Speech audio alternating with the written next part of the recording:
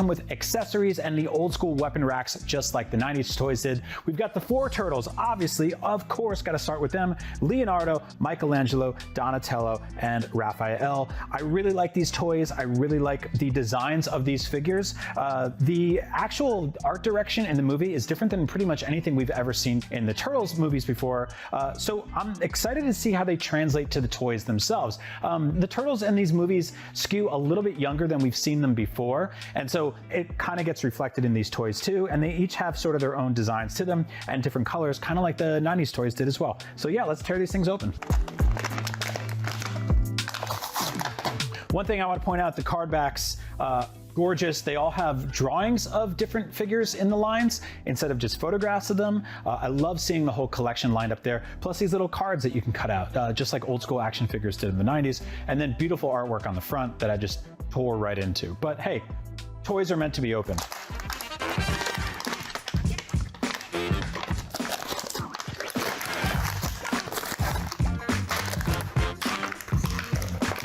Okay, so let's start with Leonardo.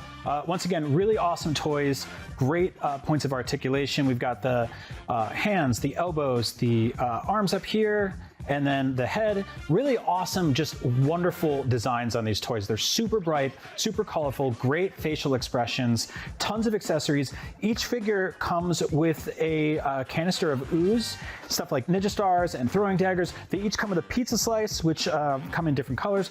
His is silver, which, you know, not the best flavor for pizza. I don't know if that's like liquid metal, but the Turtles eat weird stuff on pizza, man. Like they put, you know, mayonnaise and ice cream and all that stuff. We've got 2 daggers here, obviously, Leonardo's katanas, his iconic weapon, and some throwing stars printed on his belt. You can also take those katanas and stick them into his back for storage, which I love. And what's really cool, each turtle comes with a tiny turtle, you know, like before they mutated. So they get to see their former selves when they were young, normal turtles. So yeah, that's Leonardo, great toy. But let's see how he looks with all of his friends. Next up, Michelangelo, the fan favorite, probably the most popular turtle. Once again, we've got storage on the back for his nunchucks, which are great. These nunchucks are super chunky. I really like how they feel. They've got this big kind of goofy, super deformed, oversized look to them. Once again, weapon rack. This one comes with an extra set of nunchucks, a grappling hook, ninja stars, a little pizza slice, the tiniest one, but it is orange, which seems more like it's made from real flavors and cheese and stuff like that. And once again, his tiny little turtle, former turtle of himself, which I really love. These toys are so good. Like, they're just really, really fun. Again, love these facial expressions on these figures. Donatello, the brains in the group, the smartest one. He's got some really cool accessories this time around. He's got glasses, which actually stick right into the side of his head. He looks so goofy. Look at that. I love him. He's also got headphones, which you can, you know, stick on his ears, stick around his neck. Here we have his bow staff, which goes right into his back or in his hands. He's also got this cool bow staff dagger thing. And then again, tiny version of himself. The bigger of the pizza slices we've seen so far. He's got like a nunchuck set, another, you know, the ooze canister, and everything else with the weapon rack. Love him too. Yeah, these toys are awesome. Like, they're just really, really fun. I could not be more excited for this movie. Finally, Raphael, my favorite turtle, because I don't know, he's always sarcastic and depressed. He should be in therapy, but you know, he's working on it. This one specifically really cool because he has the bandana look from the Michael Bay movies, which I think a lot of people weren't happy about, but seeing it he's the only one with it, and his personality is kind of drastically different than the other turtles, I'm okay with that. He comes with a pair of sai, the little, you know, daggers that he held since the 90s. And those also, once again, you can store those in his little things on the side right here. He gets a pizza slice on the side, some swords, some hooks, ninja stars, and once again, a tiny version of himself. So yeah, that's the 4 turtles. They look so cool. Like, they're just so awesome together. I'm so glad we're getting a brand new Turtles movie, new set of toys to play with, but these guys can't just fight each other. I mean, they do, right? They practice down in their subterranean dojo, but they need enemies. They need people to fight. But before that, I think they need a little leadership. They need some guidance. So let's bring in Splinter, the master rat himself, played by Jackie Chan in the movie. Let's check out this toy. Okay, so here we have Master Splinter. He's got a funny little rat tail on his back there, which is very strange looking. I like that he has glasses. I think that's very cute. He also comes with a little cane that, you know, he can use to walk with, or I guess hit the turtles with when he's like, "Were you seen?" And they're like, "No, master." And then he shows them the newspaper. So yeah, that's a great toy right there. Little tough to get him to stand. He's got some articulation on his legs and his arms, but other than that, he's like a big, chunky, thick piece of plastic right there. So a little hole in his back. I don't know what happened there. Maybe another rat took a bite out of him. So yeah, that's Splinter. There he is with the crew, with the turtles, teaching them what to do and what not to do. He's got a bow and arrow. He's got some arrows with him right here. No pizza for him. Everybody else got pizza but him. I'm a little disappointed about that. Splinter, what's your deal? He doesn't eat pizza? Come on, get out of here. Okay, let's get into the villains, because there's a ton of them in Mutant Mayhem, more than we've ever seen in any of these movies. We got Bebop, Rocksteady, we have Leatherhead, and we also have this brand new villain, Superfly, who's played by Ice Cube in the movie. We haven't heard of Shredders in this movie yet. I have a feeling he'll make a cameo at the end, or maybe like a post-credit singer thing. But this is the big bad in this movie. This is Superfly. So let's open up him first and see how he's doing. All right, so this is the new villain, Superfly. Really interesting toy here. It's got one gigantic arm with a claw on it that does not open up. It just sort of exists. And then you've got these wings on the back that you can piece together, just like this. Pop them right in. There we go. Okay, you've got these wings in the back that you can pop in just like that. His weapon rack's got some interesting stuff. We don't know a ton about this toy or this villain, but he comes with a fly swatter, which is very funny to me because he's a fly. He comes with what looks like shotgun shells, a canister of some sort of weird liquid. He's got these two little hands in the front, and then these funny little legs here, and then this cool kind of blaster gun thing, which is a very 90s Ninja Turtle toy. I really dig that. This feels like one of the later wave Ninja Turtle toys we would have gotten back in the day. Interesting articulation on the arm, moves a little bit like that, and then right here, but nothing on the elbow. And then he's got these little feet. I wonder if he seems like he might be a little tough to stand. No, he's good to go. So this is Superfly, once again played by Ice Cube in the movie, the new big bad in the film. He's got some friends to roll with him. Let's check out Leatherhead, one of my favorite characters from the original Ninja Turtles animated series, is going to be in the movie. This toy is awesome. I love this one right off the bat. I really, really like this toy. These are all like very, very hyper stylized. Look, this one's got this big goofy grin on his face, and then, you know, these kind of squinty eyes, and he's kind of looking out. He's got this shotgun here, which you can stick into his, let's see, can that stick it right in there? Yeah, you can. So he's got storage for his shotgun right on the back. And then he's got his own weapon rack. Let's see what's in the weapon rack. So this one comes with a trap for him to step in, a fishing rod. I guess if he gets hungry, he can go find some food. He's got a knife and a gun. Great, great toy right here. But you're probably waiting for Bebop and Rocksteady themselves. These are some of the more interesting redesigns we've seen out of this entire film. They are very, very, very over the top. So let's tear into these. Okay, so this toy is really interesting right off the bat. Instead of having sort of like a joint articulated head, it just has like a swivel. Like it's just this big goofy swivel. This toy is like 80% face, which is just so funny to me. He's got hair on this side, and then they almost look like tribal tattoos. He's got very hairy arms. And then he comes with a sledgehammer, a couple of guns, a knife, and this shield that looks like a New York City manhole cover. Awesome, awesome stuff right here. He's got his bullet belt, his camo fatigues on, and some big stomping boots. And then look at that butt. That's a funny butt for a rhino. I like this toy a lot. And finally, we've got Bebop. Bebop comes with a drill gun, which is great. Reminds me of something he would have been rocking in the video game. He's got a tattoo that says "Wow." I think he probably asked the tattoo artist to put "Mom" on there, but maybe he was upside down. There was, you know, something got lost in translation there. This is a great toy too. I love his little feet, his kind of Chuck Taylors he's got on, and he's got his weapon rack, which comes with a spiked bat, a smaller drill gun, a big, huge knife, and another garbage can lid manhole cover style shield for him to hold on to. This one's got great tusks. He's got a, you know, different than Rocksteady over here, but the two of these together, I think these are great. These look awesome. All right, so these are the $10 5-inch scale line. I have a feeling we're gonna see a ton more mutants in that line. All right, so Playmates is also launching a bunch of cool vehicles for these toys to ride around Manhattan in, but my favorite of which so far is the Pizza Fire Van, which basically takes the original pizza launcher toy and the Ninja Turtles Party Wagon by combining them into one pizza delivery car that also shoots pizzas. You can stuff the turtles into this, and I cannot wait to see this because I'm a huge fan of pizza, huge fan of turtles, and this just looks like so much fun.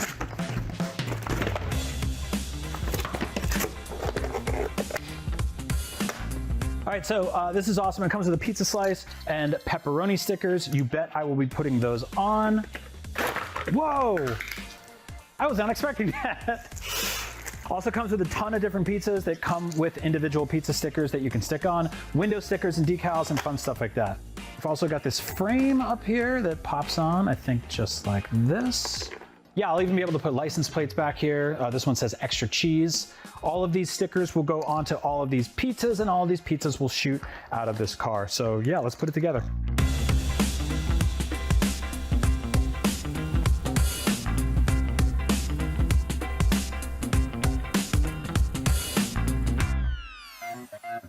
It's just awesome. So here I have Raph hanging out on the back. There are pegs here for their feet, little handles to hold on to. The front, as you can see, opens up. There we go. And you can stick whatever you want in there, any kind of turtles. Right now I got Leo. He's driving. He seems the most responsible. Theoretically, I don't know if any of these guys actually have their license, but you know what? I'm not going to snitch. We've got Donatello up there. You're probably wondering, like, where's Michelangelo? Well, good question. All you have to do is boom, hit that button on top, which is a giant pizza. Mikey pops out, and we've got this awesome sidecar action going on here. This thing takes 3 AAA batteries. Let's turn them on. Uh-oh, ready?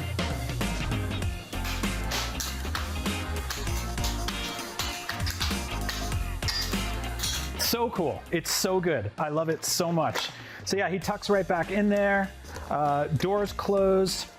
There's nothing that would ever tip anyone off that there are Teenage Mutant Ninja Turtles inside this car. Nothing whatsoever, especially not a giant sticker of Michelangelo holding pizzas, or the fact that it says Turtle Power on the side.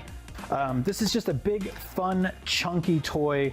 Got Pizza Time on the back, pop these wheels on the bottom, and like I said, the stands on the side. So yeah, it comes with 8 pizzas. The only thing is the pizzas, they don't really have a ton of different flavors or toppings on them. It's mostly just traditional stuff. A little surprised about that, but this is their pizza delivery car. Maybe they bring, you know, the more traditional pizzas to people, and then when they get home, they eat the ones that have like anchovies, ice cream, and mozzarella and shoelaces or whatever. They're out of their minds. It's really, it's amazing they're not sick. They should all have stomach aches constantly. So yeah, all these toys are rolling out to stores right now, so go hit up your favorite local retailer, look out for them, or buy them online. We'll have tons more coverage of Teenage Mutant Ninja Turtles Mutant Mayhem right here on IGN in the coming weeks, so keep it locked to IGN for more. Let's kick shell.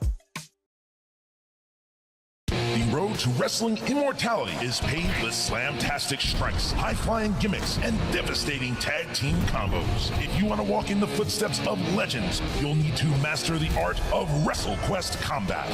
Use your strikes and powerful items to soften up your opponents, then build your hype meter to unleash signature gimmicks. Or take them down with tag team combos that change with your party. Once they're kissing canvas, it's time to go for the pin. Put your foes away with a successful 1, 2, 3 count. But don't miss, your opponent can kick out, recovering HP and costing you precious hype. It all comes together in the boss battles. Cut promos and customize your walk-on to build incredible hype. You'll need it. Some of the biggest names in wrestling await to test your might and your strategies. Hone your skills, gather your party, and prepare for WrestleQuest!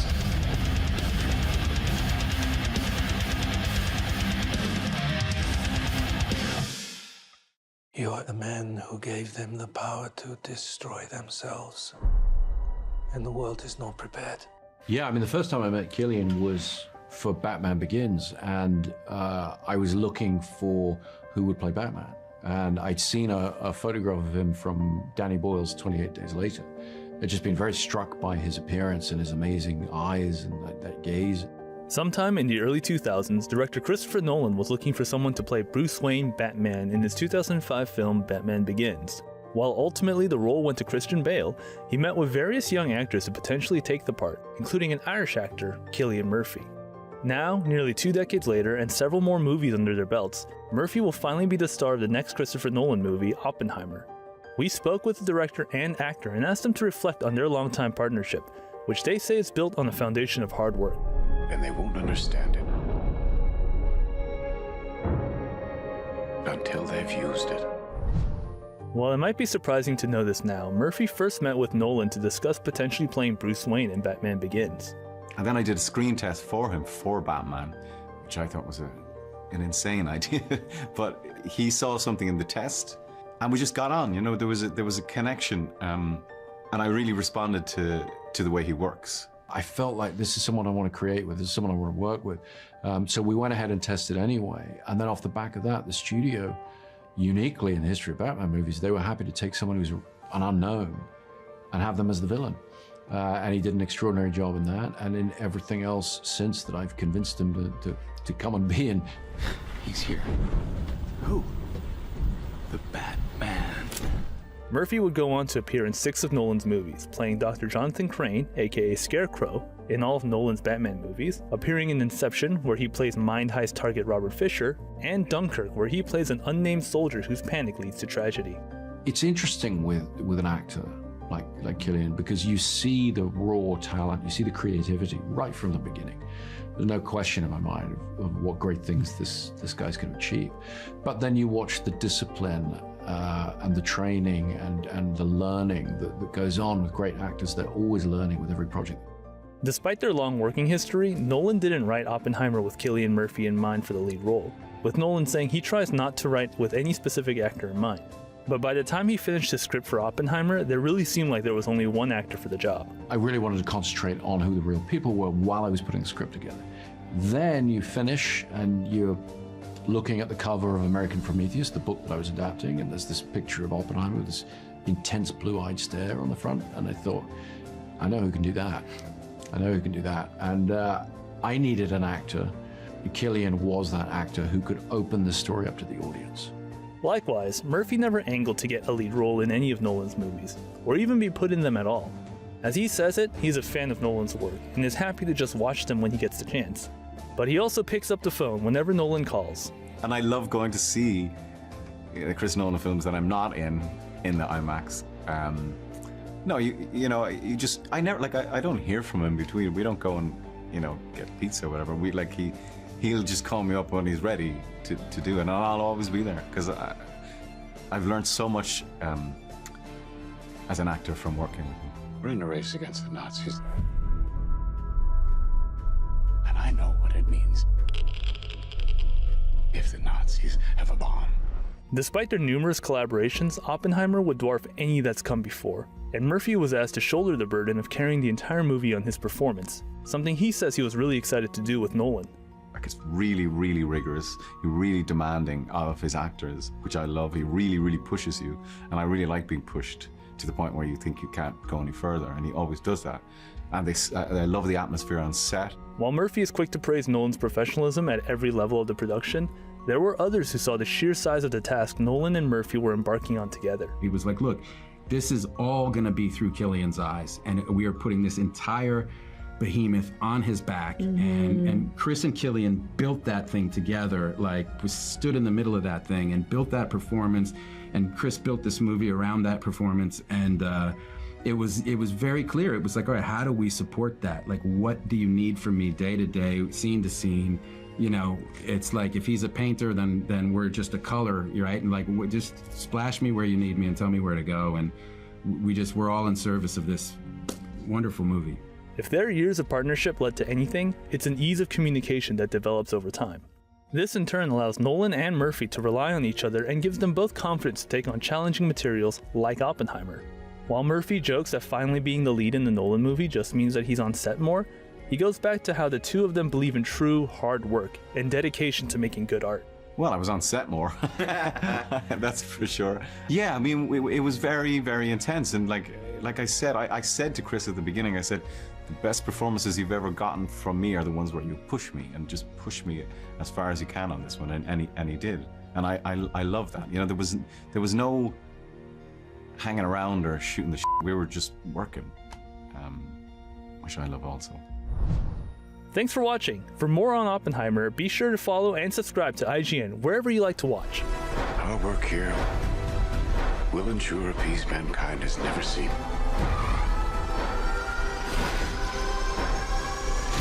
Until somebody builds a bigger one.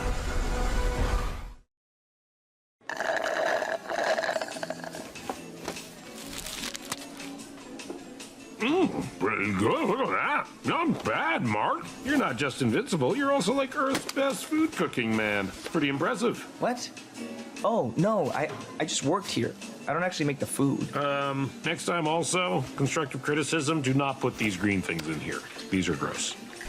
Yeah, hey, so did you ever find Urath? Yeah, of course I found it. Very, very quickly, very easily. Yellow skies, purple grass, and get this, they have burgers there too, just like these. Who would have guessed, huh? You never found it, right? No, nope, not even close. I hope they're okay. I think about them quite a bit, honestly. But how about you? What have you been up to? It's been a while. I think everyone agrees it's been like a little ridiculous how long it's been. Hey, I've been busy. Doing what? Well, I've been busy writing, designing, storyboarding, voice acting, key posing, in-betweening, cleaning up, color slapping, comping the whole thing and all that for, you know, roughly thousands of shots, so it's kind of a lot. Sure, yeah. Although like 90% of that, if I'm being honest, sounds completely made up. But the real question is, when are you going back out there? The world needs more Invincible. Oh, it's coming, okay? Hey! Yeah, I know, but like a specific date would be nice. Oh, but okay, fine. The world will get more Invincible in late 2023. All right, okay, I'll take it. Late 2023. Perfect, sure.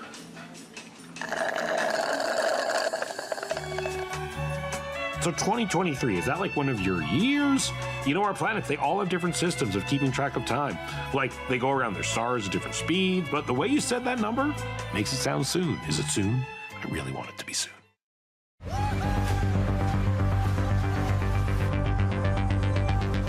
Fresh off the success of The Boys' insane second season, Amazon Prime is ready to add another hyper-violent superhero slugfest to its streaming lineup. Finally making the jump from the comics to the television, this is Invincible, an ordinary high school student who becomes the world's most powerful superhero at the center of a galactic battle of good and evil. But who is Invincible, and does his superhero saga soar above the rest in a very crowded genre? Mark Grayson is your average American teenager, a comic book geek trying to make it through high school and get his dream girl to notice him. Now, he's also the son of Omni-Man, one of the world's most powerful and beloved heroes. Now, when Mark's own superhuman abilities begin to reveal themselves, he wastes absolutely little time in creating the Invincible persona to follow in his father's footsteps. Invincible is Mark's coming-of-age story. The series follows his early growing pains, his tragedies and triumphs, and his evolution from rookie hero to seasoned veteran and the most important weapon in Earth's fight against a far more powerful enemy. Like lots of superheroes, Invincible was born in the comics. Created by The Walking Dead's Robert Kirkman, Invincible #1 came out in 2003, and 144 issues later, the series ended in 2018. Invincible introduces Mark Grayson and his cast of supporting characters, most notably his dad. Omni-Man is a Viltrumite, an incredibly strong alien race claiming to seek out new worlds to protect them and uphold peace using their vast superpowers. Now, when Mark turns 17, his powers kick in, and that's where our story picks up. When it comes to power set, think Superman with a few key differences. Super strength and vulnerability, flight and accelerated healing. This goes for Invincible, Omni-Man, and any of the other Viltrumite characters that appear over the course of the series. No heat vision or ice breath or weird nonsensical time traveling abilities. Invincible's best at punching evil into submission, and the comic routinely displays that in gory, not safe for work detail. Invincible focuses on Mark Grayson and his family, but the series eventually added a massive cast of colorful heroes like Adam, Eve, and Rexplode, and superhero teams like the Guardians of the Globe and the Teen Team. And the villains are great too. Invincible has a hefty rogues gallery with villains who pop up to challenge Mark.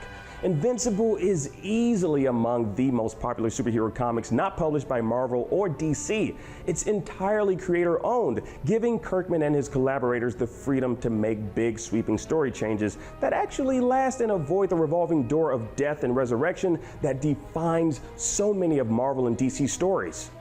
And just like Marvel and DC, Invincible exists in a larger shared comic book universe, along with other long-running Image comics like Spawn, Savage Dragon, Noble Causes, The Darkness, and Witchblade.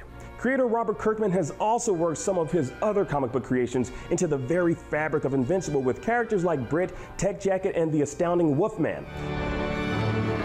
Now, rumors swirled for years about a possible Invincible adaptation, including a film version written by Seth Rogen and Evan Goldberg, before Amazon announced an Invincible animated series now set to launch in 2021. Executive produced by Kirkman, the animated series stars Stephen Yeun as Mark, with J.K. Simmons as Omni-Man and Sandra Oh as Deborah Grayson.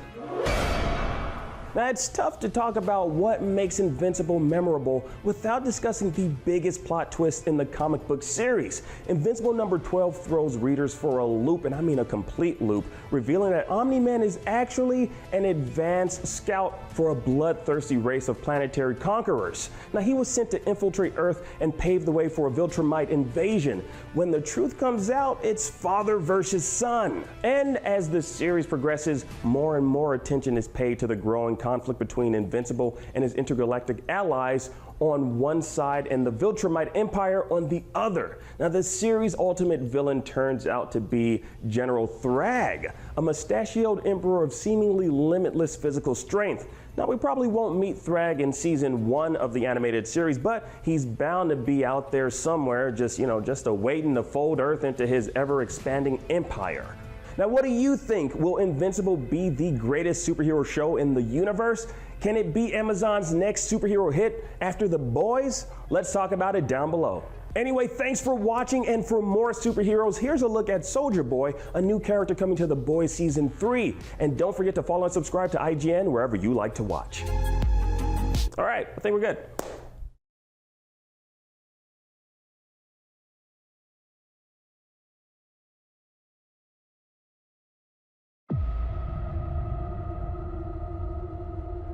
What's heaven?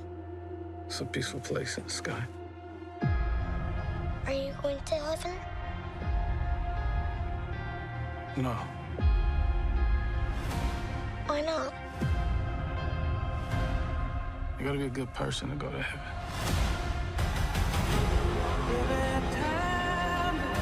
10 years ago today, the artificial intelligence created to protect us detonated a nuclear warhead in Los Angeles.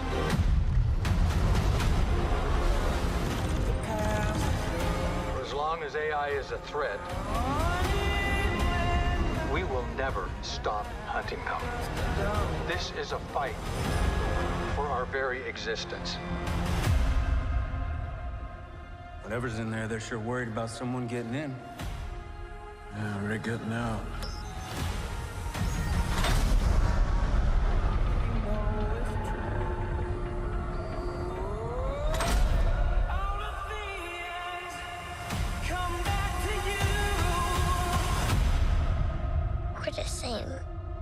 can't go to heaven.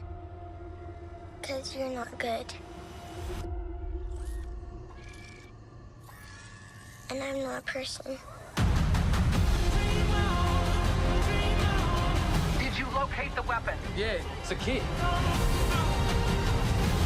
Seatbelts. What do you want with the child?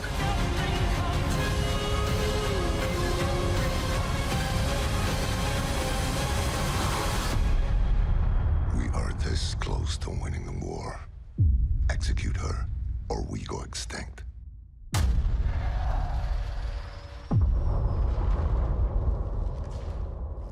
They're coming to get me.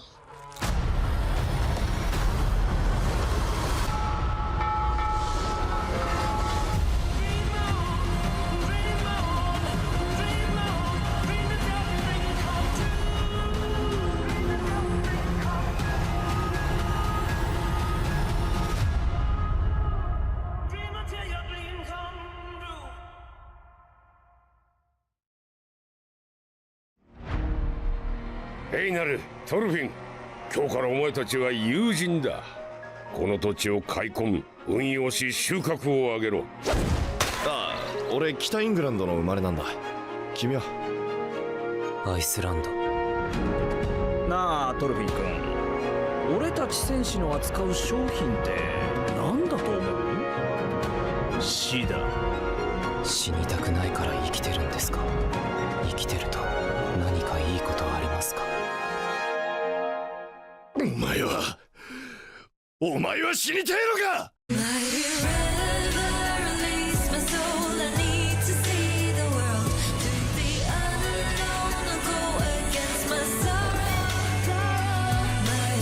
全身により活路を開いてこそ王者の剣というもの。でもお兄様、なんだかとっても辛そうだわ。こんな世で武力を持たぬ王に何ができる？侮辱を受けた生死の取るべき道は2つだけだ。殺すか死ぬか。もう生きるも死ぬも自由にならなくなっちまった。それでもまだ負けちゃいないってのか。強いやつが弱いやつを殺す、当たり前のことだ。俺たちがお前らに劣ってるかどうかはっきりさせようじゃねえか。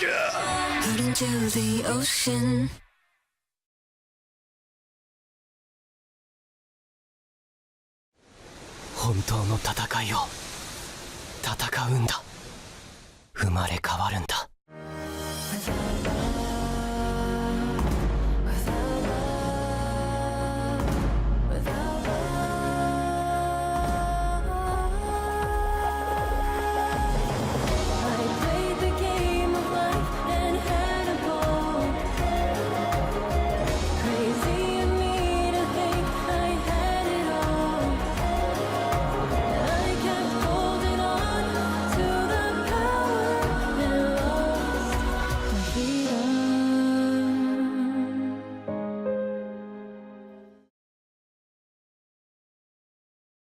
First we made Barbie and we loved Barbie, and then we hated Barbie. And now I think we're realizing, well, I'm realizing it's not about Barbie, it's about us. And that was kind of like a weirdly profound journey to go on. When was the last time you played with a Barbie? Your instinct may be to laugh this off. Barbies are for kids, after all. What Margot Robbie is getting at, however, is the sort of nebulousness of who Barbie really is. More than a doll, she's come to represent a collection of social norms, pressures, and expectations. Like a plastic Pygmalion, we created this perfect woman and fell in love with her. But Robbie is right. We grew wary of her too. We spoke to the cast of Barbie ahead of the film's release about the massive impact this one doll has had on pop culture. So, let's dig into just how Barbie has always been more than just a toy.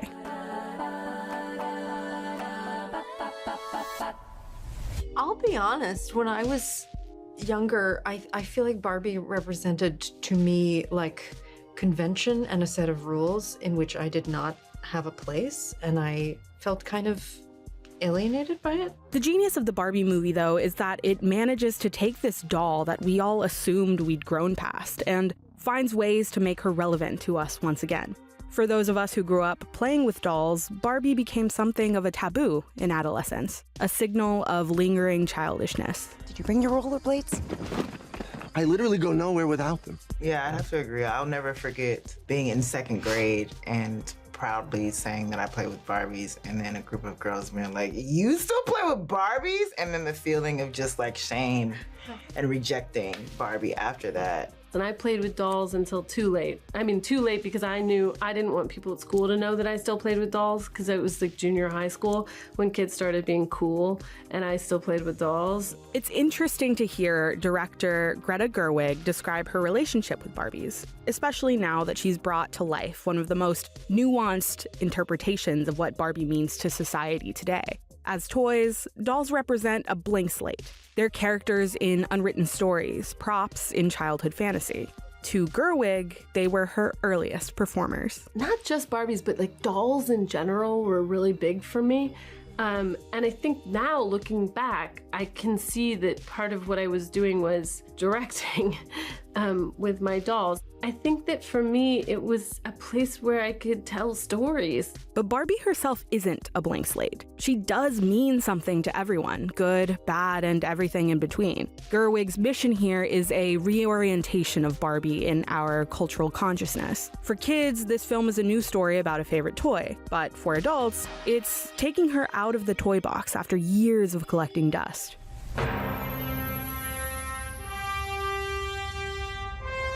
In the opening scene, we begin with Barbie's inception.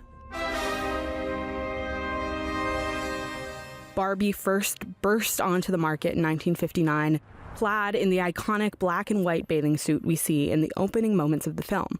What most don't know, however, was that she was modeled on a German doll originally geared toward adults. Known as the Bild Lilly doll, the character that inspired Barbie creator Ruth Handler came from comics running in a German newspaper. Lilly was svelte and flirtatious on the page, eventually manufactured into a novelty doll purchased as gag gifts by German men. It's an odd sort of metamorphosis. A doll for adults inspiring a doll for children. It's a messy sort of feminism, too. While Barbie helped to codify Eurocentric beauty standards into US consumer culture, she was ultimately one of the first toys girls had to picture adulthood beyond the societal goal of child rearing. Greta really was the one that pointed out for me. She's like, Barbie went to the moon before people had women were allowed credit cards. And you're like, oh yeah.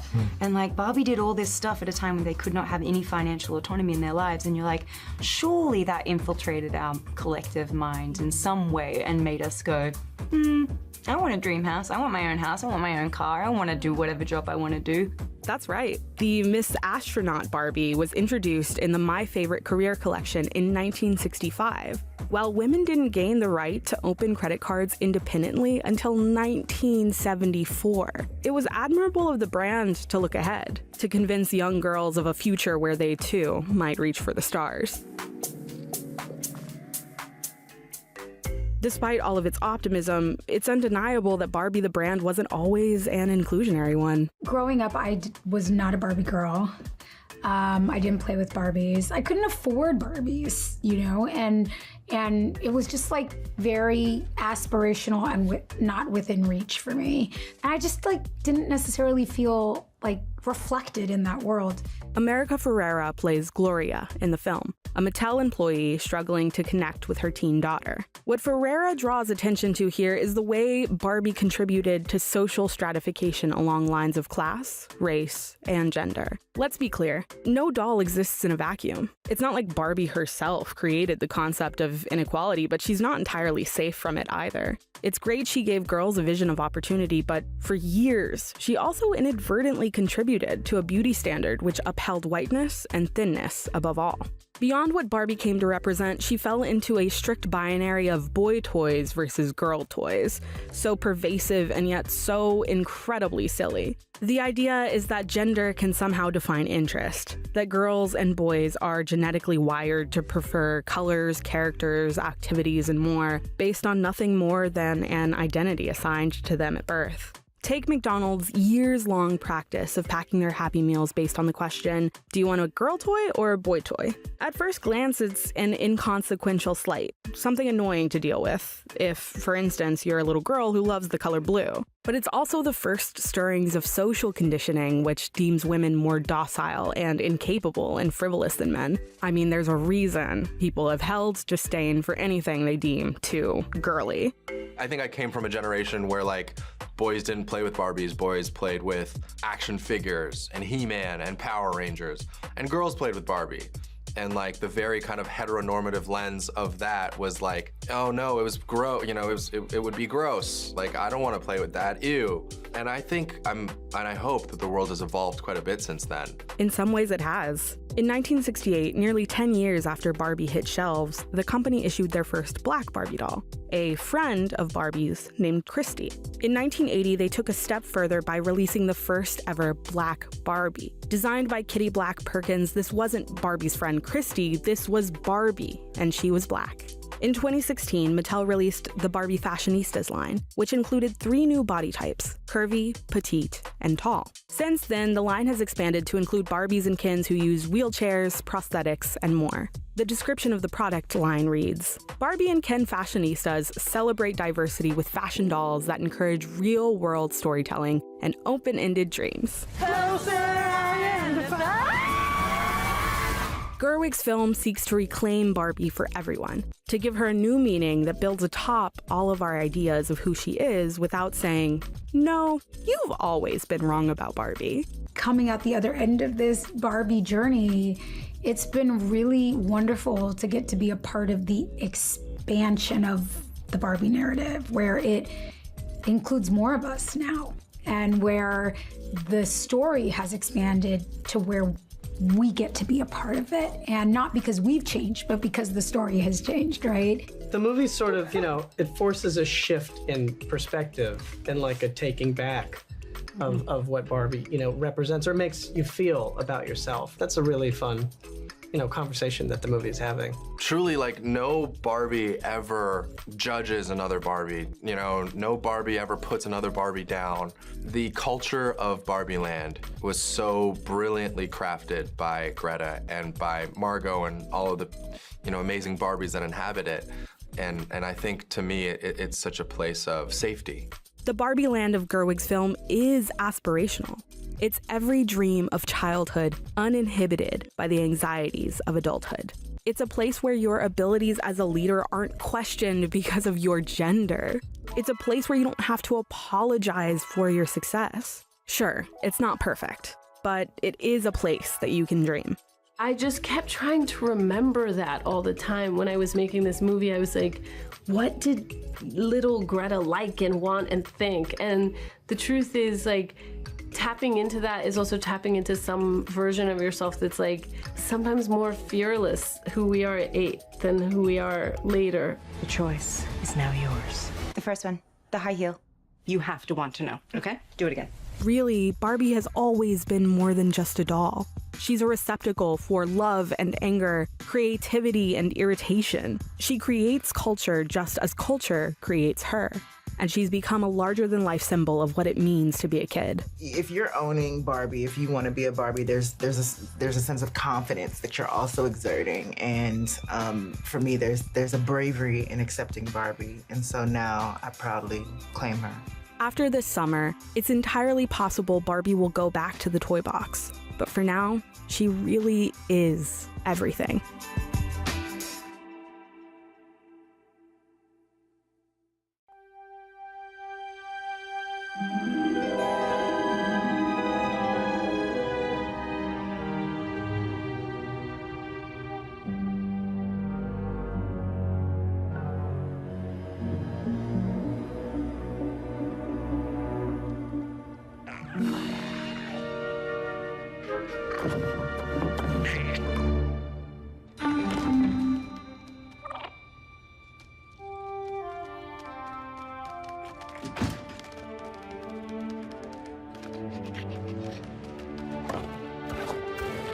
Good boy.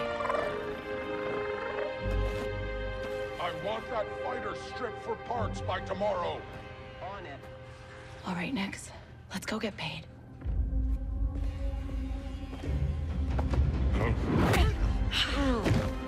That worked. Because he knows how to handle the Empire. We cannot trust those officers. They take our credits now, but what stops them from stabbing us in the back? Nix.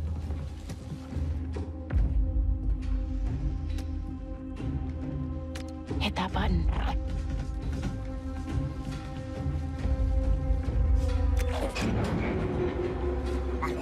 Nice one.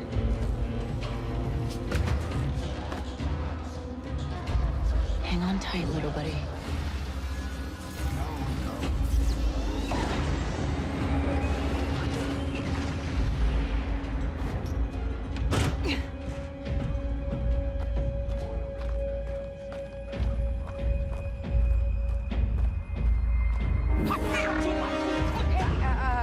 I was just leaving.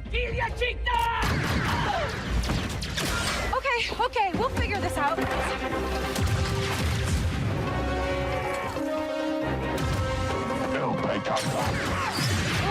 Shield.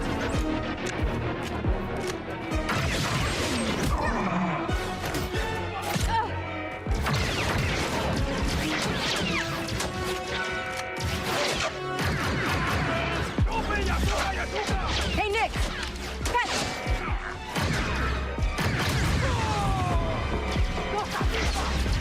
This is getting bad.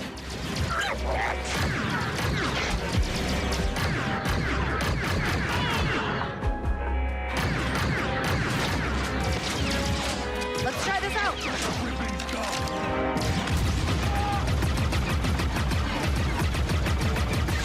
Dick Ferrick. Stop her.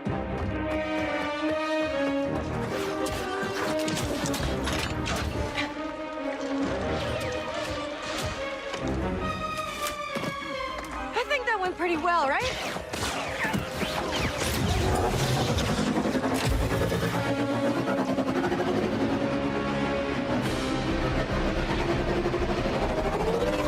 Oh, these guys don't quit.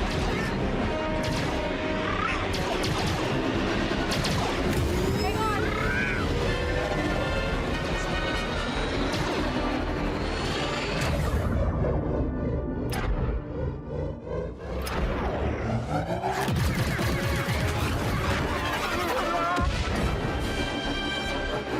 That was close.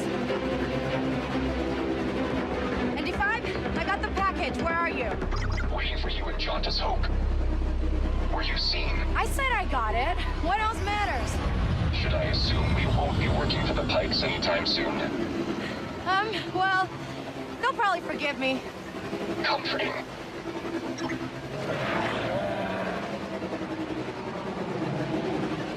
There's Jauntus Hope. We made it, Nix.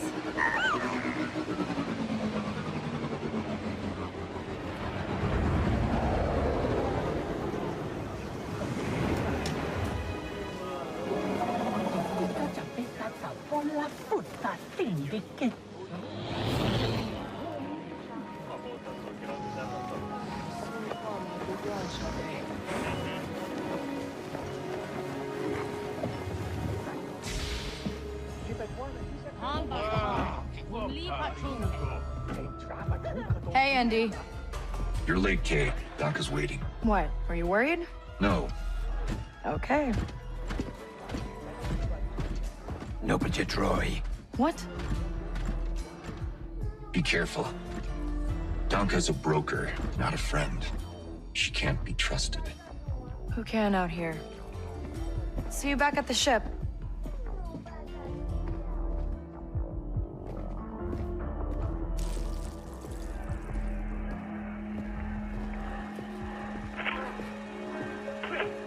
Round two and I still like my odds. Kay Vess. Back already. I told you she's fresh, but she's good. Who's this? Just a friend. Join us. Job was more complicated than you said, Dunka. You lived.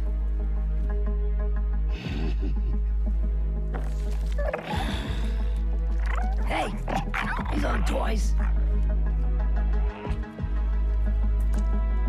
They're investments.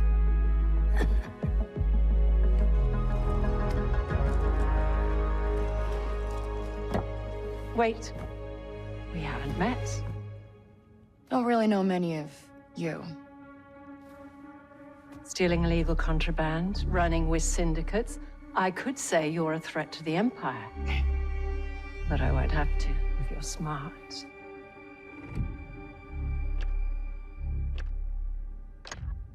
Thanks, but I'm smart enough to get myself out of trouble. You pay the tax just like everyone else. Whoa, kid, let's just relax. You won't make it off to Shara alive. Maybe.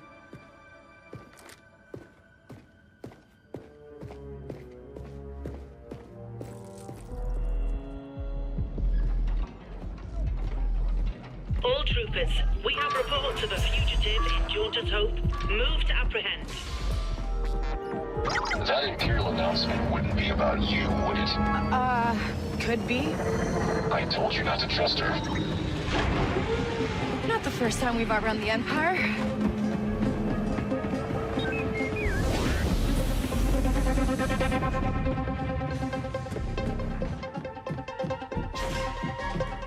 We need to leave.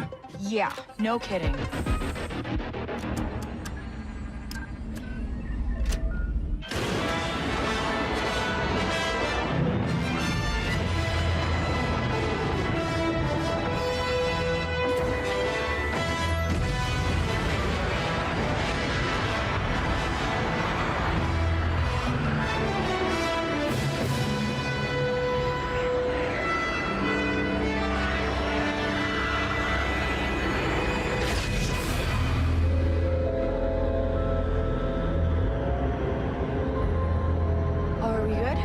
Nothing on the sensors yet.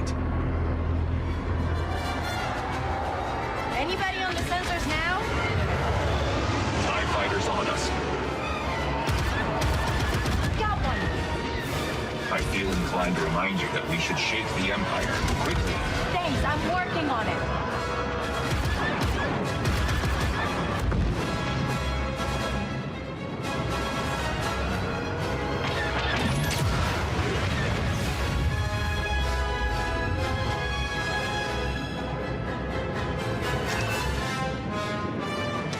ND, get us out of here. Stooling hyperdrive.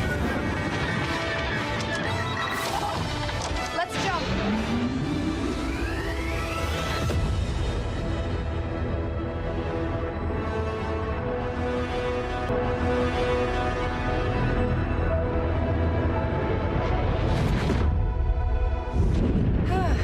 We made it.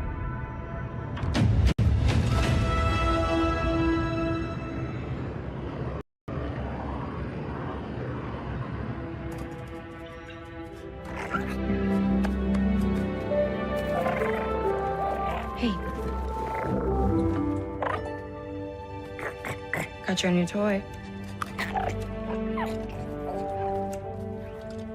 So, where do we go next?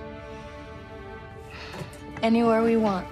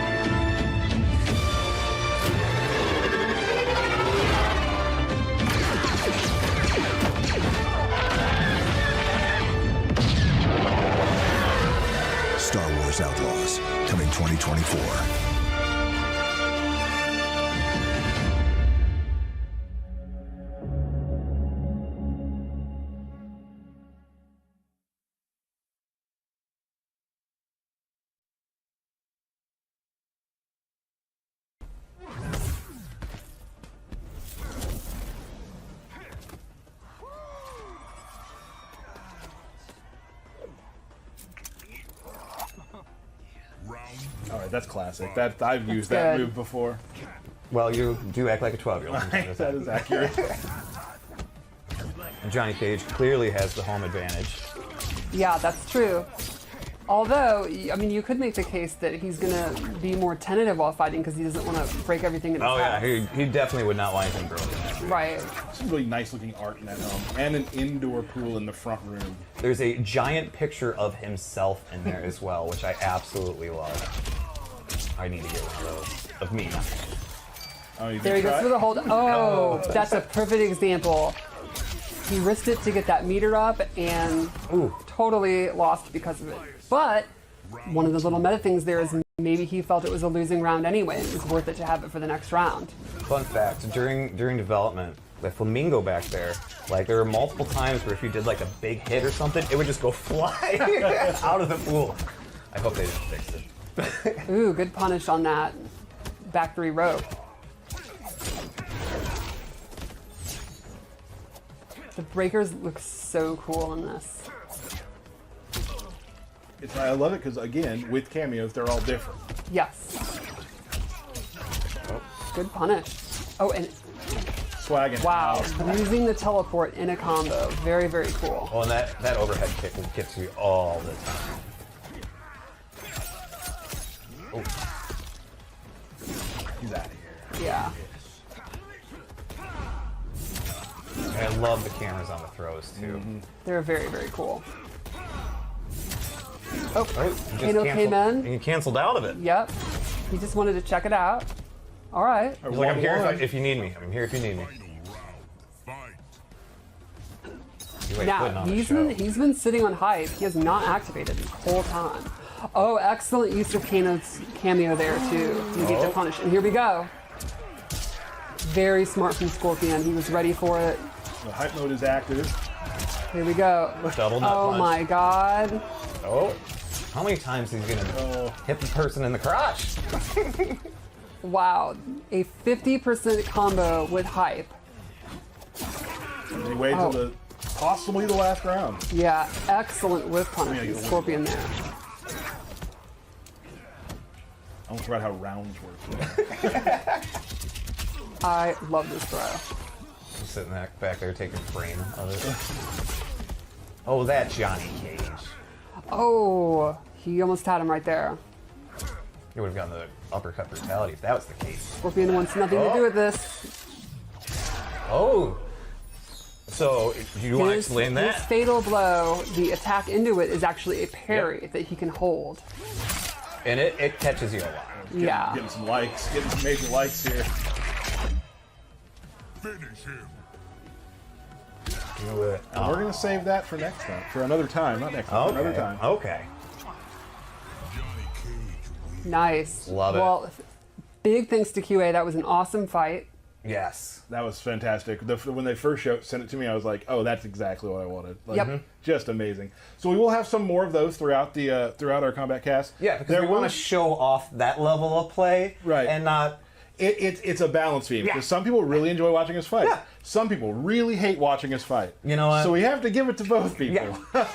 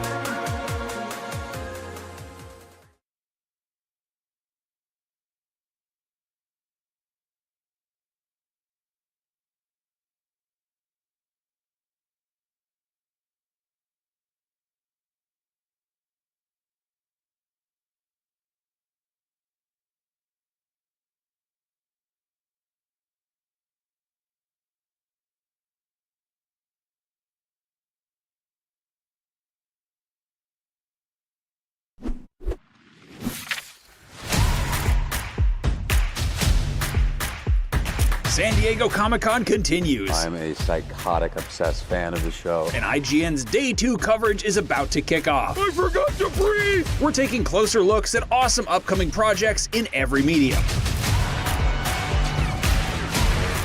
Star Wars Outlaws,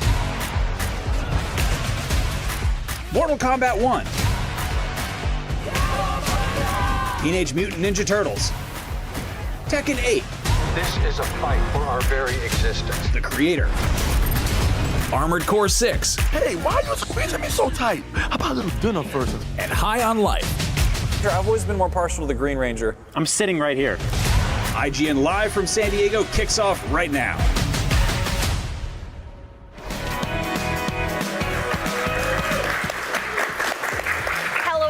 And welcome to day 2 of IGN Live at San Diego Comic-Con. I'm Stella Chung. And I'm Max Scoville. If you've been living in a cave frozen in carbonite or are currently suffering from acute Drew Barrymore grade in 51st Dates amnesia, Comic-Con is the biggest pop culture event of the year. And don't worry, you don't need to get it tattooed all over your body like the guy from Memento. We'll definitely remind you. Comic-Con is the biggest pop culture event.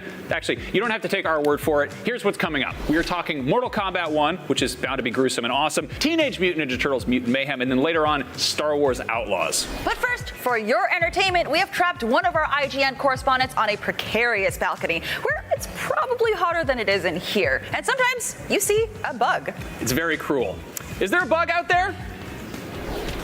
Nope, no bugs, but we do have a great view of the convention center behind me, and right in front of me, I can see pretty clearly what's coming up on our show. The creators of Invincible are stopping by, and then we're talking to Gareth Edwards about his upcoming film, The Creator, and getting a look at the upcoming animated series, Mech Cadets. And hey, you never know, maybe a bug will land in my hair. I hope not, but anything can happen out here on the balcony where I am at the mercy of the elements. But I've got it easy compared to the absolute chaos out on the show floor, and we left poor Alan to his own defenses. Alan, how's it going out there? Out here on the show floor of Comic-Con, cosplay is an absolute must, with cosplayers from all over the world converging right here to show off their designs and accessories. We're going to be checking out some of the best cosplays on the show floor later on the show, so don't miss it. Later this year, one of the most iconic fighting game series of all time is coming back so hard, it's resetting the entire timeline. Here to talk about Mortal Kombat 1, I'm joined by Ed Boon, Dominic Cianciolo, Tiago Gomez, Yuri Lowenthal, and Kelly Hu. Welcome, everyone. Thank you for having us. So, first of all, one of the big announcements you're making here at Comic-Con, Kelly, you're going to be playing Li Mei. I am? Coming back. I am. It's been a while since we've. When was the last time we saw Li Mei in the series? You know, I think it might have been Armageddon. Was it? Yeah. It was quite a while ago. Yeah, we're very excited. One of the returning 3D characters, which has been requested quite a bit from our fans. So Kelly, where does Li Mei fit into the story here? I have no idea. Cool. Because I'm not the one who makes the stories. I just go into the booth, I say the dialogue that they tell me to say, and they're the ones who put it all in there. Yeah, Dominic would be great. Yes. For that one. Yeah, so Li Mei in the rebooted Mortal Kombat universe is the first constable of the city of Sundo, which is Outworld's capital city. So she's responsible for policing and maintaining order, that kind of thing. And before she had this role, she was the head of the Umgadi, which is the new palace guard for the royal family of Outworld. And so she's got a lot of responsibility. She's obviously a very tremendous fighter, and she's got a really enhanced position in the new universe. Now, what's her play style like in Mortal Kombat 1? You know, we tried to incorporate a number of her kind of signature moves that she's had in the previous games, but now she's kind of got this fireworks effect thing. I don't know, Tiago can kind of elaborate on that. She, you know, a lot of her effects are really kind of these bright colors, and they kind of lean back into the kind of aesthetic of the Sundo city, and there's a lot of really bright, awesome effects that are associated with her. Very cool. Yeah. I believe you're also shared that Tanya and Baraka are both coming. That's right, and that's another Baraka we had to bring back, obviously, but instead of story-wise, instead of just kind of that being part of his race, it's more of like an infection, right? And it's like a disease. So both Melina and Baraka have this disease called Tarkat, which causes them to kind of have the growths in their teeth and all that. So a lot of these characters are coming back as you know them, but their origins are completely different. And that's the big draw of this game, is characters that you know in completely brand new story. Yeah, so in terms of that sort of timeline reset, what were the elements of Mortal Kombat lore that you were most excited to tweak and have fun with? I mean, there was a lot. I mean, when the decision was made, we wanted to reboot, wanted to do something different. I was really looking at all of that great foundation that we had before, and so talking with Ed about it, what he really wanted to do was take that foundation, but take the story in a completely different direction, so that we're surprising people and adding that novelty to it. Yeah. And so being able to play with the classic Sub-Zero Scorpion relationship, playing with Melina's origin and sort of her relationship to Katana and Sindel, it was a lot of fun to be able to tweak all of those things and just push them in a slightly different direction. Yeah, there are hints of things that again, there's always like a competition between Scorpion and Sub-Zero, but now they're not deadly enemies who are trying to kill each other. They're brothers, and it's kind of like a brotherly conflict, right? And so that's like one example of all the kind of things that we've kind of twisted around with the characters, the relationships, and throughout the game. And again, Liu Kang and Raiden have literally switched. Liu Kang is like the god, and Raiden's like the more common person. And so it's great. To me, that's one of the things I'm most excited about with this game story. Now you're playing Smoke. What is this version of Smoke like? Again, I'm going to throw it back to Dominic just to make sure that he's in the right place. As far as the lore goes. I mean, one of the things that really attracted me to this when I was originally cast was, I said, I'm not really big into fighting games, and then Dominic started going down this story path with me, and I'm like, oh, that's something I can connect to. That's I love that. That's what got me excited finally. About this in particular was that all the story that's coming into it and the story that's being created.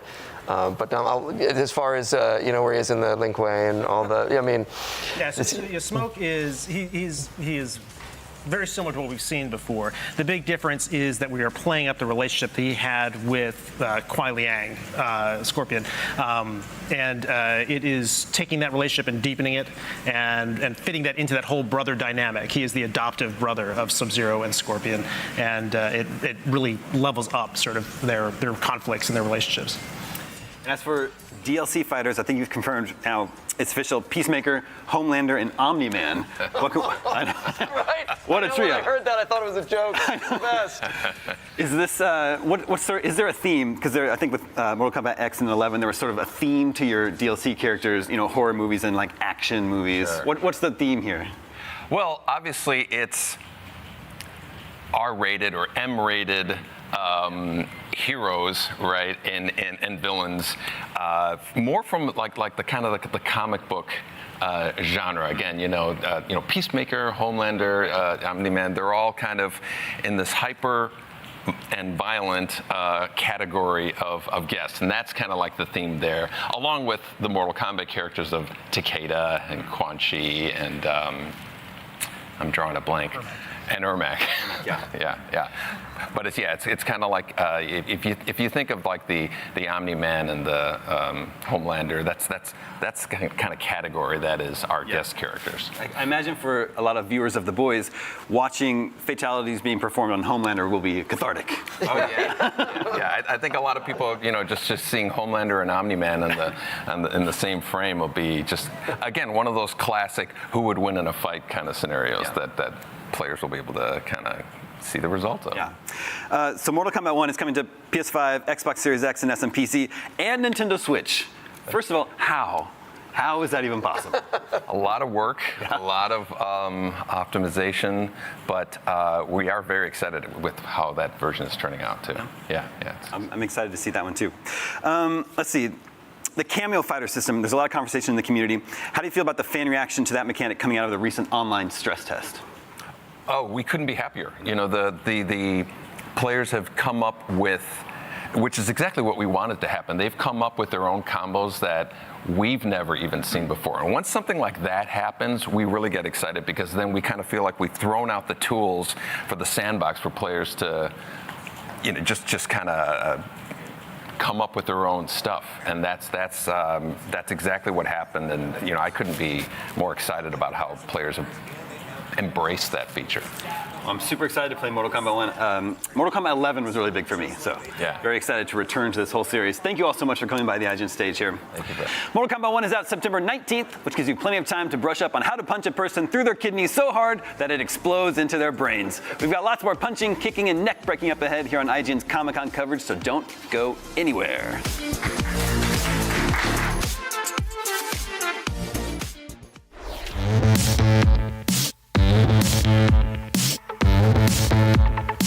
Hey guys, I'm Alan here with Kat Bailey, who just got out of the Mortal Kombat 1 panel. Kat, right off the bat, what is the most exciting thing that you saw at the panel?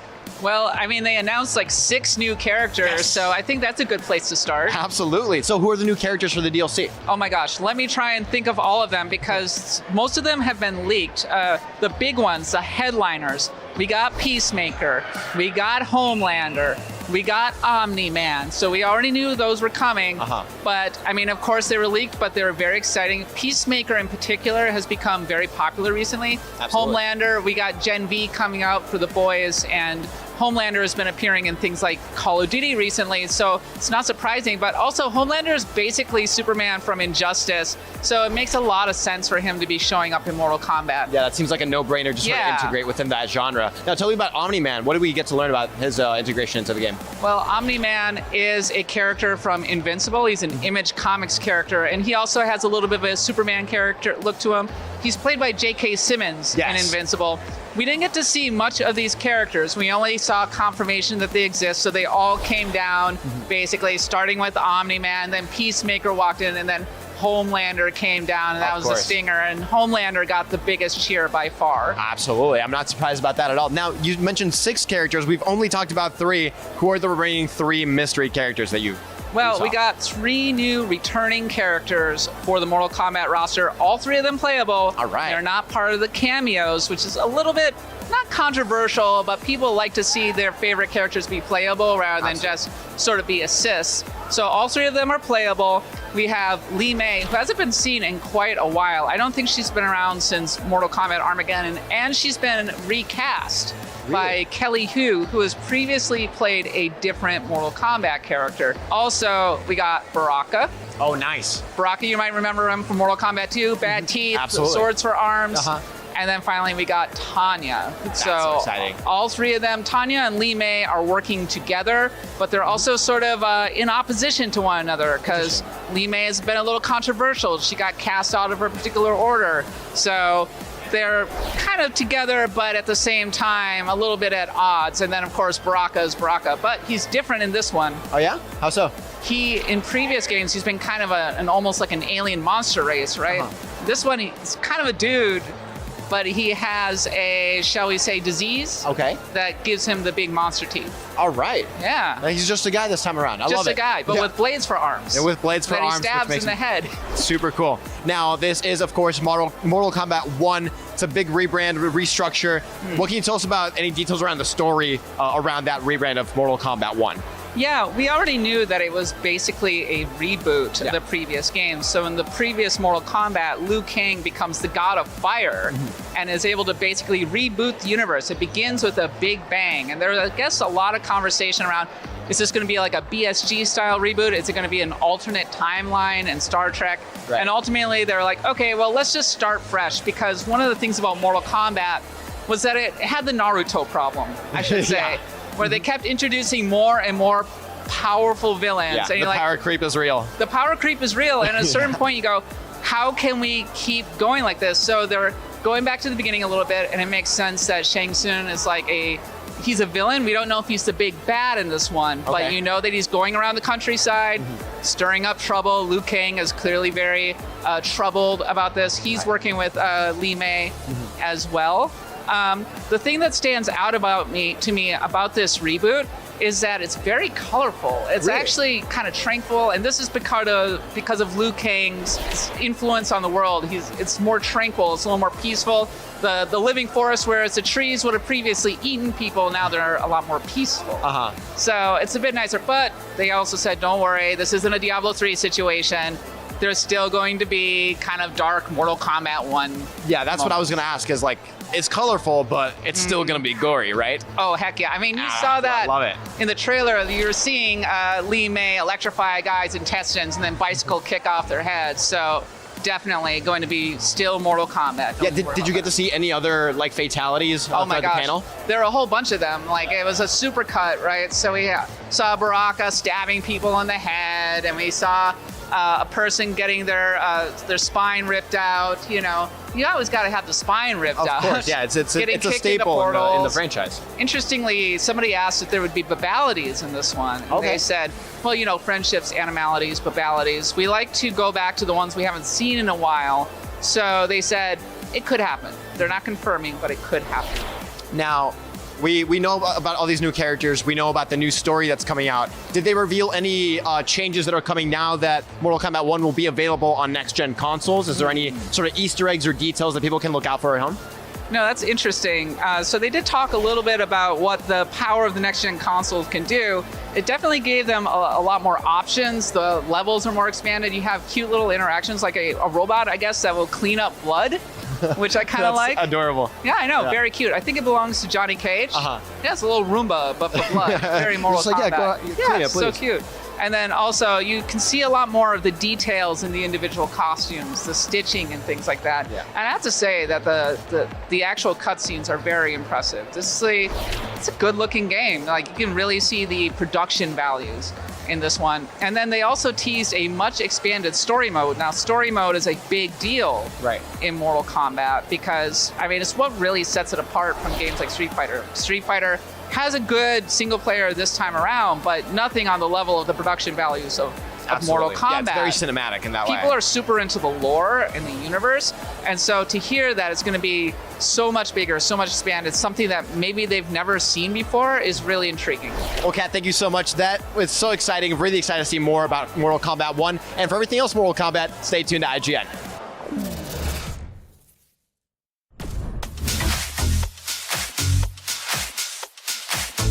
All right, I bet you guys can't guess where I'm at right now. Hint, hint. We're about to go in here and check out what this experience is all about, and I think you'll like it. It's gonna be kind of weird. Let's go. So it's a short test that they take, and then after the test, they get a score, and I keep score here on the iPad. Is now a bad time to tell you I'm really bad at tests? If you want to try, you can take the test. All right, let's do it, yeah. So it is timed, so be aware. The questions are a little hard, but I think you'll do fine. So you can go ahead and tap the screen whenever you're ready. Okay, all right. Oh my God. Oh, okay. I was not ready to take a test today, but it's fine. We're gonna go through it. Alien. I think that looks like an alien. Okay. Spot the differences between the, what? Where am I supposed to find the images? Okay. What are the differences? The color of the sky and the color of the core. Yes. That was wrong. That's fine. If the missile defense dealer I am employed by is doing something I don't agree with, my best course of action is to report them.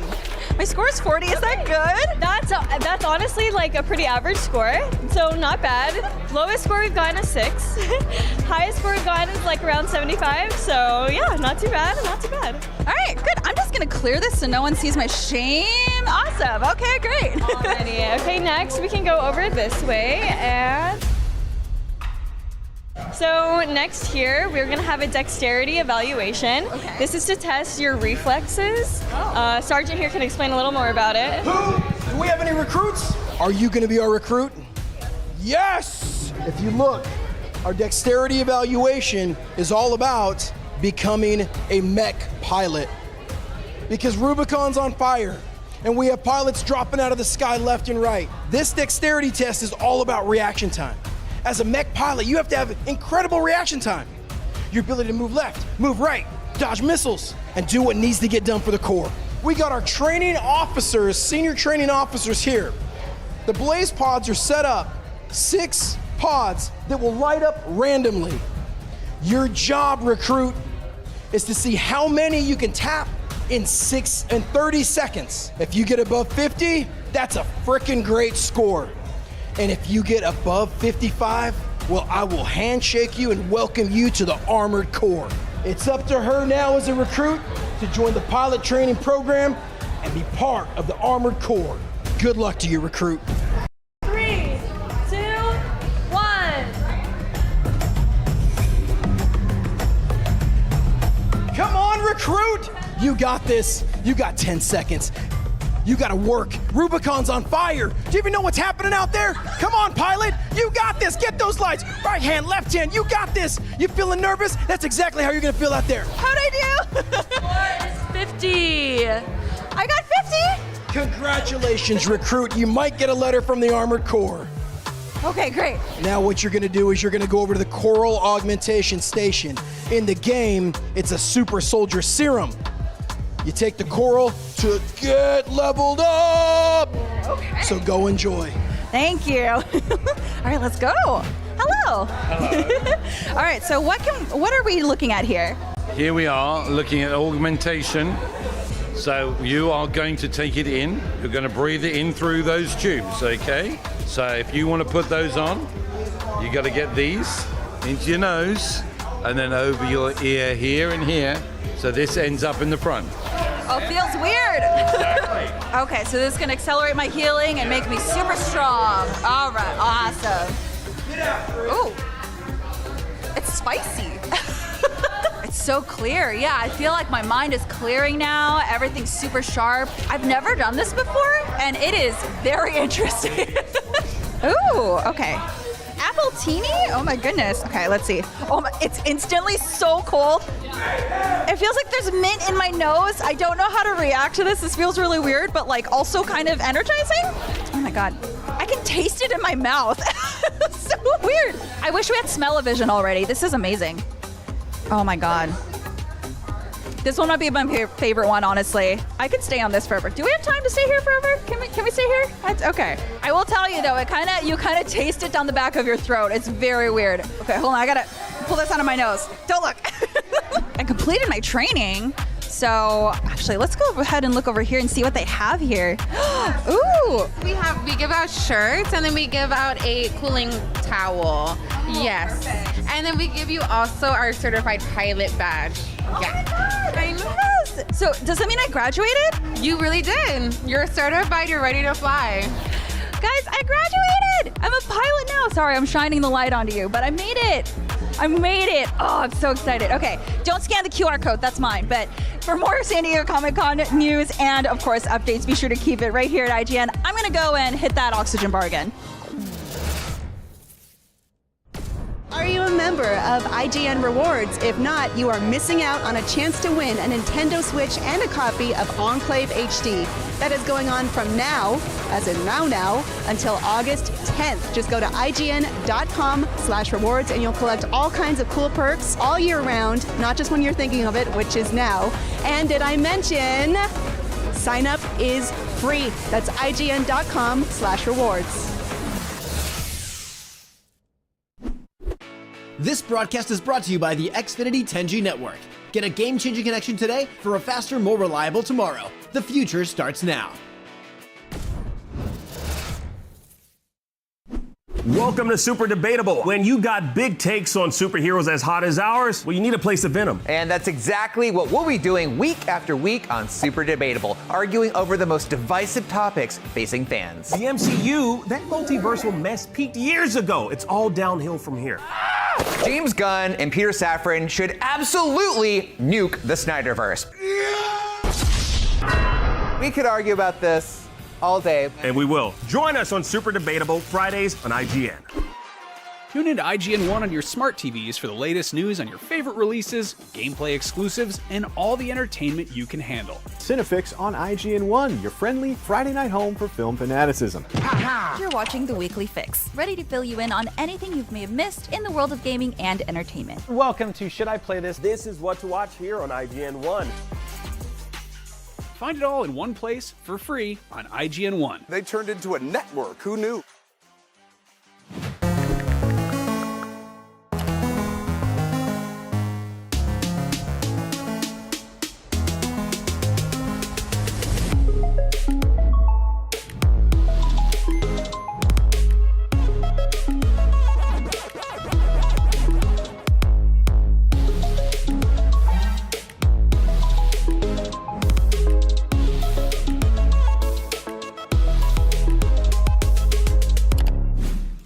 The Cinefix Top 100.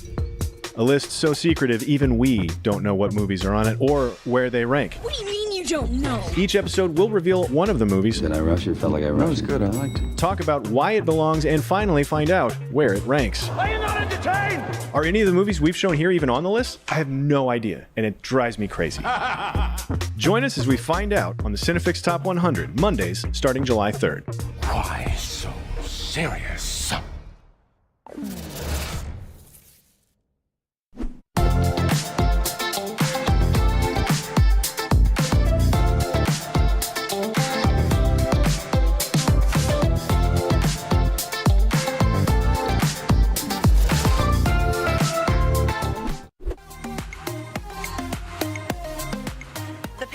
Of superhero comics is massive, and creating a memorable edition is no small feat, but it's safe to say Invincible has earned its spot among the greats. Here to celebrate the 20th anniversary of Invincible, the character, the comic, and its entire universe, please welcome series creator Robert Kirkman.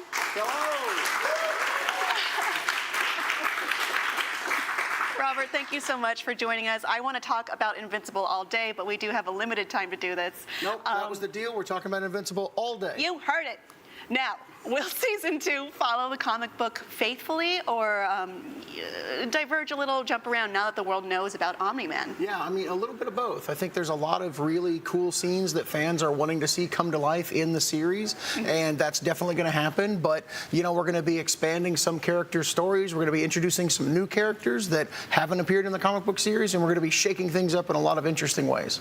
Can you talk to those characters that haven't been introduced yet? I cannot. You cannot. Well, I tried. I did my best. But what comic book arcs or volumes do you think this season will mostly encompass? Yeah, I try not to say that because I think if you pinpointed it, you might get a good sense of what's going to happen. And one thing about this series is that we're always trying to surprise people. But I can say that for the most part, we followed the first hardcover, the first 3 trade paperbacks in the first season. So we'll be covering, at the very least, probably Volume 4. Probably Volume 5. I don't know. We don't know how deep we'll get in the run. We don't know when we'll stop, but we are going to be adapting the book in order. Well, you said you weren't giving away a lot, but that's a big clue that I hope fans heard and heard well. Will we see more fan favorites like Alan the Alien, Alyssa, the producer's favorite, Damien Darkblood? Will the Flaxons pop up again to shortly die?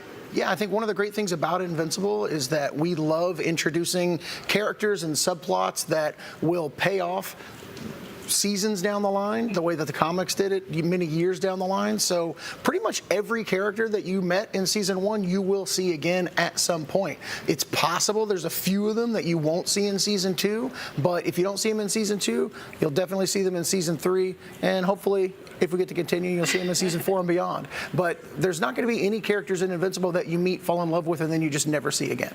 That's great. I mean, we'll at least see them explode, right? Yes. I mean, until they die. I have a big question here.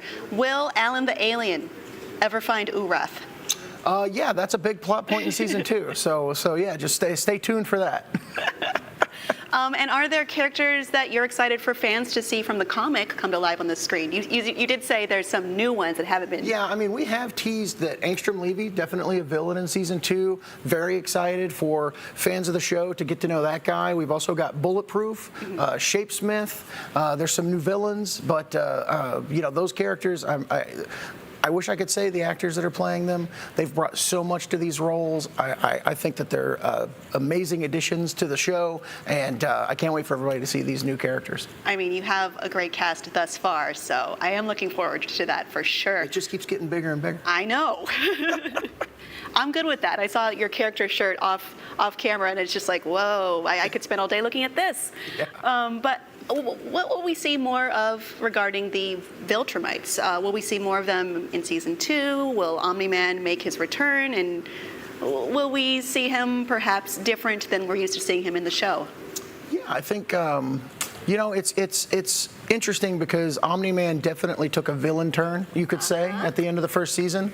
And if we were to see him in some capacity in season 2, which I don't want to reveal, what we would be exploring is his perspective. And I really like the idea of he's an alien, he's a Viltrumite. What we see as evil, he might see as Tuesday.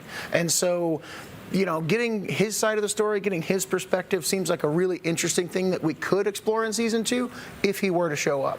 If he were to show up. I mean, he did show mercy at the end of season 1, which is not something Viltrumites do, so we can look forward to whatever he is to come back with us with. I will say, even with everything that you saw at the end of season 1, there's a lot going on in him that we haven't quite revealed yet. So there's a lot more to Omni-Man than you're seeing. For sure. The train scene, yeah, we got to talk about it. It's infamously horrific and something that was expanded upon from the comics, among other surprisingly gory moments. Can we expect anything along that line in season 2? Yeah. I mean, there's a few sequences. It's we're just trying to tell our story the best we can. We don't want to be chasing our own tails, trying to top different things and things like that. But I think that there's some really memorable, exciting, violent scenes coming up in season 2 that will definitely blow people away. So if the train scene was something that you're still thinking about and you're still talking about, there's some things that are going to probably overshadow that as we move deeper into the show. Needless to say, yes, I am still thinking about it. I went back to review it and I thought, oh my goodness, this is great. It's a lot, but in a great way. Were there any plans that were so violent, though, that they had to be scaled back? Does animating the violence make it easier or harder than it would have been if the show were to be in live action, which you also definitely have experience with? I feel like there's if it were live action, it would possibly be a little bit more off-putting, I think. And coming from a story perspective, I think as long as there's character and emotion existing behind that violence, and you're getting a larger feeling from it, and it's not just violence for show, that's what we're trying to achieve. So I think that you can do all kinds of different things in animation, and you can really push the boundaries with violence, but to me, it's important to make sure that there's a character story that's leading to that violence, because it makes the violence hurt more. Mm-hmm. We're going to have one last thing. It's a little bit of a different question. Okay. I would like you to range these dads from bad to worst. They're all at least bad. Number 1, Omni-Man, obviously. Number 2, Thanos. Number 3, Darth Vader. Number 4, Homelander. Okay. Omni-Man, Thanos, Darth Vader, Homelander. Let's see here. I would say from least to worst? Yeah. The least bad to the most bad. It's rough. Gosh, it is rough. I would say Omni-Man is the least bad in my opinion, but maybe I'm a little, I don't know. Well, Thanos killed way more people. Okay, Darth Vader's the least bad. God, okay. No. How do you do this? This is insane. Is Homelander the worst? I mean, but he's as got far the as a least dad, experience he's not the worst. being a dad. He might be the worst person, but he's not the worst dad necessarily. I don't know. Oh my gosh. I'm just gonna say they're all equal. I'm breaking the rules. They're all terrible fathers. No one wants them as okay, fine. Who's the worst one though? The worst, Thanos. Thanos is the worst. Worse than Omni-Man? He tortured Nebula. He's terrible. That's true. Terrible. But you do remember what Omni-Man did to Mark's face. That was a misunderstanding. Oh, no. Oh, no. Okay. Well, you heard it here. Omni-Man, not that bad at being a father. Thank you so much for joining us, Robert. All right.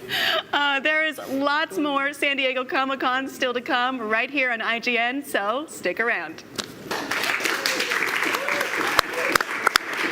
Oh, that's fun.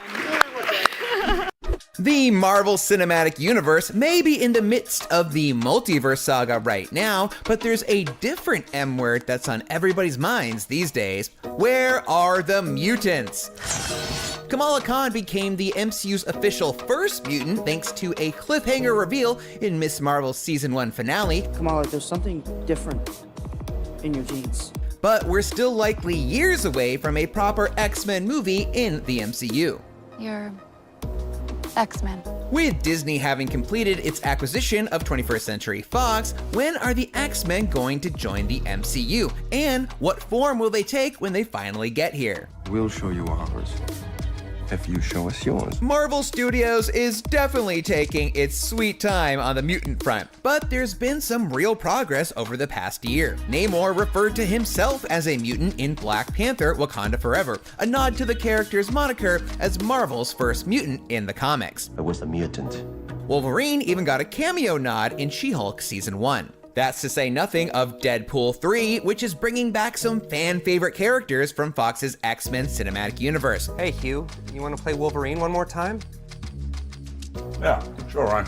Hugh Jackman will reprise the role of Wolverine once again, in a role star Ryan Reynolds teases will be very different from what fans have seen before. Reynolds told ET Canada, quote, "What we pitched him was enough of a divergence from the character that he knows and the character that he's left behind that it gives him something completely new to play and something that he's really excited to do." These two fast-healing killers will be joined by other returning favorites like Colossus and Negasonic Teenage Warhead. When will he grow up and see benefits of becoming X-Men? Even Jennifer Garner's Elektra is back, and everyone from Ben Affleck's Daredevil to the 2005 Fantastic Four cast has been rumored to return as well,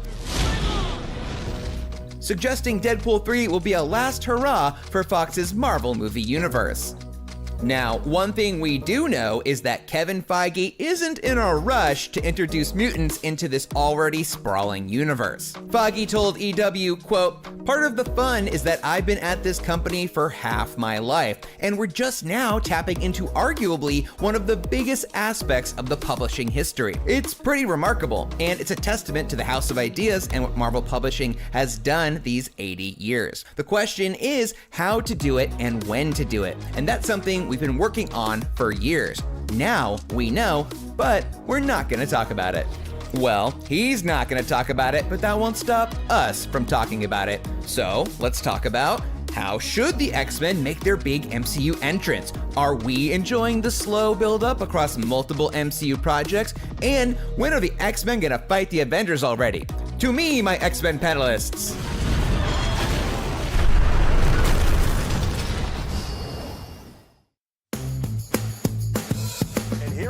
Now, we are so close to the X-Men finally coming to the Marvel Cinematic Universe. Now, here to talk to me all about it, movie mutants and all, is, let me Dave from top, man. Dave from top. Let's go to the top. And here we are. Now, we are ever so close to the X-Men finally coming to the Marvel Cinematic Universe. And here to, okay. I think you just really want to say, hey, bub. I don't want to say it. I want to, if we're doing like a lead-in here, you know, come to me, my X-Men panelists. I kind of want to acknowledge that. Unless this is a VOD, I don't know what this is. One of them got moved to VOD. I can't remember which one.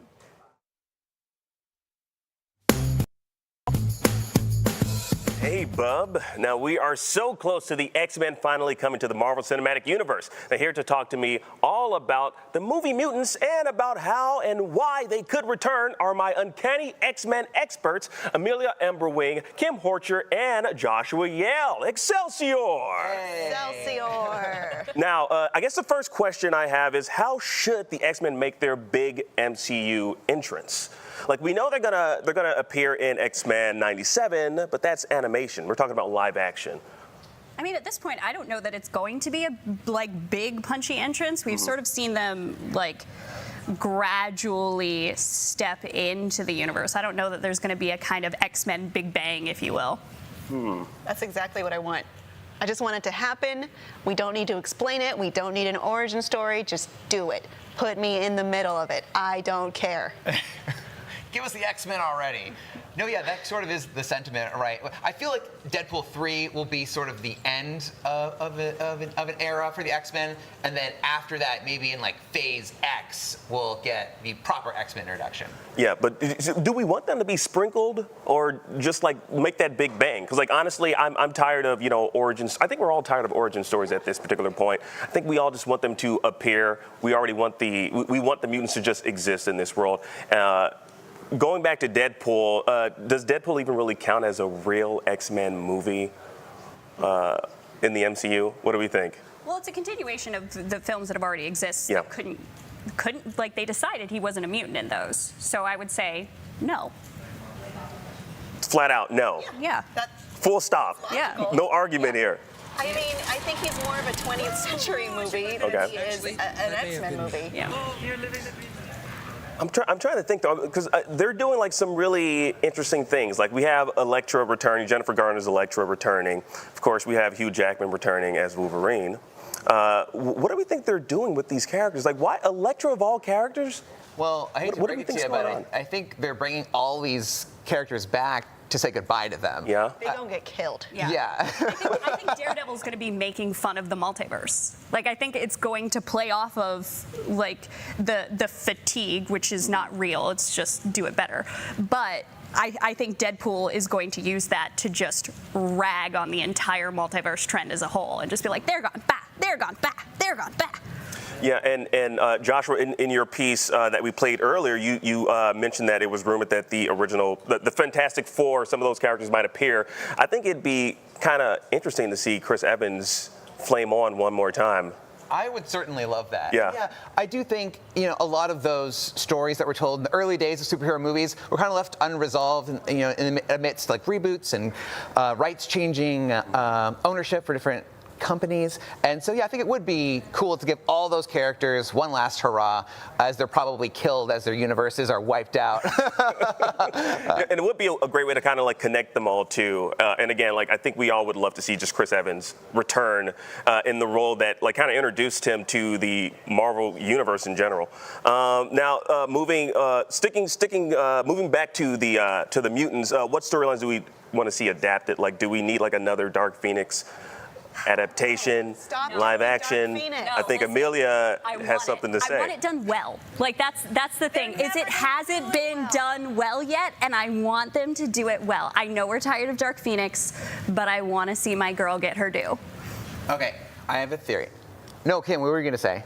I want a good Dark Phoenix too, but I think that will never happen. They're gonna rush into it again. It needs setup. That's fair. That's fair. Maybe we'll see the proverbial WandaVision for the Dark Phoenix. That'd be great. Yeah, if they did it on TV, because it's too involved to do in the short form of a film. Like, give that a series. Let me see that play out in the long form. Mm-hmm. Absolutely. Let me pitch this to you guys. Okay, so in the comics, there's this story, Avengers versus X-Men, and the reason they're fighting is that the Phoenix is coming to Earth, and they're fighting over what they should do with it, like destroy it.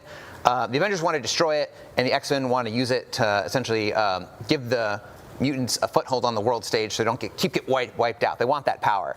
I think that would be a cool way to do the Dark Phoenix saga because it's completely different from what we've seen before. It's not just Jean tragically becoming the Phoenix and the X-Men struggle to stop her from self-destructing. Like, we've seen that too many times. It didn't really work out. Give us a fresh story. Bring us the Phoenix on as part of the biggest movie crossover ever made, Avengers versus X-Men. All right. Sure. I mean, that definitely does sound interesting, but not every single comic book saga needs to be live action. I don't know. I feel like Dark Phoenix was done right when it was animated back in the original X-Men animation television series. I like that. Let's see something new because again, like that movie was. I mean, it was what it was. And I don't. What are you going to say? Well, I know you just said not every comic needs to be live action, but. Yeah. I have one more theory. What's that? On how they could actually bring the X-Men to the MCU. In the comics, like the Jonathan Hickman run, he has this character, Moira McTaggart, who used to not be a mutant, but gave her the power to essentially live multiple lives. And so every time she lives a life, she changes the universe. So they could effortlessly use that power to fold in the X-Men into the Marvel Cinematic Universe and just say she was using her power. I still want House of M. Still want House of M. We were so amazing. close to it. It was just like right there, but now we have the X-Men, so we can do it right. Mm-hmm. Now, Ryan Reynolds, he showed us our boy Hugh Jackman in the baby blue and yellow Wolverine costume, the iconic costume. How long do we think realistically he'll be wearing that in Deadpool 3? 30 seconds. 30 seconds? 30 seconds. You think they're just going to give us 30 seconds? That is all you're going to get, that scene. Just that scene, them walking, and then it just disappears? You think that's just It's gets going to be ripped? enough for us all to scream in the theater. Yeah. And then it ends somehow. Yeah, it's done. Horribly. I don't know. What do you think, Joshua? Well, it sounds like you really want to see it.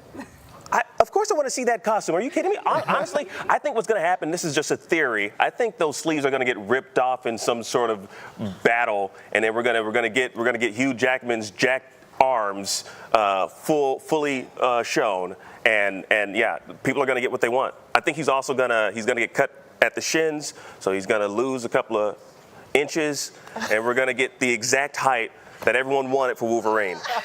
This is just a weird theory that I have. It's weird headcanon.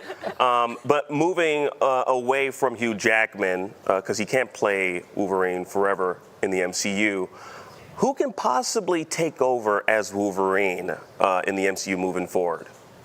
I kind of want it to be an unknown because, like, right there with Hugh Jackman on paper is the last person that you would expect to play Wolverine, especially when he got cast in the role. Guy is a show choir dork with all the love in the world. Like, he's so far from where we would think that I think all of the expecteds that we're thinking about maybe wouldn't have the same opportunity to surprise us. Mm-hmm. Yeah, he was fresh off Oklahoma, I think. And they're like, you're really putting Curly in, a non-Canadian man who's too tall and just sings, but he worked out great. He did. I kind of like the rumor that, or the fan casting that Daniel Radcliffe would be. I don't know. I think he's a good actor, and he's the proper height. He's a short king. Mm-hmm. He is, but is he right for the role? Like, I think maybe in the context of surprising us, he would have potential to surprise us because I can't see him playing a tough guy, but maybe he can. I think he probably has a lot of pent-up rage over years of playing Harry Potter that he wants to get out. And if anything, Wolverine has to be able to do that primal scream. Right, that's all the time we have. Thank you all so much. Well, Deadpool 3 is still a ways away, but who knows? Maybe some mutants will pop up before then. Until that happens, IGN has your back for all things San Diego Comic-Con, so stick around because there's tons more ahead.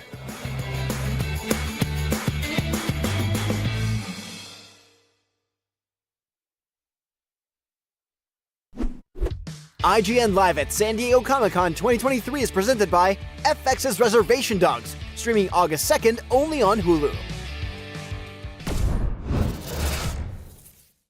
The Cinefix Top 100. A list so secretive even we don't know what movies are on it or where they rank. What do you mean you don't know? Each episode will reveal one of the movies. Did I rush it? Felt like I rushed. That was good. I liked it. Talk about why it belongs and finally find out where it ranks. Are you not entertained? Are any of the movies we've shown here even on the list? I have no idea, and it drives me crazy. Join us as we find out on the Cinefix Top 100, Mondays starting July 3rd. Why so serious? Behind every game, movie, and TV show you love is a wild, crazy, and sometimes unbelievable story. No one is just black and white. From revealing the secrets behind your favorite franchises to solving a legendary video game mystery, I'm coming for you. IGN Inside Stories gives you a peek behind the curtain. If people come to the game now and see what's going on there, I think they'll be surprised. Join us as we dive into hyper-dedicated fan bases, worldwide phenomenons, and the most incredible untold tales in games and entertainment. I said, wait a minute, that doesn't sound so good. It was definitely not what I expected in the best way. Inside Stories, available now only on IGN. And I was like, holy shit, we're gonna do this.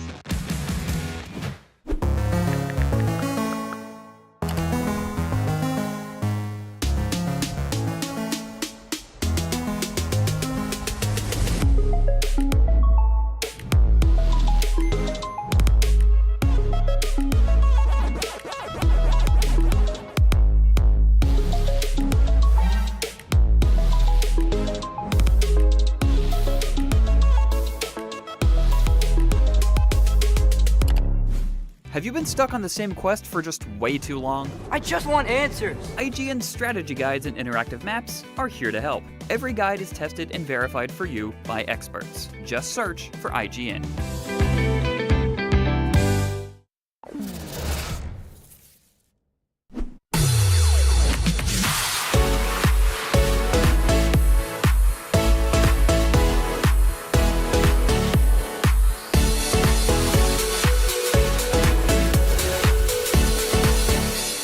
Hey everybody, Alicia Marie here, and I'm a costume artist, cosplay, stylist, designer. I'm generally just a very creative person, so like run for your life, right? Magic is the cornerstone of Immortals of Aveum, an upcoming single-player first-person magic shooter game from Electronic Arts and Ascendant Studios. And cosplayer Alicia Marie is harnessing real transformative magic by embodying the iconic Grand Magnus Kirkin, leader of the Order of the Immortals. That's where magic starts. Getting to actually cosplay and bring this character to life really does mean a lot to me. This costume has to be done by San Diego Comic-Con. Get prepped for a combat drop. Look at the details in this costume and even the facial things. Look at the thing on her head. There's gonna be a lot of long nights that I'm gonna carry you guys along for. If you break down what she's wearing, it looks like a shrug and a crop top. It's like this shell thing that loops sort of right underneath her rib cage, sort of curves outward. Capable of wielding magic that can manipulate physical matter and alter their surroundings, Kirkin embodies the strength and hope that is needed to win the Everwar. Definitely happy to be where I am at this point, but there's still a lot to do for her. I'm exhausted. You can tell in my voice I am sleep deprived, but San Diego Comic-Con is right around the corner. With Alicia on her way to make General Kirkin's cosplay debut, we anxiously wait for the final reveal of this iconic leader of the Immortals.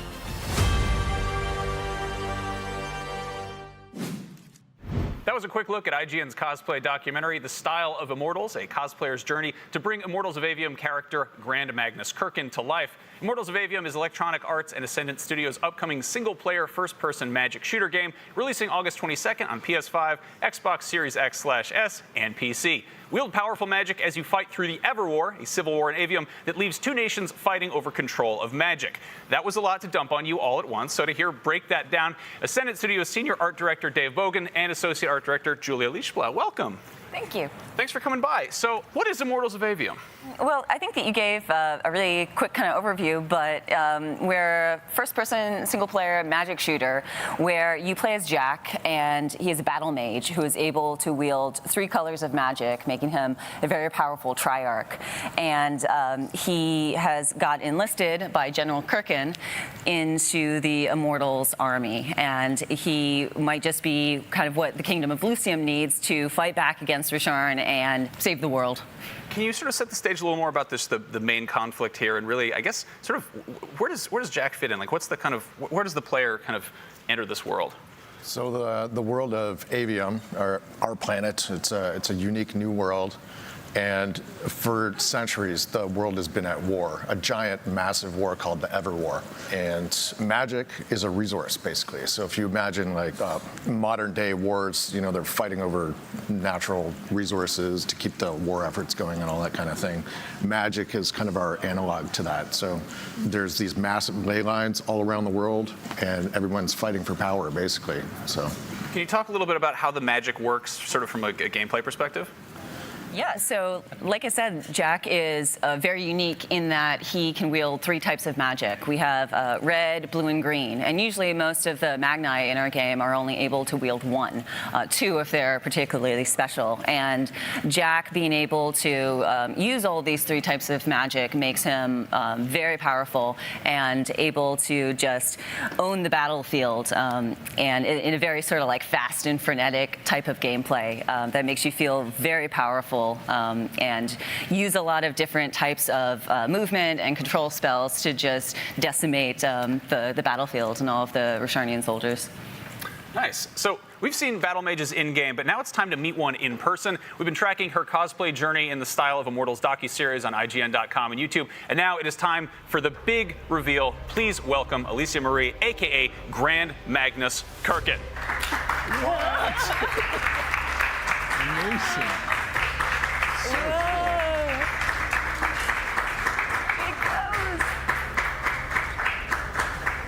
I love it.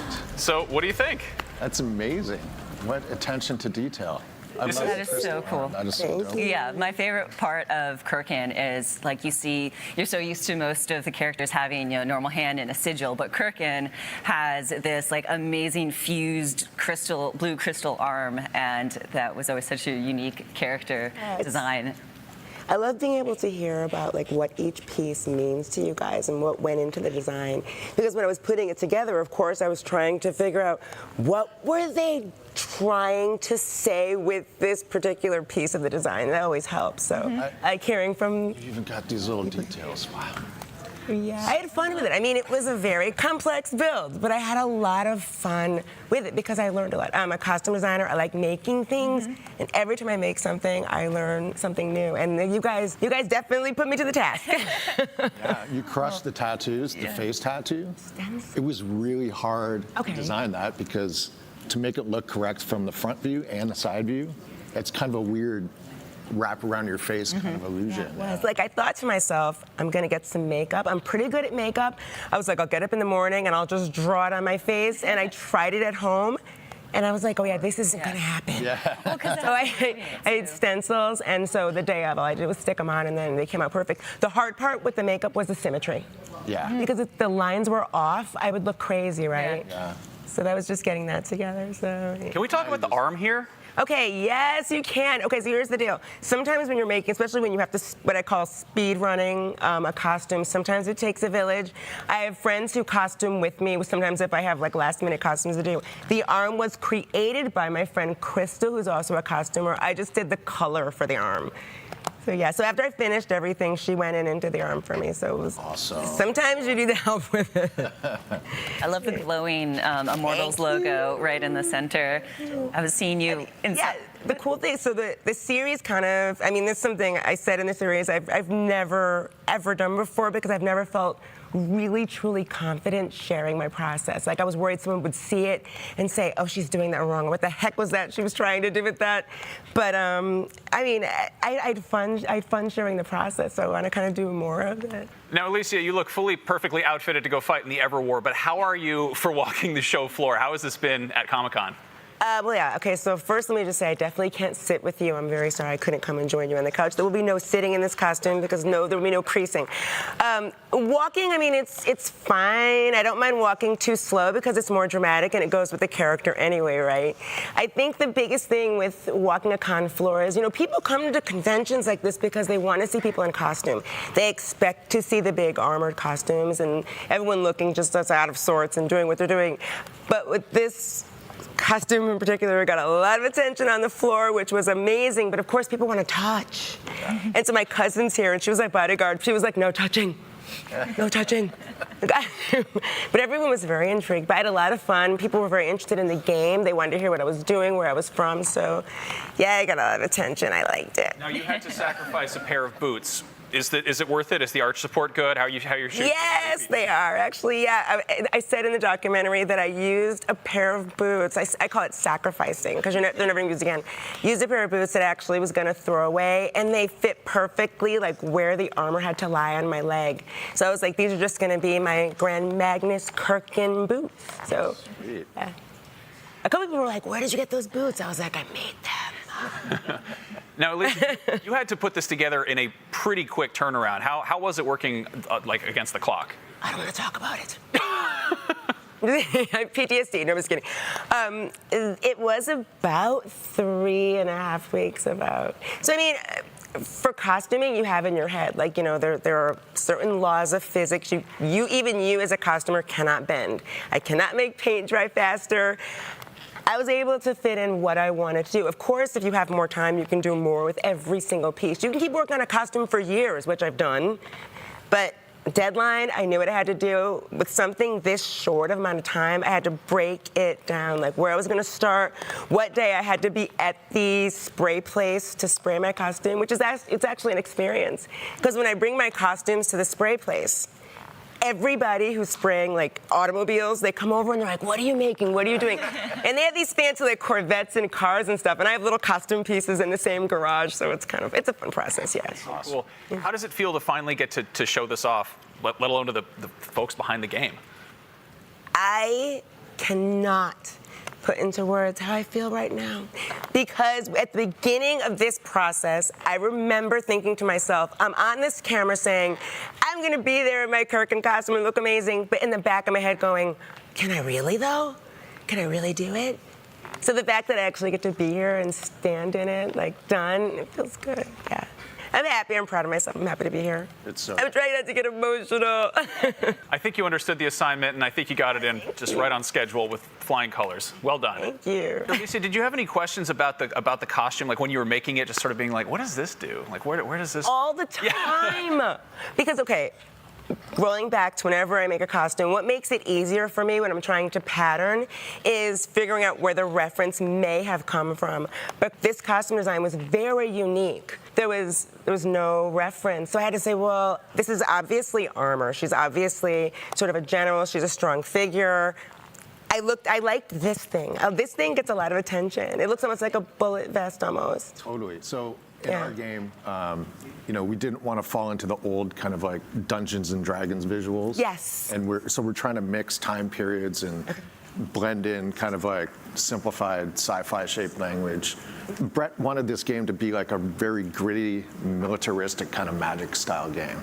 So that's kind of like what you said. It's kind of like a machine gun belt or something. That's what it is, yeah. So, I'm so excited to meet you guys and to actually be here standing on this stage in this costume. You have no idea. I wanted to run out here, but then I looked at myself backstage and I was like, you are not running anywhere, honey. This is so cool. It's so cool to see something in game and then see it come to life. Thank you all so much for coming by and for Alicia's full cosplay experience, go watch our 3-part docuseries, The Style of Immortals, on IGN.com or our YouTube channel. And of course, be sure to check out Immortals of Aveum, releasing August 22nd on PS5, Xbox Series X/S, and PC.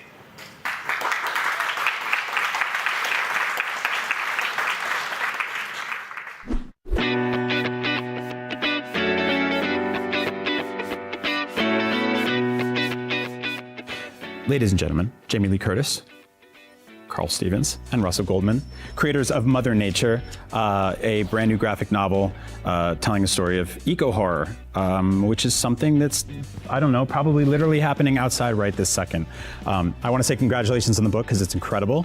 Carl, I want to start with you because there we go, hold it up. The use of gore and blood and violence in this hit me right off the bat. It's incredibly striking, but then it pulls back. And I think that's like really effective and incredibly clever.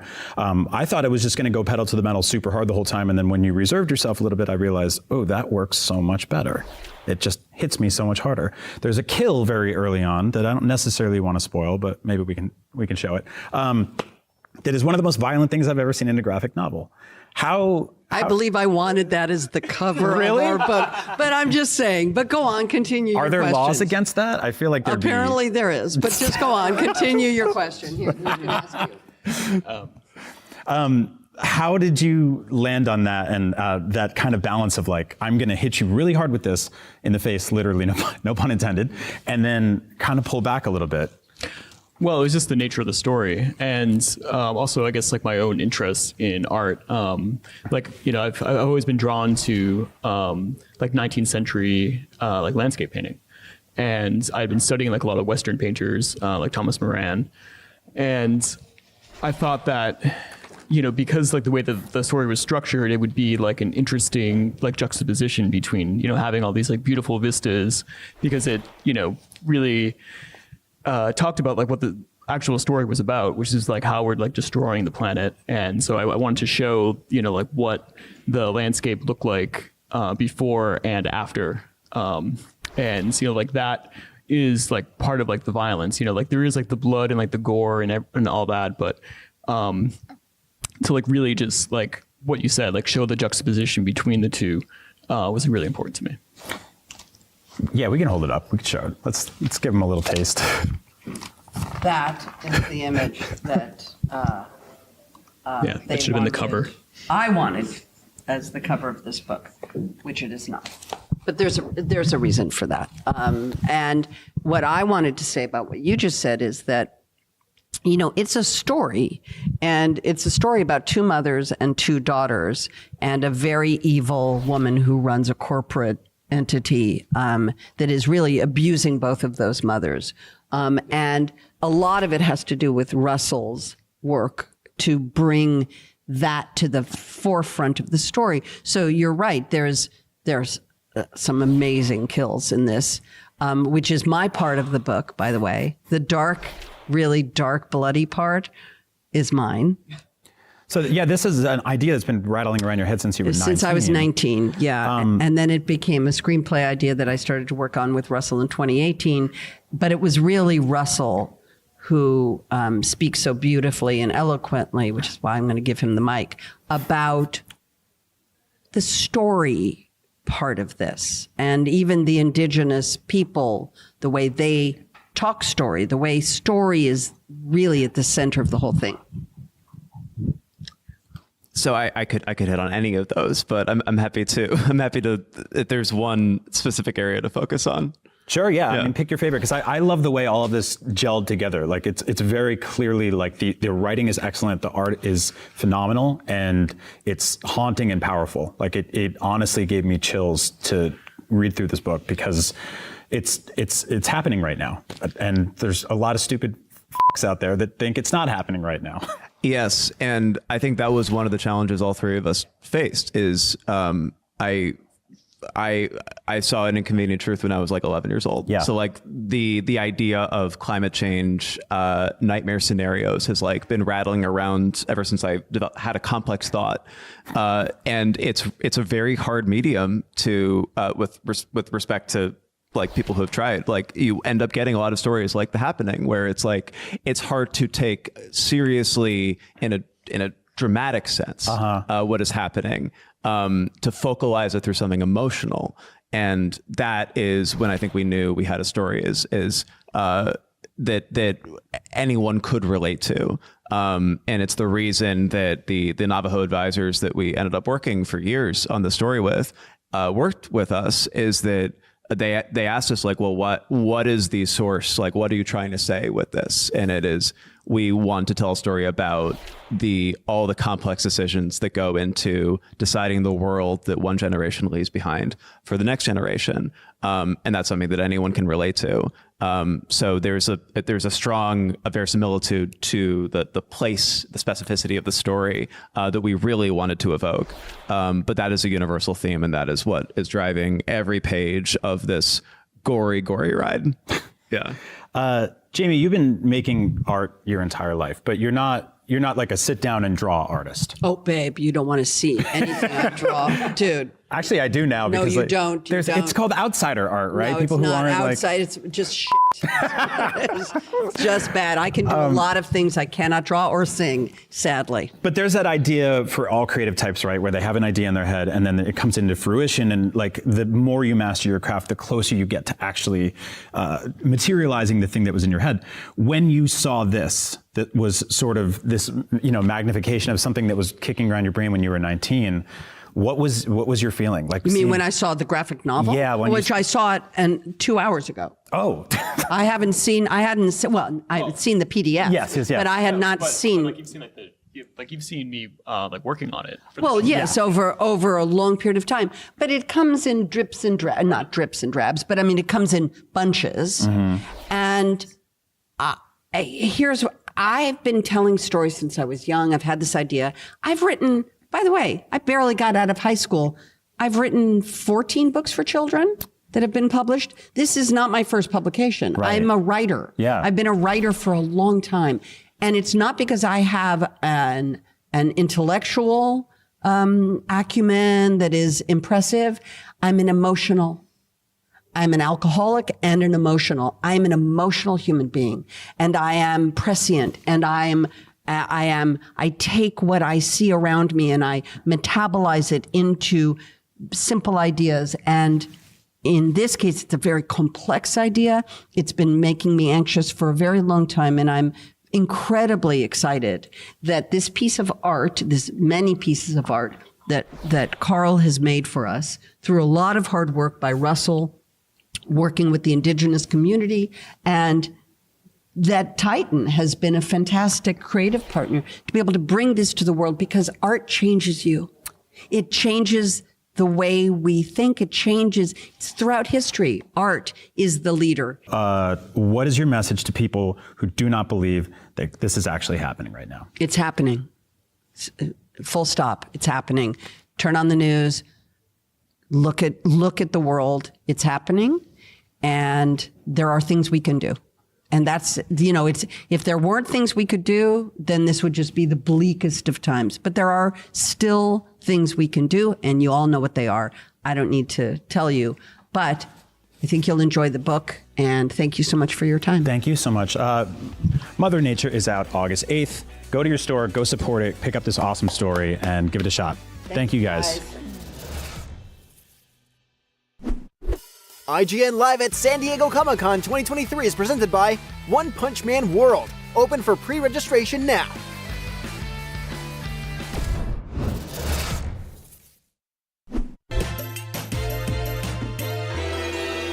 Six years ago, while talking about Sonic on Game Scoop, Brian, you had this to say. Real point where we need to admit that this was never really a great franchise. Wow. It was never really a good franchise, huh, Brian? Well, I'm sorry. We're well over, believe it or not, 100 Sonic games, 2 movies, a long-running comic book series, and 6 shows. When you besmirch Sonic, you besmirch everyone associated with Sonic, okay, Brian? Brian, I want to present you with this. I will hold that L.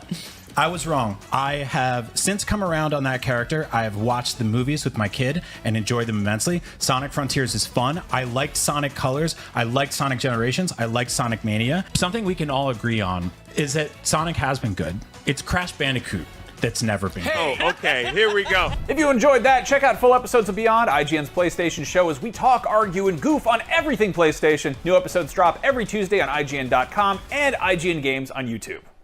Welcome to Super Debatable. When you got big takes on superheroes as hot as ours, well, you need a place to vent them. And that's exactly what we'll be doing week after week on Super Debatable, arguing over the most divisive topics facing fans. The MCU, that multiversal mess peaked years ago. It's all downhill from here. James Gunn and Peter Safran should absolutely nuke the Snyderverse. We could argue about this all day. And we will. Join us on Super Debatable Fridays on IGN.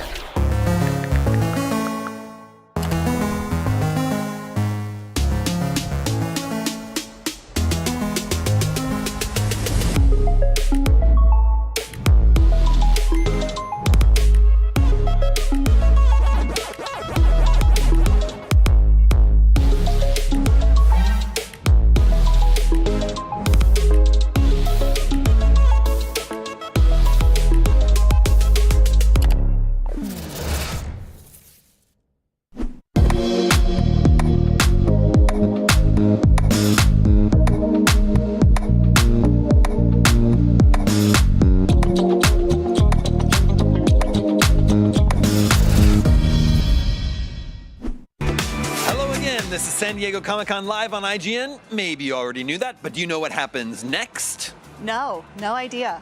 I was talking to our dear viewers, but it's probably a good idea to get you up to speed as well. Here, we've prepared an informative schedule graphic. Take a look. Oh, well, would you look at that? It says here that we've got a look coming up on High on Life's upcoming High on Knife DLC, and still to come a chat with the director of Teenage Mutant Ninja Turtles, Mutant Mayhem. And then we're talking Star Wars Outlaws, Ubisoft's highly anticipated open world Star Wars game. That sounds like fun. Where do I watch it? Well, you're on the show, you know what, it's been a busy show. It gets confusing. Right now we have something super fun. It's a very special episode of IGN Super Debatable. The debate, who could find cooler stuff at Comic-Con? I feel like this one might get a little weird. Let's check it out. Welcome to Super Debatable at San Diego Comic-Con. I'm Joshua Yale. And I'm Akeem Lawanson. Yeah, you are. The show floor at Comic-Con is a world-renowned treasure trove of exclusive collectibles that range in price from free to so not free that it's not even funny. So how far will $100 get us? Now, Joshua and I each have a crisp Benjamin right here to spend on the showroom floor, and whoever can convince our crew here in the studio that they got the better haul will be declared the Super Debatable King of Comic-Con.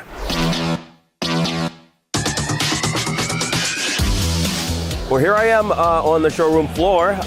There's so much stuff to buy, so little time. All right, here I am on the floor. I've got $100 and a dream and a plan to beat Akeem. Let's go. Oh, no, actually, it's this way. It's this way. You know what? I heard about that Grimlock figure that can transform. That's what I really want. I don't know how much it is.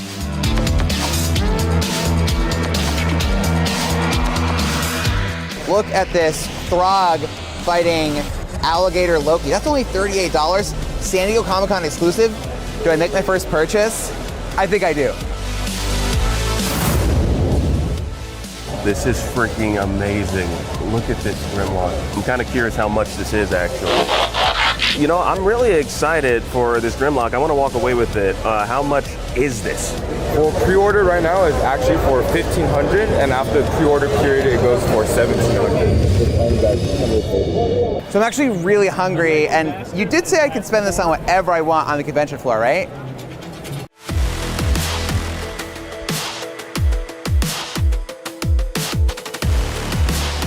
All right, looks like I got 45 minutes left. That's plenty of time. I'm gonna find something. So the beauty of being an adult is you can pass right over the salad and just have French fries for lunch. Oh no, credit and debit only? Do you take cash? No, only credit. So I can't afford these fries? You'll get them for me? Yeah. Thank you. I'll pay you back. I'll pay you in cash, okay? $5. Oh, I don't suppose you could break a 10. You can? Wow, you have more money than I do. Oh my gosh, that was a whole ordeal. It's $295. That's a no for me. We didn't hit Artist Alley, which is something I really want to hit up. I actually just realized that's on the far opposite end of the convention center, and as you can tell, it takes forever. Clock's winding down. I got 30 minutes left. I don't know what to buy here. I might have to just start lowering my expectations. I came up here with high expectations, so I think it's just about quantity over quality at this point. So I'm gonna just start grabbing stuff. Artist Alley is that way. What? Yeah, it's that way. But I thought it was this way. That way. Why'd you let me walk? Are you handing these out? Yes. Oh my goodness, thank you. There's actual stuff on the garbage. This is perfect. Look at this poster right here. Crapopoulos. This is going next to my crapper. We're finally in Artist Alley. Huh. It's gonna run me $50, leaving me with 7. This is gonna be worth it. As far as what I'm gonna have them draw, I want to keep that a surprise. So why don't you get out of here. Get out of here. Thank you. I got permission to take this. I don't know what it is. I've got 5 minutes left. I'm almost out of time. Oh, these are amazing. Can I have one? Can I have another one? And another one? I have lots of friends. Yeah, just 2 more. Actually, 2 more. Okay, we're here with the man, the myth, the legend, the living legend, John Romita Jr. How's it going, John? Very well, thank you very much. Good to see you. Dude. Hi, Mom. I have $7. What could you, what you give me for $7? I can rip off a corner of this and give it to you for $7. Or. Oh my gosh. Oh my, a JR original right there for $7. That is the deal of a lifetime. Oh my gosh, so much. Tell you what, put this to your local charity. Local. Not the bartender. Oh my goodness. And not the bartender either. Not the bartender. Oh my God. Oh my God. Might look like a bit of a mess, but trust me, I got something very special planned for you, Joshua. Wait till you see my haul. All right, we are back in the studio here. Yes, with our hauls. All right, Josh, I'm gonna have you go first. What'd you get? You go first? Okay. Yeah. Dude, I'm so excited to show you all this stuff. Okay. The first thing I got that caught my eye is this Comic-Con exclusive Frog Thor fighting alligator Loki. This pushes all my buttons. I love Marvel. I love that Loki show. I love the little adorable frog with wielding Mjolnir. This is awesome, and it's exclusive to Comic-Con. It cost me $38. See, I like it, but it's so tiny. I love Thor. It's so tiny. It's very tiny. Well, I'm not maybe impressed. You need a closer look. Actually, here's the debate. Yeah. Do you keep your collectibles sealed, or do you just open them? I typically get 2. Because I'm balling like that, and then I take 1 out of the package. Well, sorry, I didn't have $200 here, so I just gotta go. Oh wow! Okay, let's get a closer look at this. Yeah. You are a savage. I didn't think you were actually gonna do that, but the value's plummeting as I. Oh wow! Even further, the value has plummeted even further. It's durable. But it is really cool. Cool. Yeah. So that's the first thing that caught my eye. And then, dude, I got so hungry that I stopped for lunch, so there's just some French fries. Do you want one? No, get that out of here. What are you doing? Okay, that's fair. Wasting that cost money me over here. $5 though. That was $5 right there. Oh, okay. Oh, wow, okay. Oh, so then I saw this booth that does anime-style caricatures of people. And I know that you love anime. Yes. And I love you, man. So I gave them a picture of you, and they drew you as an anime character. Dude. And dude, you know, I just love doing the show so much with you that I just want to get you something. This is fan art of me to you, but maybe when we're done, I'll let you have it. That's awesome, actually. Yeah? Yeah, I really like that. Can I can actually keep it? We'll talk about that later. We'll see what you got. Okay. Maybe we could trade. Okay, we'll see if we can trade. I don't think that's legal, but we'll see. We'll see. And then, Stop eating could you stop? What else is in there? Stop. Joshua, hurry the hell up, man. I want to see what else you got. And then, oh my God. So, I got 7 Here's some water. I'm not joking. You're smudging all of the comics right now with. So it's $7 left. Okay. And I'm walking down Artist Alley. Yeah. My favorite place to be in Comic-Con. I see the booth for John Romita Jr. Mm-hmm. An iconic living legend of an artist, one of the greatest Marvel and DC artists ever to live, and he's selling prints for $50. I only had $7 left. I said, "Could you make me a deal?" He pulls out a sketch variant, and he says, "Well, let me just draw a little something for you." He started hand drawing Spider-Man on the cover for me and signed it right there. Okay. I was freaking out. This dude has drawn every iconic Marvel thing you've ever seen, and he just did a highly discounted sketch for me right there at Comic-Con. You still got money left over. And the thing was, after I did that, he said, "Hey, yo, you take this. You know, you're such a big fan. You just take it and take that money and donate it to your favorite charity." Oh wow. He is such a cool guy. That was so nice of him to do. So here you go. You know what? I am going to take your money, and I'll tell you why. Because I still got a ton of stuff, too. So you got that for free, right? It was technically a $7 donation to a charity, so I paid. All right. Oh, you keep calling me a charity. I just completed the transaction right there. Okay, so that's everything I got, Akeem. What did you get? Well, you know, I gotta say, Joshua, while I am, I like the things that you got. I'm not really that impressed because it's also tiny. Okay. Got a bunch of tiny stuff. So, what I decided to do, I hit the showroom floor. I wanted to save my money for like actual things that are worth the time. Oh. Okay. And so I went and got like a bunch of free stuff. I got this thing right here from the Hulu. There's posters in it. I got this hoodie here. I know you love Yu-Gi-Oh, so I got you all that. Summon Dark Magician with it if you want. I got this. I got a bunch of books. I got some buttons and this. And yeah, all of that. I also got this eye patch. So I went to like every single Rite Aid in San Diego and they didn't have one. So I made this. I wanted to do some cosplay, and so like look as you can see, I'm the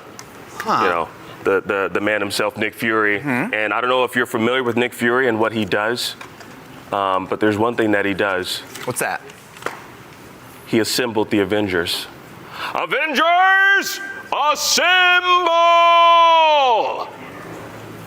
I got life-size 1-to-1 Marvel action figures, true to scale, real life action figures. Joshua, this is what Comic-Con is all about. Not your little rinky-dink action figures. You gotta think big, not small. Think big. You got one Thor that's a frog. I got 2 Thors with hammers. That's what Comic-Con is all about. The people that consume the content, that spend hours on end making all of us happy and wanting us to take pictures with them. Look at this, right? You wanna see what I got here? Check this out. I got King Thanos right there. He's the king right there. We got Bro Thor. We got Mysterio. we got Spider-Man Noir, and of course we got Super Saiyan Thor right there. I can't really see out of this eye patch. I'm gonna take this off right here. And you wanna know how much this cost me? How much? $25 each. A grand total of... Wait, $25 each. $20 each. I was gonna say, Judge? I think that checks out. $100? That checks out, yeah. So, I guess the question is, who won? Wait, hold on. Can I? What? I just didn't expect all of this. What the hell? There were no rules set other than we had to spend $100 at whatever we saw at Comic-Con. Akeem, I feel like it's some sort of breach of contract. You know, these are things you can take home and value. Hey, y'all want to come home with me? These are... Better yet, do y'all want to come to the IGN party with me? Yeah? I'm gonna be the life of the party. Oh my God. What are you gonna be with your picture of me? I guess I You're thought just gonna be a fan. You and I were gonna hang out, Akeem. We will. We're gonna hang out. I guess you have all these new friends, you know. Stop it. You can hang out too with us. No, it's okay. It's totally fine. But I think we should toss it to the people, Joshua. Also, I gotta say, I'm surprised that you didn't call me out. I said I just assembled the Avengers, and you didn't call me out on who I assembled here. Those are not the Avengers, definitely not. Yeah, I have notes. Okay, well you didn't. King Thanos, he killed 2 Avengers. Well, I mean, it changes here and there. For some reason, this Thor is voting for Loki? That's not right. Don't worry about it. Hey, no one said this is comic accurate. Who is the king? Well, we're gonna toss it to the audience right now. Everyone in the studio. Who do you think won King of Comic-Con? Joshua? Joshua with his French fries? Hey, bro Thor, you might want this. You can have this. Or Akeem?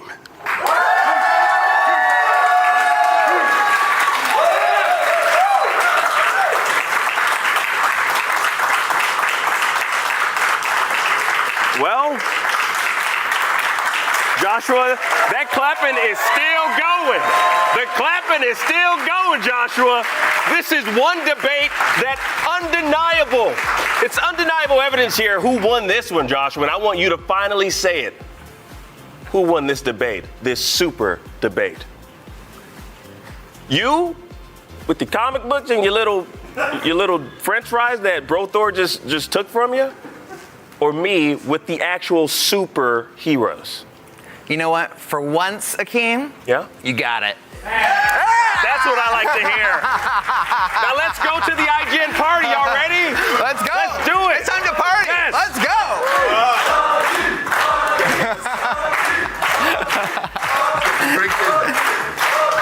This is so awesome. We got Thor in the house. This is amazing.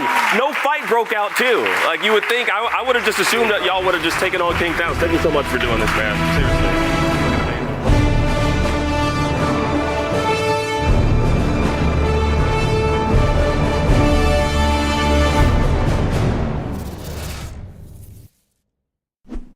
What was that?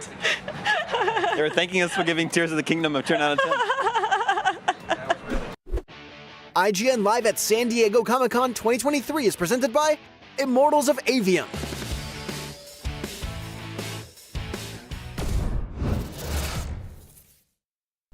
Welcome to Super Debatable. When you got big takes on superheroes as hot as ours, well, you need a place to vent them. And that's exactly what we'll be doing week after week on Super Debatable, arguing over the most divisive topics facing fans. The MCU, that multiversal mess peaked years ago. It's all downhill from here. James Gunn and Peter Safran should absolutely nuke the Snyderverse. We could argue about this all day. And we will. Join us on Super Debatable Fridays on IGN.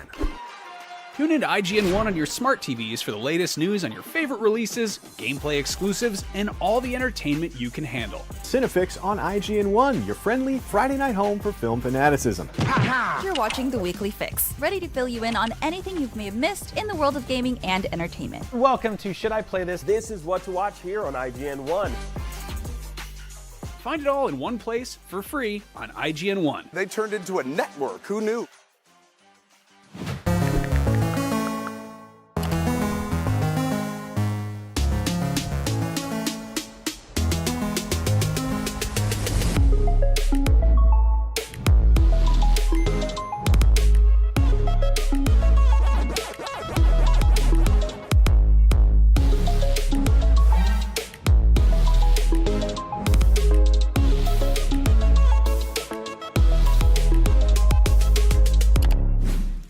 The Cinefix Top 100. A list so secretive even we don't know what movies are on it or where they rank. What do you mean you don't know? Each episode will reveal one of the movies. Did I rush it? Felt like I rushed. That was good. I liked it. Talk about why it belongs and finally find out where it ranks. Are you not entertained? Are any of the movies we've shown here even on the list? I have no idea, and it drives me crazy. Join us as we find out on the Cinefix Top 100, Mondays starting July 3rd. Why so serious?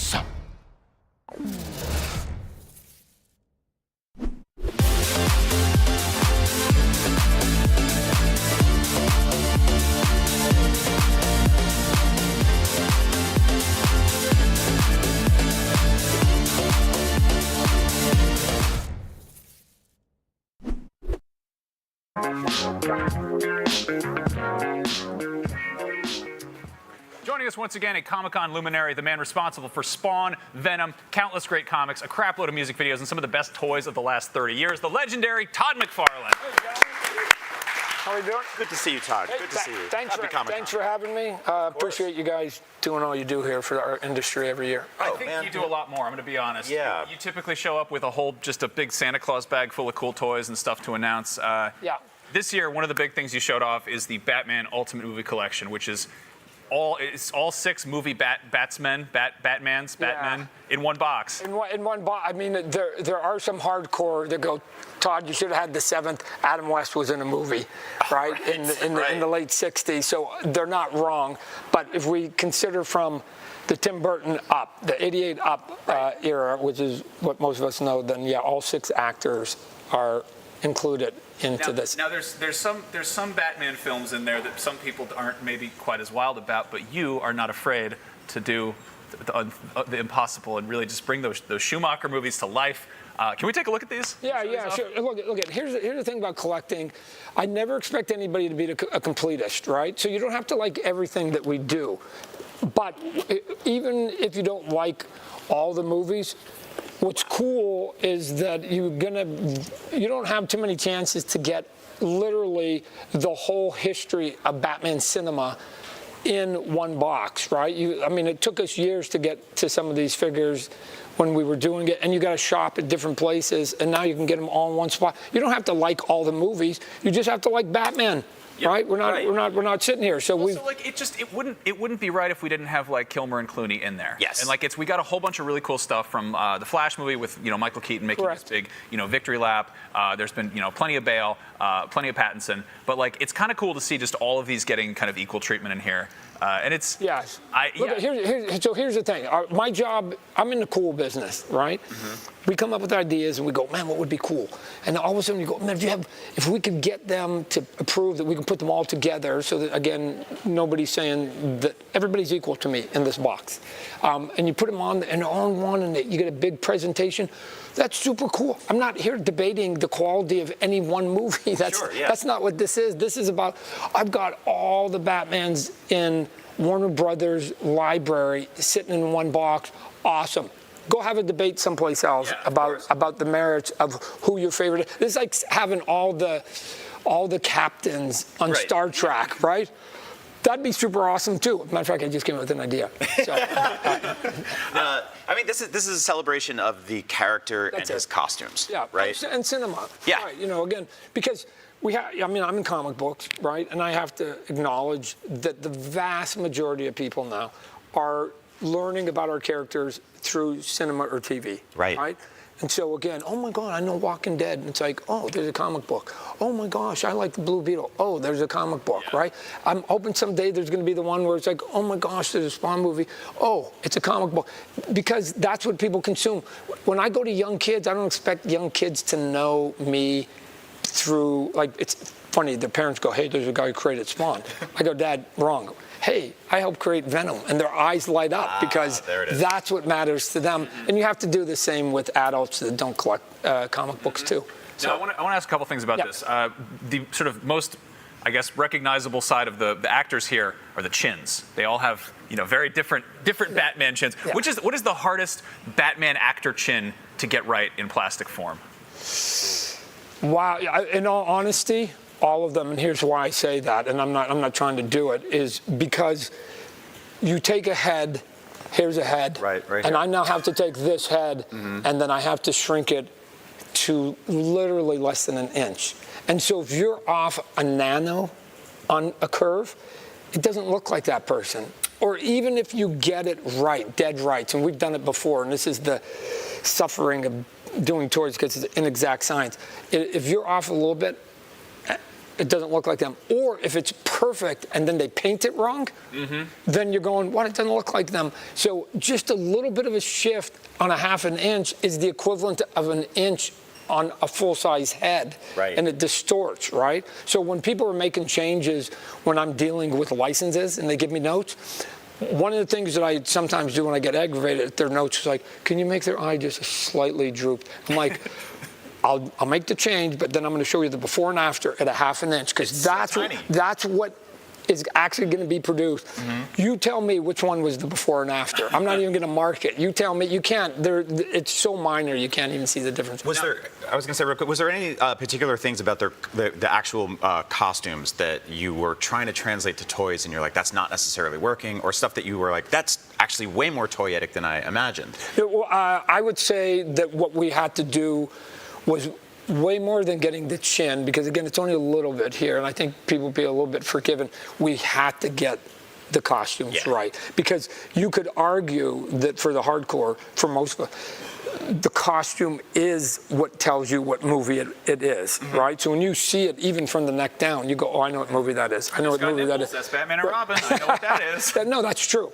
So we had to just get it, not that it was hard, we had to get it exact so that they went, oh yeah, those are two different movies. It's not, because again, and I don't know if you can see this on your camera here. Right. From that distance, they all look sort of kind of black with black capes and whatever else. Okay, fine, I get it. But once you get it up close and you have it in your hands, you're going to be able to see the distinguishing features. I don't know if this even reads on camera. I was seeing pictures of these online, and they look great. But again, it's a lot of black plastic, and seeing them in person, you've really nailed like the different kind of the vibe of the different costumes. Yes. Like the Schumacher ones have like the Forever one has like a little bit of a sheen. Yeah. The Robin one has like much more of a sheen, and that totally tint. Yeah. Some are sort of a dark charcoal, and some are a little bit flat. We try to basically emulate that. I mean, again, you're limited what you can do in a toy process, but yes, because those were details that mattered to distinguish each one of them during each one of those movies. Right. Now, this is just one of the cool collectibles you're showing off this year. You also just announced that you're doing a Kickstarter for an all-new collector-grade medieval Spawn. Can you tell us a little bit about that? Yeah, so I'd never done a Kickstarter crowdfunding for anything, forget toys. And then the pandemic came, and then we did our first one. I thought it was a good opportunity. Everybody was going into fetal position in the planet and was going, let's not do anything. And I was like, no, that's the perfect time to do something. If you're not a giant, when they're sleeping, you always do something, right?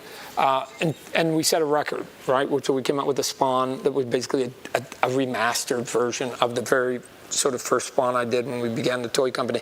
But in that first series, there were 6, and one of them is the medieval Spawn. So we just announced yesterday, yes, the medieval Spawn. From my take, and I've been doing this for a long time, it's the most detailed figure we've made, right? I mean, I think it's going to hopefully transcend beyond like sort of toy and comic book people to people who like fantasy, right? I mean, this thing is really, this thing is, I wish I had it. I put it in there. I'll send you some photos at some point. But it front and back is just loaded with detail, and it's going to come with multiple weapons, but even cooler, multiple helmets, and one of the helmets is actually going to pivot, right? So you can open that. Do you have a date when that's kicking off? No, we're probably within the next month we'll announce the program. Yeah, definitely. We'll keep you posted on that. But one more thing before we go.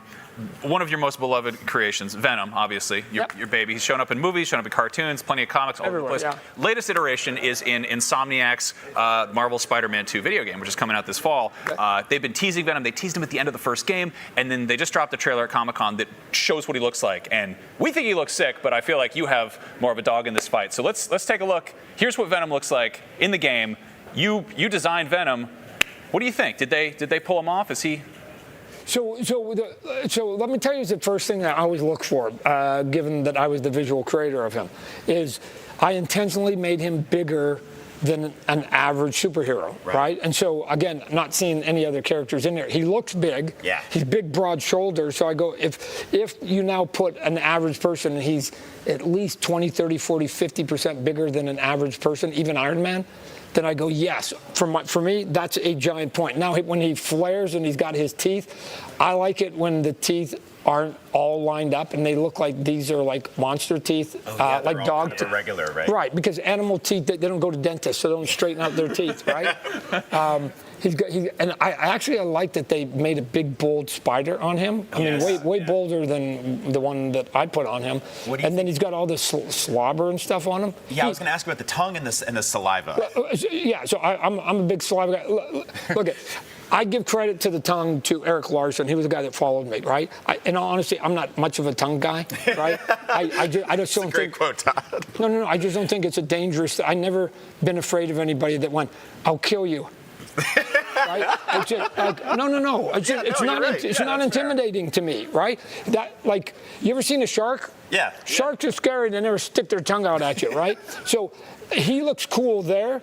But with or without the tongue, he looks pretty badass. So what I'm looking at is I go, wow, they're making him look kind of vicious, right? Yes. So he doesn't seem like he's coming to play nice, which to me is Venom, the anti-hero. So I think they got, that's pretty cool. I'd play it. He's got, so the jaw, this one I feel like especially looks like it's sort of unhinging like a snake's. Like it's really, it's stretching. Was that sort of part of your vision, really just getting that Yeah, again, to me, he was an alien. Right, and then it was oddly, I'll geek out a little bit. When I created it, it was like the black costume existed, so I just went, come some alien planet. So I'm just gonna make this big hulking gorilla guy, and he's gonna look like an alien with claws and teeth and all this weird stuff. And then later the writer says, it's gonna be Eddie Brock, and I just went. Information I could have used earlier, right? But then they had approved the design, and I go, I don't want to change it. And I went, what? If they can do Bruce Banner to Hulk, why can't they do Eddie Brock to Venom? So it's like, let's just keep it, and somehow he just gets swallowed up in it and whatever else, and we were able to do it. But no, I think they did a nice job on making him feel like a monster. To me, I'm a big monster fan. So he looks cool. The running theory here is that this isn't Eddie Brock. This is Norman Osborn. No, right. But I'm saying when I did it, when they told me, basically they were saying it was a human. And so whether it's Osborn, it's still a human inside this 7-foot hulking giant, right? So that one looks like a giant to me. So last thing, check, because Spider-Man 3 movie, Topher Grace, when he turned in, I kept going, okay, now get bigger and bigger and bigger, and he never did. Yeah. And so I'm like, so that's why when the new movies came out, he was big. This is big. Now, interesting thing, he's voiced by Tony Todd in this, who you have some prior experience with. You made a Candyman action figure way back in 2001 for Movie Maniacs. Yeah. You think Tony's got the right guttural voice for what Venom should sound like? Well, yes, and if he doesn't, all you got to do is just get somebody like myself or somebody else that talks too much at the San Diego Comic-Con, and by Sunday I could do Venom. What are you talking about? So, yeah. Cool. So Insomniac's Venom has the Todd McFarlane seal of approval. Oh yeah, no, that's cool. I'd play that, right? I'd play that. Yeah. I'm going, shoot, I don't want that little skinny Peter Parker dude. I'm going for the big dude over there. Anybody can throw around tanks.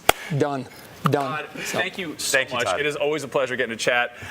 We are so happy we get to talk to you every year. It's the best. So if you want to go support Todd McFarlane, head to your local comic shop, head to your local toy store, go buy some cool toys, and go check out that Kickstarter when it goes up for Medieval Spawn. Yeah. There's tons more Comic-Con ahead right here on IGN, so don't go anywhere. See you around.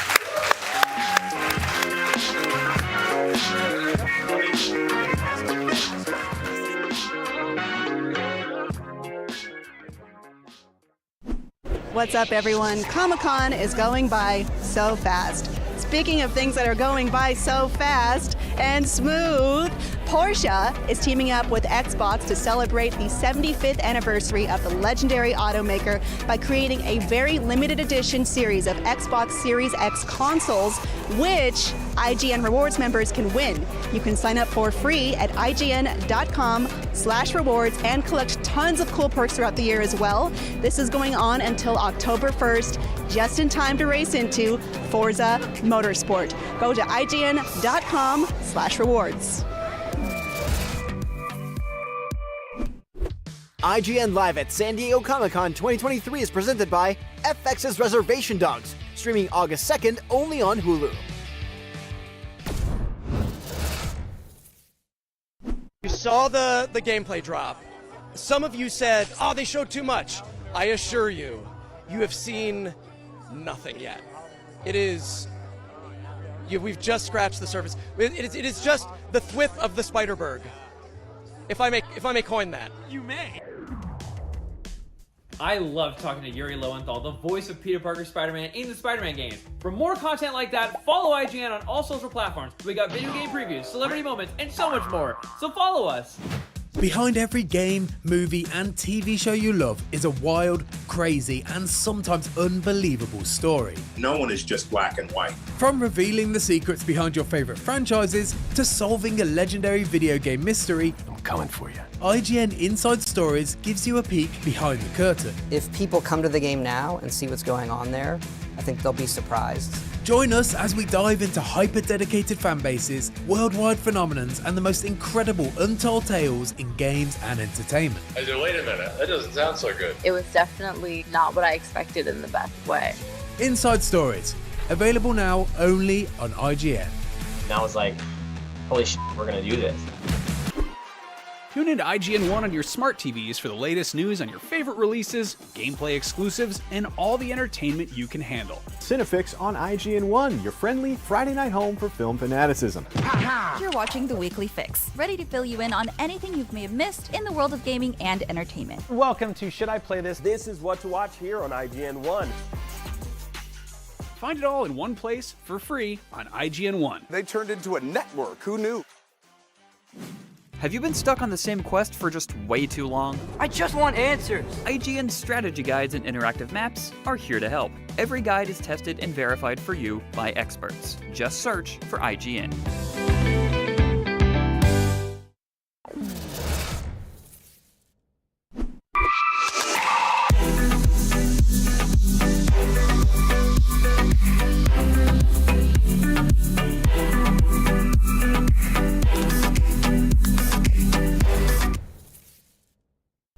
There's a chance that when we push that button, we destroy the world. Chances are near zero. Near zero. Until now, the most prominent image of J. Robert Oppenheimer came from a 1965 interview with NBC in which he recalls his thoughts in the immediate aftermath of the first ever detonation of a nuclear device. I remembered the line from the Hindu scripture, the Bhagavad Gita. Now I am become death, the destroyer of worlds. I suppose we all thought that, one way or another. Between the physicist's haunted expression and the fact that it consumes nearly the entire frame, the clip is the initial particle collision leading to the nuclear chain reaction of Christopher Nolan's Oppenheimer, a 3-hour biopic that plays like a jolting thriller. Oppenheimer only slows down to ruminate on questions of all-consuming guilt, as it imagines a vivid psychology lurking within a mind plagued by doomsday visions that serve as both warning and indictment for humankind. It's paralyzing, pulse-pounding, and breathtaking.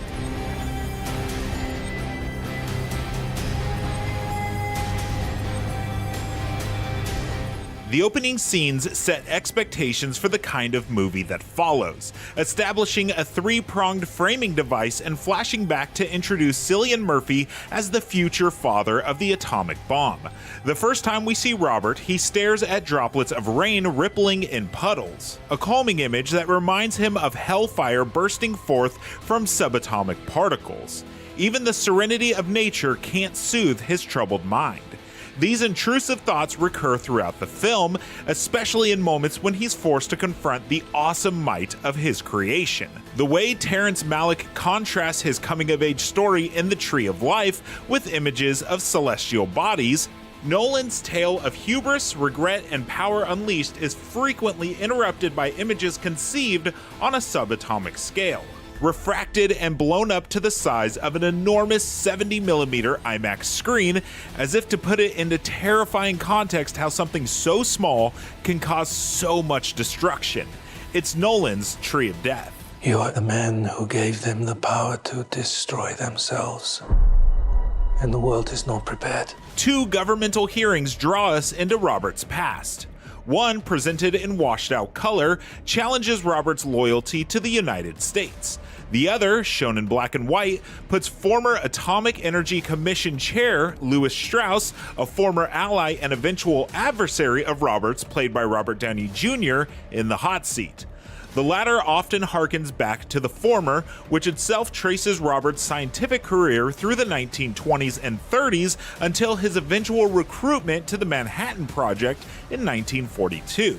It would be easy to compare the structure to that of The Social Network, another depiction of consequential real-world events that weaves a single story from a pair of depositions. But the dueling hearings in Oppenheimer create clashing perspectives that occasionally result in overlapping and repeated scenes, each from the points of view of Robert and Strauss, respectively, with one revealed in color and the other in monochrome. The duo's relationship isn't the story's central driving force. That would be the race to build and test the atomic bomb, which takes up a significant chunk of the runtime, but it serves a vital thematic purpose. Oppenheimer delves into both men's egos in a manner that eventually builds to a stunning dramatic conclusion that fully unearths the persistent undercurrent of regret stirred by Nolan and an explosive performance from Downey. Until that conclusion, the story unfolds as if in freefall, bolting purposely between numerous scenes in which vital scientific breakthroughs occur, bringing Robert and his merry band of handpicked scientists one step closer to the power of the gods. You can convince anyone of anything, even yourself. As the enigmatic Robert, Murphy brings a requisite sense of poise and command that contrasts his gaunt stature. But he wears a perpetually distraught expression that can be deciphered even behind his put-on smiles. He doesn't look like he's seen a ghost, so much as he looks like he's been seeing them all his life, forcing one to wonder whether his ability to envision the building blocks of existence propelled him to greatness or cursed him for all eternity. This is a matter of life and death. But I can perform this miracle. Given the story's structure, Oppenheimer unfolds like a memory tinged with regret. But was it fated? Murphy's face seems to constantly ask this question too.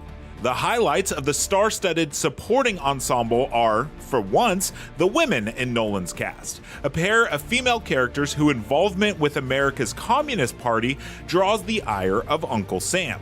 Florence Pugh plays Jean Tatlock, a volatile romantic presence in Robert's life and the center of a surprisingly imaginative and unsettling sex scene, while Emily Blunt plays Kitty, Robert's long-suffering spouse. She's significantly more well-rounded than the standard issue supporting wives of Hollywood biopics, who do little else than sing the praises of their partner's genius.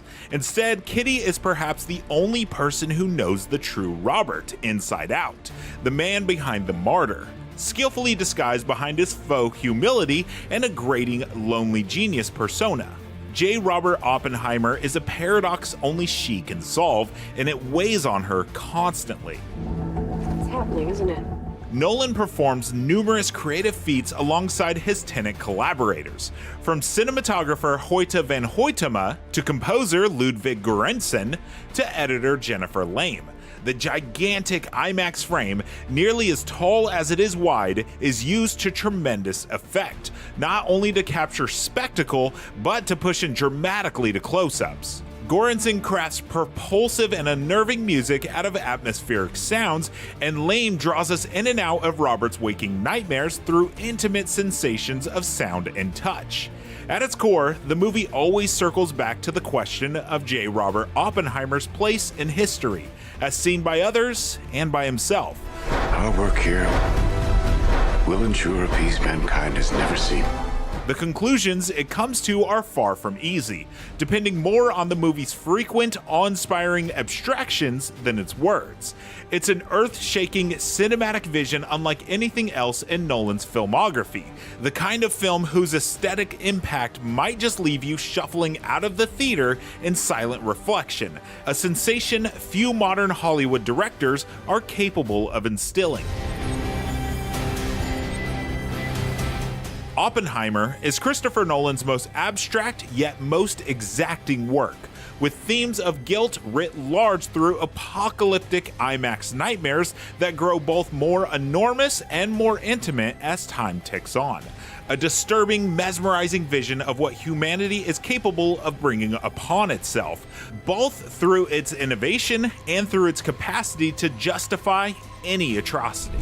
For more reviews, check out what we thought of Barbie, Insidious: The Red Door, Mission Impossible: Dead Reckoning Part 1, and The Flash. And as always, make sure to follow and subscribe wherever you like to watch IGN.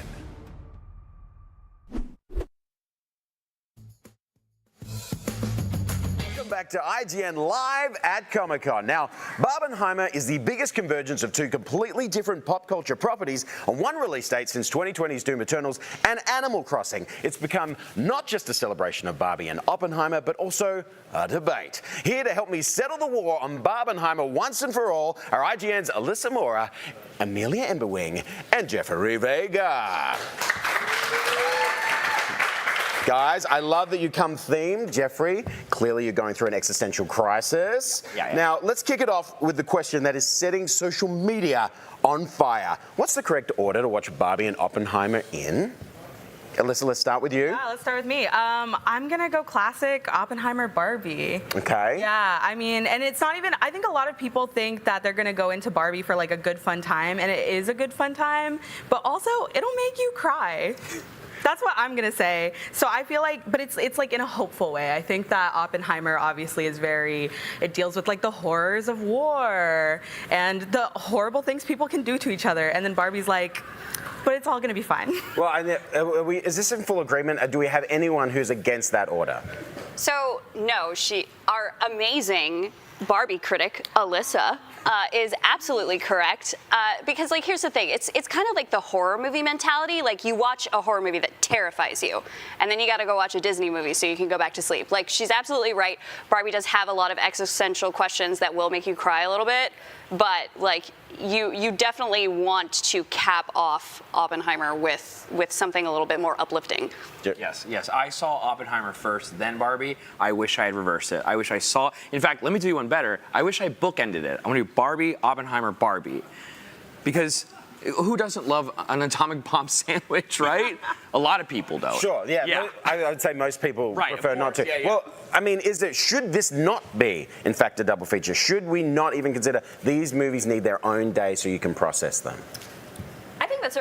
I think that is really the answer, but like it's so hard to get like families out to the movies. Not that like big families are probably going to go see Oppenheimer, but I get why people are looking at, okay, yeah, maybe I'll watch these both in one day because like it's a whole thing to schlep to the cinema. But yeah, I do think that we should probably just keep them separate. Watch them the same weekend, but like maybe not on the same day. That's 5 hours of movie. Yeah, it's a long time. Well, I think we can all agree the movies themselves have a lot in it. They're very dense in what they're trying to communicate, so giving them their own space will only be beneficial to you. Now, there's a lot of weight obviously on the movie's shoulders when we're looking at a slate of summer. Can Barbenheimer save cinema? Jeffrey, let's start with you. I believe so. I mean, this is the most I've ever been excited for movies to come out. This sort of road to Barbenheimer has been a dream come true. When I was watching Oppenheimer, I was watching Barbie, I was like, I can't believe I'm watching the movies right now. Like, this is finally happening. There's a before Barbie, there's an after Barbie. We're now in the all after Barbie, and I'm so excited for everyone else to be in the after Barbie, because the AB, of course, the BB, the AB, of course. And I really, really, really think that this is gonna be the biggest thing of the summer. We've had great movies leading up to here, like like great superhero movies, and then it's like Barbie and Oppenheimer. This is it. Christopher Nolan, Greta Gerwig, incredible, amazing. I think the culture behind Barbenheimer is what's going to save cinema, because we've seen Nolan and Gerwig both being like, yeah, I'm absolutely going to see these movies. We've seen Cillian and Margot both be like, yeah, absolutely, I want to see both of these movies. Like, we see everybody involved in these films absolutely playing into this craze because, yeah, you know, bottom lines, money, et cetera, et cetera. But it's that culture of support of the art form that I think, if anything's going to save cinema, that's going to be it. Yeah. Yeah, I agree. I mean, I think there's something about the passion that people have for both of these films. I mean, we've seen Barbie cosplayers all over the place while we've been here, and I think there's just something so exciting to see people, I mean, months ahead, just be so ready for it, and I mean, yeah, whatever gets people into the theaters, yeah. Yeah, it's been a crazy, phenomenal marketing campaign from both of them, and the early numbers out is that Barbie's north of 150 million, Oppenheimer's north of 70 million. Yeah. They're huge openings, no matter what movie we're talking about. But you know, cinema in general, we're going up and down, and you never know where you're going to fall. This is a great resurgence, especially in the summer. The thing is, too, is that I feel like sometimes we're in a bubble when we love to cover movies and TV, and the fact that people who don't normally go to the movies are going out to see Barbie and Oppenheimer is like wonderful. It's like, oh yeah, this is like a thing that we all love, enjoy, and can escape the world for a couple hours. Well, if you do double feature, 5 hours, and that's great too. But because of this success, are we going to see it being duplicated? That's the thing. Because this seems to be, the phenomenon is accidental, right? Counter programming. But are we going to see this success in other? Are they going to try and do this again? I think the thing that's difficult is I don't think it's something that can be manufactured. I think that when people try to like manufacture a trend and it's not organic, it's not coming from like the people, it just doesn't, it feels a little more hollow, you know? And I don't know. I mean, I think it would be great. Like, I do think the Barbenheimer, I'm hoping we have more Barbenheimers in the future, but I think it'll be something that really has to build from social media and from conversations online. I love that. I think you're absolutely right. I think there have absolutely been boardrooms full of people since this craze started going, how do we get our own Barbenheimer? And the answer is you're not going to get your own Barbenheimer. Like, I think it really ties back to the saving cinema question, the culture that has surrounded this, the support, the like filmmakers uplifting filmmakers and actors uplifting actors. Like, I think that is the thing that we can replicate, and we absolutely should, because like that is how we save cinema. Yeah, and I don't think we don't need to debate which one's necessarily better, but I'm curious if there is one that you would consider, you think will stay in that cultural mindset for longer, which will have the biggest cultural imprint. Jeffrey, what do you think? I mean, I think we can all say it at the exact same time. Barbie. Oh no! Oh, you think Barbenheimer is a movie? That is the cultural. No, that's Barbenheimer. Yeah, so it's like they splice it together. Yes. It's like so we have like half Barbie, half Oppenheimer, split down, cowboy hat. You know, Oppenheimer. You know the Oppenheimer hat, the very famous Oppenheimer hat. Yeah, of course, that's a whole new outfit. No, I think I mean, I loved both movies, like absolutely incredible. But there's just something so accessible about Barbie, where it's just like, you know, kids maybe don't want to go see Oppenheimer. It's great. I mean, it's rated R, so maybe they shouldn't. But Barbie, just in itself as like a toy, and it's just like, this is something. Barbie is something bigger than all of us. You know, like obviously, I mean, I didn't grow up playing Barbies, and I was like starry-eyed watching the film. I was like, oh my god. I was talking to my sister about it. She was like, I would have cried if I saw this movie as a kid, and I'm like, that means something. Yeah. Well, I'm most curious now as we lead into the end.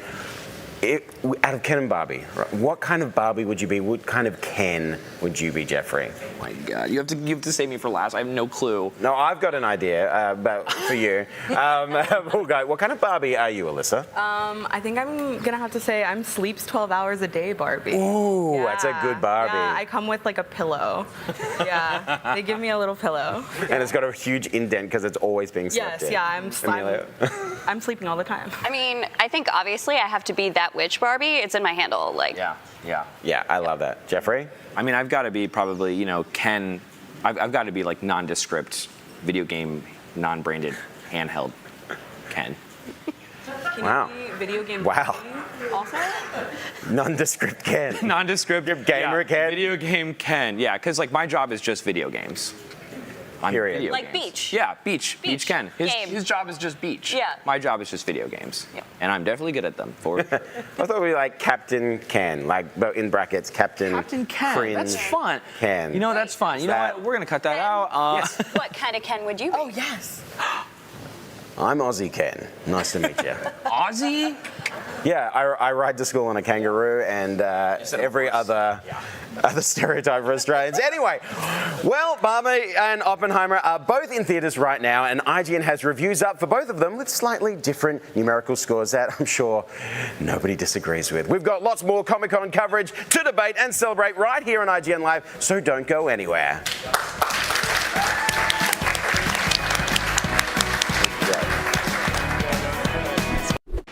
This broadcast is brought to you by the Xfinity 10G network. Get a game-changing connection today for a faster, more reliable tomorrow. The future starts now.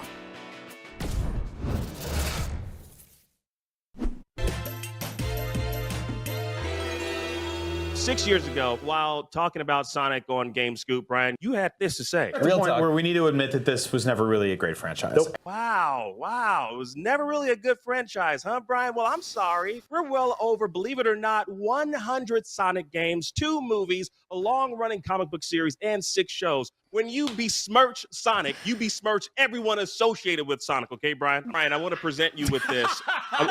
I will hold that L. I was wrong. I have since come around on that character. I have watched the movies with my kid and enjoyed them immensely. Sonic Frontiers is fun. I liked Sonic Colors. I liked Sonic Generations. I liked Sonic Mania. Something we can all agree on is that Sonic has been good. It's Crash Bandicoot that's never been good. Oh, okay. Here we go. If you enjoyed that, check out full episodes of Beyond, IGN's PlayStation show, as we talk, argue, and goof on everything PlayStation. New episodes drop every Tuesday on IGN.com and IGN Games on YouTube. Welcome to Super Debatable. When you got big takes on superheroes as hot as ours, well, you need a place to vent them. And that's exactly what we'll be doing week after week on Super Debatable, arguing over the most divisive topics facing fans. The MCU, that multiversal mess peaked years ago. It's all downhill from here. James Gunn and Peter Safran should absolutely nuke the Snyderverse. We could argue about this all day. And we will. Join us on Super Debatable Fridays on IGN.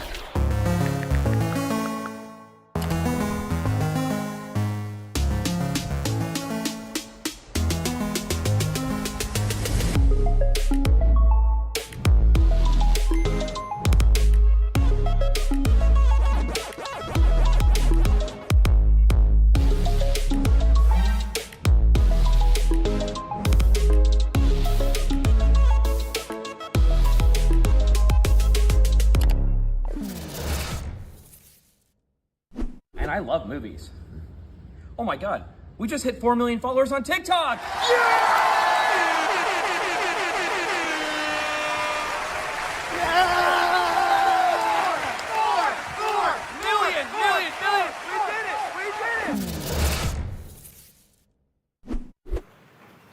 Later this year, you can take another stab at intergalactic bounty hunting in High on Life's first expansion, High on Knife. And here to tell us all about it is Mikey Spano and Eric Meyer of Squanch Games. Looking sharp, guys. See what I did there? I said looking sharp. Thank you. You're also looking beautiful. I try. Swag. Thank you so much, Mikey. I appreciate it. Flattery will get you everywhere with me. Now, so the game is called High on Knife. Is it safe to assume that it will focus on knifey? Pretty safe. Yeah. I'd say so. Is that a little bit on the tip of the? I'd say you're pretty close. Yeah. Okay, I'm gonna stop it with the knife punch. Why don't you tell us the whole? I want to hear your. No. I want you all to tell me. So tell us what can fans expect from this DLC, this expansion? Yeah, I think definitely they can expect a lot of Knifey. In the first game, we had Knifey in there. He was one of the fan favorites, but we didn't really build that much on his backstory. So with this DLC, we want to take that opportunity to kind of show, like, where does Knifey come from? What does Knifey care about? Like, what are his goals? And I think with this DLC, we have a good opportunity to show everybody that. Now, with the first trailer that we saw, it kind of had like some very dark tones, almost like horror elements to it.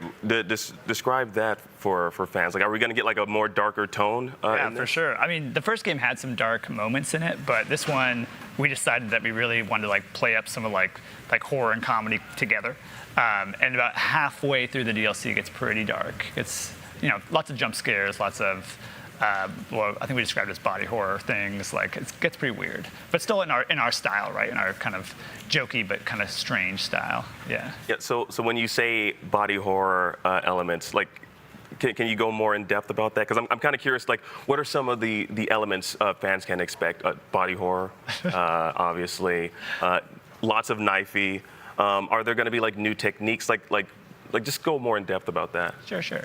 Yeah, so we have, I mean, you can see in the trailer here, you can see some disgusting bodies walking around. Lots of butts. Yeah. Lots of butts if you're afraid of butts. In terms of body horror, I think fans will kind of figure out that it's pretty literal when we say it's body horror. When they play the game, they'll realize kind of why we're calling it that. I don't want to give too much away right now, but once people play, they'll definitely figure it out. In terms of new moves, we've got new traversal moves, we've got new combat moves, we've got two new guns. Knifey's got new moves. We're revealing the chainsaw, right? Yeah, we're revealing the chainsaw finally. Yeah. So a big, all the other guns got upgrades and mods and things, and this one we want to treat Knifey with the same respect. So he's going to get a really awesome upgrade in the form of a chainsaw. Yeah, the respect that he deserves. He deserves 100%. That he commands. We're huge Michael Cusack fans. Michael Cusack, we love you. Oh, Michael Cusack is amazing. We had him on the stage last year. Oh, he's hilarious. So let's talk more about like the various different weapons. Like there's going to be some new weapons. So I'm kind of curious. Can you go into some detail about what type of weapons we can expect? Also, some of the voice actors you tapped for this. Sure. Yeah. So we have Harper. She's a new gun. She's sort of ex-military, but super bubbly and just kind of weird. And that she's voiced by Sarah Sherman from Saturday Night Live. I'm sure people have seen her. Yes. She's really funny, super easy to work with. We also have a gun called Ball, which is the one that kind of is pinball themed with the three little guys that sit on it, kind of Three Stooges meets World War II bomber crew. And they're voiced by Alec Robbins. And it's our first gun. We want to dive more into like other sentient weapons, right, beyond just the Gatlians. So they're our first gun that's actually kind of a mix of like other little aliens plus actual technology, and they're just hanging out there, just like they actually speak in kind of like a Simlish, like gibberish voice. So you can play through the whole. If you're tired of all the jokes, you can just play through, and they'll talk the whole time in their little gibberish voice, which is pretty funny. Yeah, it's a nice break for people who are tired of hearing all the guns talking. There's no. If you're tired of hearing the guns talk, you're playing the wrong game. I don't know. Thank you. It is what's on sale, right? That is the charm of this I love game. it. They're your squad. Yeah. My favorite is hearing is that one YouTuber. Is it Psychic Pebbles? Yeah, Zach. Hear this voice. Hearing this voice I love Zach. is just amazing to me. He's amazing. It was actually a big shame that we couldn't find the right character for him for DLC, but Zach is a big part of the future, whether he knows it or not. We want him in all the future stuff. Yeah, we love his voice. Yeah. The good thing about this one too is, we swap guns. You can swap guns and get different lines. But with Knifey, he's always around. That's in this DLC we use him. Like he pops up and talks to you a lot more. Now, can you tell us a little bit about the PS5 port? Ooh, you want to take this one? Yeah, sure. I mean, it's going to be awesome. Yeah? It's out right now. Oh. Yeah, the internet might have spoiled it a little bit, but the truth is it is out right now. Yeah, we wanted to drop a little, just surprise drop of the PS4 version for everybody. It's freaking amazing. Right here. Yeah.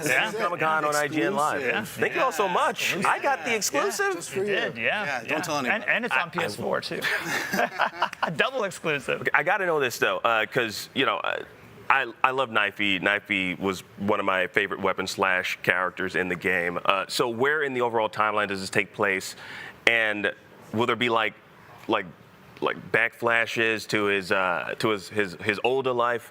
Before I almost went into like an Australian accent. I apologize. I love Knifey so much. I don't know. That might offend some people. I don't want to do that. Okay, thank you. I should stop doing voices. I am horrible at voices, even my own. This is a terrible voice I'm doing. But yours is beautiful. Yeah. But no. Tell us, where in the timeline does this take place? So this takes place a few years after the events from the first game. Mm-hmm. So. Yeah. It's very current. It's happening now. There's no flashbacks or anything, and it's very Knifey-centric. He's sort of driving the plot from start to finish. Yeah, you'll get to see some characters that relate to him, especially near the ending of the DLC. And then, yeah, it being 2 years ahead, we actually kind of are using that to make some fun storytelling that you can kind of explore around and find out about what's happened in those 2 years and where some of the characters are, what you've been up to in those 2 years. It's pretty interesting. I'm super excited to play this. Mikey, Eric, I want to thank you both so much for joining me. Thanks for having us. This was freaking phenomenal. Oh, can I say one thing? Yeah, of course. Look at this shirt. IGN Oh, yeah, this store. one too. Look at got the High on Life merch. IGN. I don't know what the exact URL Get it right is, now. but Get it in our store, the IGN store. The link is going to be in the description right now. Actually, we have mods in the live chat right now. They're going to drop the link to it. Y'all should check it out. Can I get that off your back? No, don't do it. We don't. That's too much skin. Too much skin. But thank you both so much for joining me. Now, the full PS5 trailer is on IGN right now. High on Knife is hitting Xbox and PC this fall, but to hold you off until then, we've got plenty of Comic-Con to stab you with, but like in a fun way, not like in a death way. We're not trying to hurt you or kill you. It's supposed to be fun here, you know, so just stick around. That's in the script.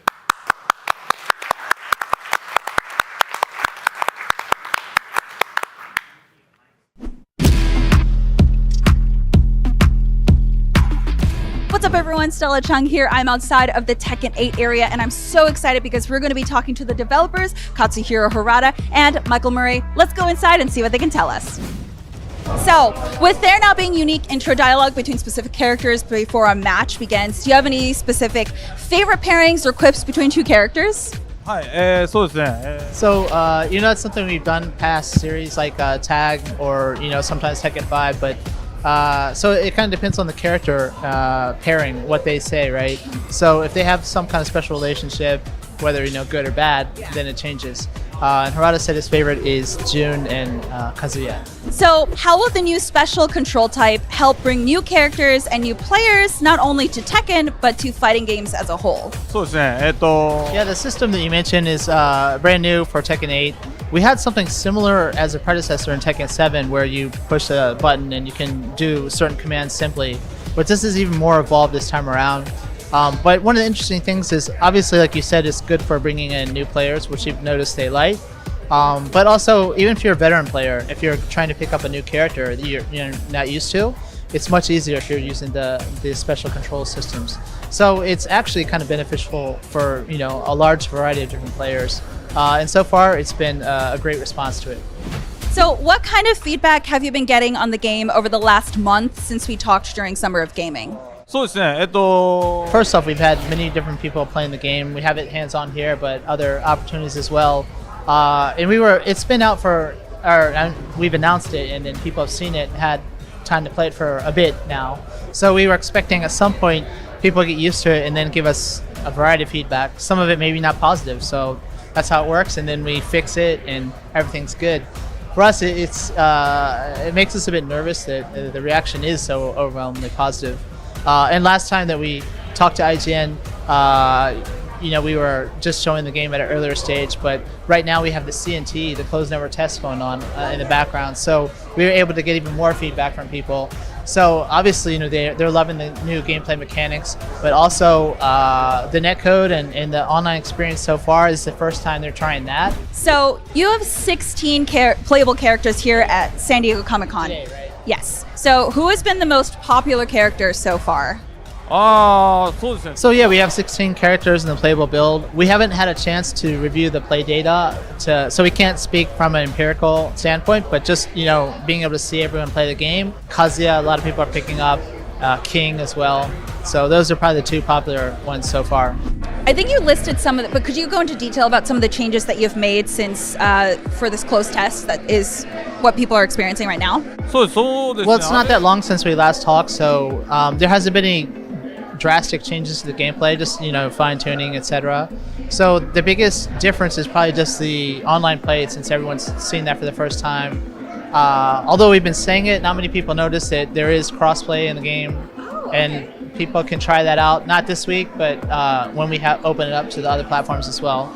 So that's there. And then people are able to just see the matching and see some of the other elements of the game as well. Tekken contains some of the most eccentric and stylish characters in modern fighting games. Out of the current roster shown, who is the best dressed in your opinion? It's tough because all the characters are so unique this time around as well. But especially Lily, because there's a certain designer that he had been kept an eye on for quite some time. And this is the first time that we actually worked with her. Her name is Jasmine, I believe, from New Zealand. We actually asked her to design Lily this time around. And so it's a brand new costume for her based on an artist that he'd been wanting to work with for quite some time. So that's probably his favorite one. Earlier today, you were on a panel, which I watched, and you guys were fantastic. You were discussing real-life moves and how they're represented in Tekken. So, out of every move in the game, which one do you think hurts the most? That's a really tough question, but maybe King. Like, all of his throws are pretty dangerous if you were actually going to do them in real life, right? But one thing that's maybe doesn't stand out at first is low kicks. He was saying if, like on the shins or other areas of low kicks, for people who aren't used to it, it hurts quite a bit. Like someone like me who does Muay Thai, you get used to it, but because your shins get harder. But he said that it must really sting if you get a low kick and you're not used to it. Yeah, those are good answers. For me, I'm just like, I'm good. I won't take any of them. So. Well, thank you so much. This was so fun. Thank you so much for taking us time. Yeah. My pleasure. IGN Live at San Diego Comic-Con 2023 is presented by FX's What We Do in the Shadows. All new Thursdays on FX, stream on Hulu. The Cinefix Top 100. A list so secretive even we don't know what movies are on it or where they rank. What do you mean you don't know? Each episode will reveal one of the movies. Did I rush it? Felt like I rushed it. That was good. I liked it. Talk about why it belongs and finally find out where it ranks. Are you not entertained? Are any of the movies we've shown here even on the list? I have no idea, and it drives me crazy. Join us as we find out on the Cinefix Top 100, Mondays, starting July 3rd. Why so serious? Behind every game, movie, and TV show you love is a wild, crazy, and sometimes unbelievable story. No one is just black and white. From revealing the secrets behind your favorite franchises to solving a legendary video game mystery, I'm coming for you. IGN Inside Stories gives you a peek behind the curtain. If people come to the game now and see what's going on there, I think they'll be surprised. Join us as we dive into hyper-dedicated fan bases, worldwide phenomenons, and the most incredible untold tales in games and entertainment. I said, wait a minute, that doesn't sound so good. It was definitely not what I expected in the best way. Inside Stories, available now only on IGN. And I was like, holy shit, we're gonna do this.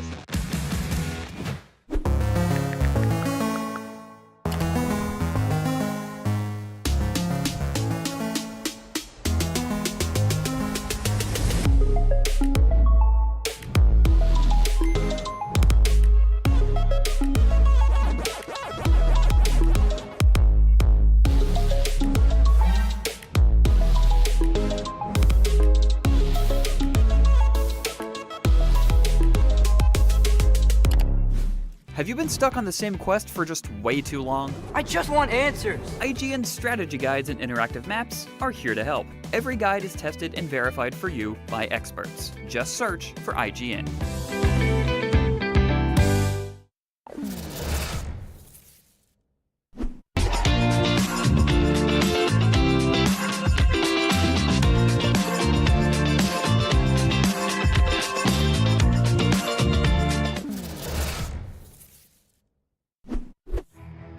WrestleQuest is the brand new game from Mega Cat Studios that combines 16-bit classic RPG mechanics with bone-crunching, elbow-dropping wrestling. Here to tell me more is James Deegan, Zach Manko, and Sergeant Slaughter. Hey! Hello.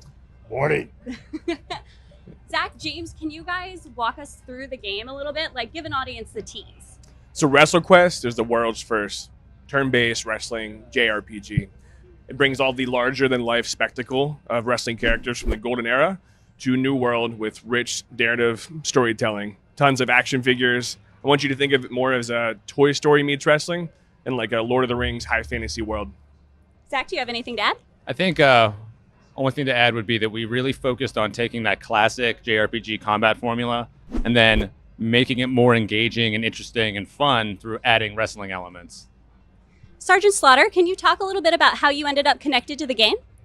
Well, it was a fortunate day for me when I was asked to join the forces of WrestleQuest and put my input in and let them take Sergeant Slaughter places that he's never been in a wrestling ring or outside the wrestling ring, and allow me to train fans to become wrestlers.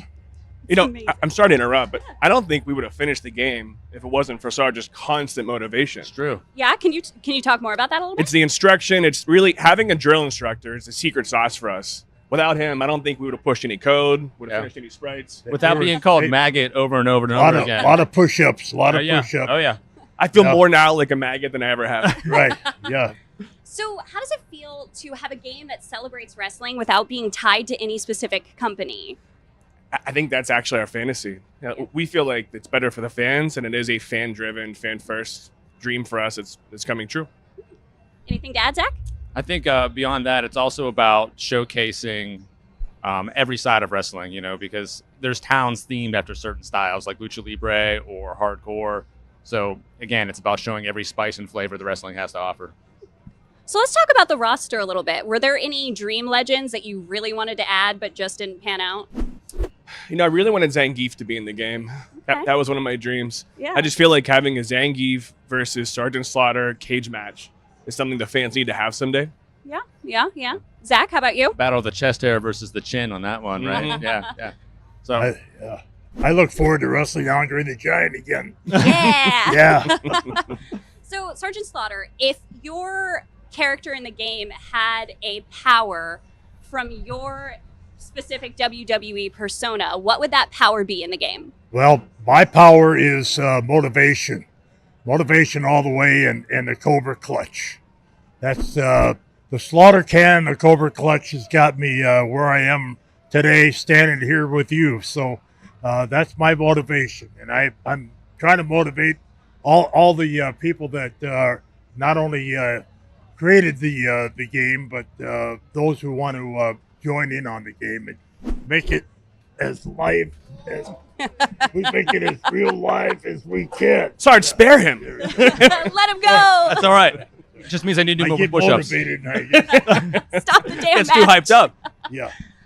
So everything's very rooted in the Legends right now, which is obviously thrilling. Do you have any thoughts about bringing in contemporary wrestlers in the future, or do you want to keep it in that Legends era?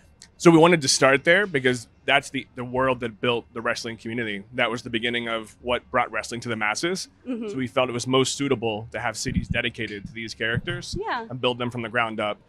Moving ahead, we hope that WrestleQuest doesn't just have installations, but it's a franchise we can be more committed to and bring next generation wrestlers all the way to the front. So you talked a little bit about specific wrestling styles earlier. Is that a mechanic that we see celebrated in the game? Not only a mechanic, but it's areas you can adventure to as your character. So we have areas like Omachi Machi with strong style wrestling in Japan. And we have really wild areas that are kind of deep down under that I think bring some of that really crazy, larger than life underworld current too. So with the true fantasy, we can do anything we want. You may see Andre pick a ring up and snap it in half. Yeah. Like we can kind of create new rules that bring that same spectacle to the next level. Yeah. So with the fantasy elements, did you just want to play into like the super strength of it all, since that obviously is a very easy key? You had me at strength. Strength, yeah. Are there any other like classes, I guess you would say, that play into it? Character classes, definitely something we can speak to. Yeah. So in most JRPGs, you have your wizard, your fighter, your thief, things like that. With WrestleQuest, we want to WrestleFi those, right? So there's certain mechanics that tie back into which of those you have your party take part as, right? So there's, the powerhouse style in wrestling, big, strong guys throwing people out of the ring. You have more of your technicians that are doing, submission holds and locks and things like that. And each of those play mechanically back into your overall strategy in combat. Because again, it's about taking that tried and true turn-based formula that sometimes gets a little bit boring. Sometimes you're just hitting the attack button on autopilot. In WrestleQuest, you can't really do that. You really have to approach it like it's a wrestling match, reacting to the audience, reacting to your opponent, and mixing up and coming at it with a certain degree of strategy.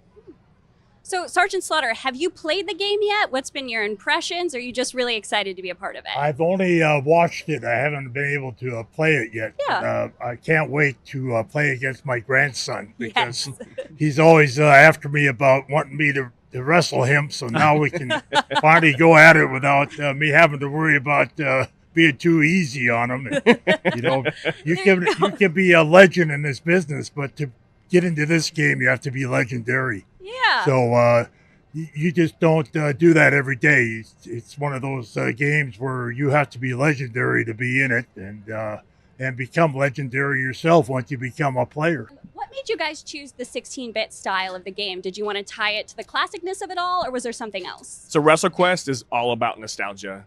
We wanted the art style, the characters, the storytelling, and the combat to all be inspired by the generation of games that raised us and inspired us to eventually join the games industry and to create MegaCat. So WrestleQuest is really just the North Star in the end that we've always wanted to see through. So we're very tied to the Legends characters, obviously. Does that limit you? Or, is there any chance that we could see a female legend come in? Oh, yeah. So we do have female legends. Oh, we do? have more than one. All right. And beyond that, we have a massive roster of characters supporting the storytelling in WrestleQuest that we haven't announced, and we don't want to spoil for players. All right, that's fair. That's fair. Talk about Muchacho Man. Is that it's so delightful. So I know Muchacho Man personally. Yeah. And Zach actually used to room with him. Yeah. Can you speak a little bit about Muchacho? So Muchacho Man's whole shtick is that he's in constant kayfabe, which those that don't know, that's the idea that wrestling is, always real, nothing scripted. And he has this very innocent relationship with it. He grew up watching his heroes on screen, and that's kind of carried over into his adult life. So his goal is to become one of these heroes, right, without compromising that innocent relationship he has with it. He also follows the journeyman of getting into independent wrestling, working from small local shows, and then growing himself and going to the masses. So it's very relatable for wrestlers and wrestling fans alike. All right, this has been amazing. Thank you, guys. All right, WrestleQuest is out on August 8th on PC and consoles. We've got plenty more Comic-Con coverage coming down from the top rope here at IGN, so stick around. We'll be right back after this. Welcome back to IGN at Comic-Con 2023. Limited Run Games has been absolutely knocking it out of the park with kick-ass physical editions of classic games, preserving tons of gaming history along the way. But their new game, Arzette, pays homage to a pair of Zelda games that, many of us have spent our whole lives trying to forget. Here to tell me all about it are Seth Fulkerson, Dimitris Giannakis, and Alina Alembegi. Yes. Let's address the obvious here. So this is Arzette, the Jewel of Faramore. That's right. Spiritual successor to a pair of infamous Philips CDI games, Zelda games, if there were Mystery Science Theater for video games, this would be good candidates for that. So tell me, what is it that you see in these games that other people don't? I see a lot of potential in the games. I really think that despite all their flaws, there's definitely a lot that's genuine about them, and I wanted to sort of explore the genuine parts. So what are those genuine parts then? It's a really solid action platformer, and I really like the style. I really like the cartoon cutscenes. I think that my game really pays homage to that. You say your game, yes. Is this pretty much a one-man band? Yes, me and a team of artists. And is it true you actually created like a remaster of the original games first? So that's sort of like your training ground? Right, yeah. That was a fan project I did a couple years ago. Yep. Any changes that you're making to the original games to sort of make them more modern, make them more playable? Yeah, absolutely. What do you want to talk a little more about that? I mean, I think what we do at LIG is we always try to look at our developers outside of the company to really provide some really cool things. And we actually brought Seth in, and we're publishing Arzette. So we're all big fans of those old CD-ROM based games from the PC back in those days. So that's kind of what we really like to see. The games are definitely a snapshot of a very specific time in video game history, the time of multimedia. Yes. Tell me, any sort of challenges in creating this specific art style? Are you sort of actually trying to recreate the look of those older Philips CDI games? Right, yeah. I'd say the cutscenes are like the biggest focus to try to recreate, but we want to pay more of a loving homage. We don't want to recreate it like exactly, you know. We want to get there. We want to give people kind of what they want to see. Are there connections to the previous game? Are there actually voice actors that worked on the previous games that you've brought in? Actually, yeah, I was able to get a hold of the legacy talent, a couple of the voice actors and an artist that worked on it. And when I explained the pitch of what I wanted to do, they were totally on board. That's great. So what, besides you've got your cool art direction, it's an action platformer. What else can people expect from Arzette?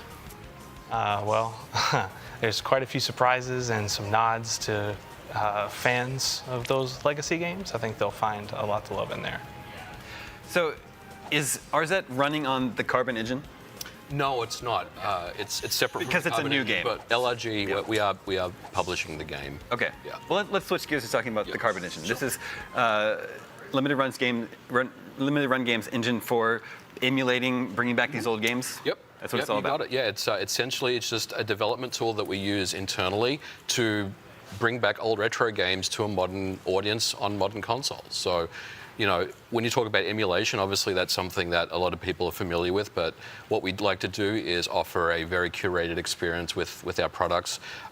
It's all, like I said, we have a lot of quality of life enhancements in there. We have things like trophies, and we support all modern consoles. So essentially, we kind of bring that curated experience to the customer that's already invested in an ecosystem, like, for example, a Nintendo Switch. You already have a Switch, so we make it very, very easy for you to play these old retro games. And tell us about the game that we're seeing here right now. So this is Trip World, and this is actually the Trip World DX. So this is so the backstory about Trip World is it's an old Sunsoft game from the 90s that came out on the original Game Boy, and it was something that was developed by Sunsoft. Now, we've actually provided the original Trip World, and this is the full-color DX version, which is something that Sunsoft themselves actually worked with us in tandem to get the color palettes the way that they wanted to. So the original developer of Trip World, Ueda-san, actually consulted with us to formulate the color palette that you're seeing in this footage right now. So this is not just like a fan translation color palette type swap. This is actually kind of the real deal here. So we're providing this game with the original Trip World as well in our product. Are there any other games you can share that we can expect to see getting the Carbon engine treatment? So during our LRG3 announcement last week, we announced Gex Trilogy, which is coming back for the PlayStation 1. That was a crazy one that we were able to make happen. And then Toomba, which is one of my personal favorites as well. Big fan. Yeah. We also have Jurassic Park Classic Collection coming out. So yeah, we have some great things coming out. So recently the Video Game History Foundation released a report that said that 87% of classic games are unavailable in the current market today, and there's all sorts of challenges for sort of porting or bringing back these old games. Is the Carbon engine a solution to that? In some ways it is. I mean, I wouldn't say it's going to solve the entire world's problems when it comes to preservation, but if we can do a small piece, providing a physical product of old retro games that are no longer available, or they were never available in this country. For example, again, Trip World is not a game that was ever released in North America. So if we're providing physical products of old retro games, that's definitely doing good in the preservation community. I'm not saying that it's going to completely fix everything. 100% of old games are now available. But it's definitely something that's helping, and we really love it too, of course. Is there a limit to classic games that it can bring back? Like, can it go through PlayStation 2? Well, right now we're going as far as PlayStation 1, okay. And we support pretty much most 8 and 16-bit consoles and PS1.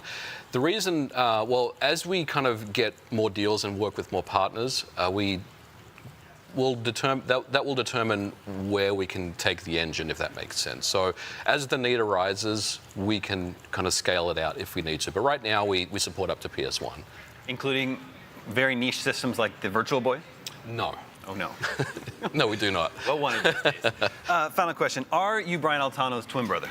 I am actually Brian Altano's twin brother. We knew it. We knew it. Yeah, he's definitely part of the family. All right, thank you so much for putting up with us. That was Arzette and the Carbon Engine coming your way soon from Limited Run Games. We've got tons more Comic-Con ahead right here on IGN, so don't go anywhere.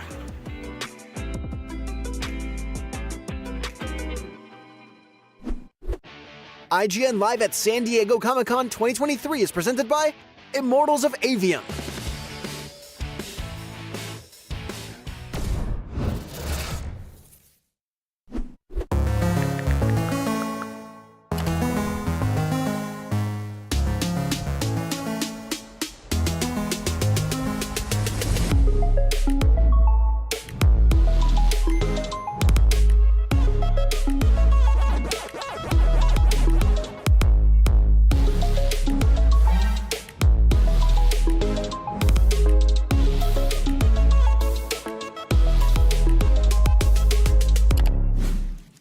The Cinefix Top 100. A list so secretive even we don't know what movies are on it or where they rank. What do you mean you don't know? Each episode will reveal one of the movies. Did I rush it? Felt like I rushed. That was good. I liked it. Talk about why it belongs and finally find out where it ranks. Are you not entertained? Are any of the movies we've shown here even on the list? I have no idea, and it drives me crazy. Join us as we find out on the Cinefix Top 100, Mondays, starting July 3rd. Why so serious? Welcome to Super Debatable. When you got big takes on superheroes as hot as ours, well, you need a place to vent them. And that's exactly what we'll be doing week after week on Super Debatable, arguing over the most divisive topics facing fans. The MCU, that multiversal mess peaked years ago. It's all downhill from here. James Gunn and Peter Safran should absolutely nuke the Snyderverse. We could argue about this all day. And we will. Join us on Super Debatable Fridays on IGN. Want the ultimate IGN experience? Check out IGN Plus. Members get exclusive deals and giveaways, ad-free browsing, unlimited tracking on IGN Maps, discounts at the IGN store and with IGN partners, and best of all, free games. Get 30 days of IGN Plus for just $1. Head to plus.ign.com.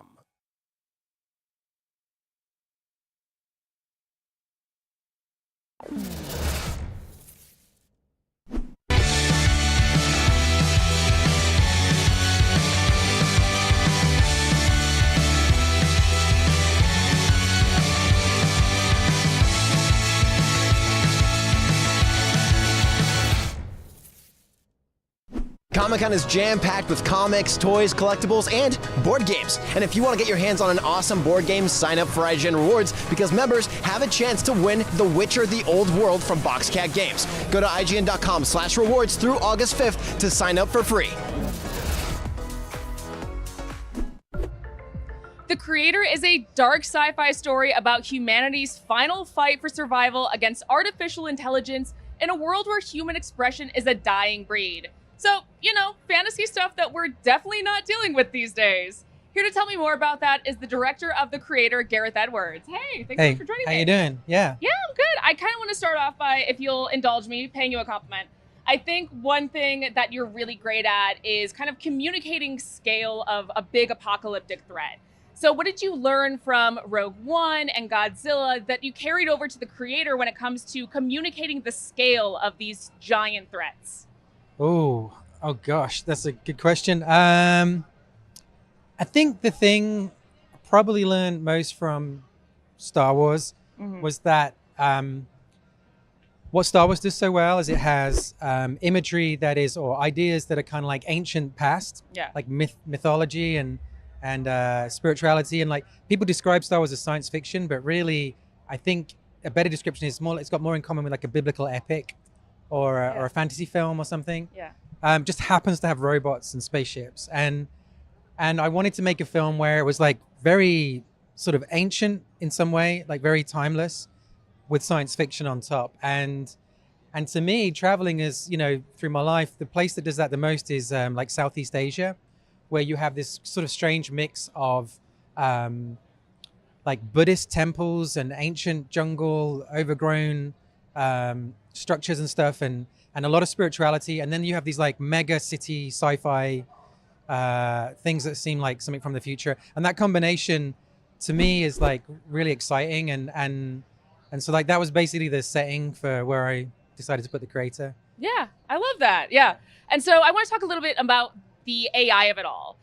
So obviously in the creator, it takes the form of a child. So why was that important for you? Well, actually, spoiler alert, the creator is not the child. Oh, heard it here first. Yeah, the creator is something else. Yeah. Yet to be found out when you watch the movie. But it's I just like the idea of essentially, like, there's this prediction, like, we're going to have AI.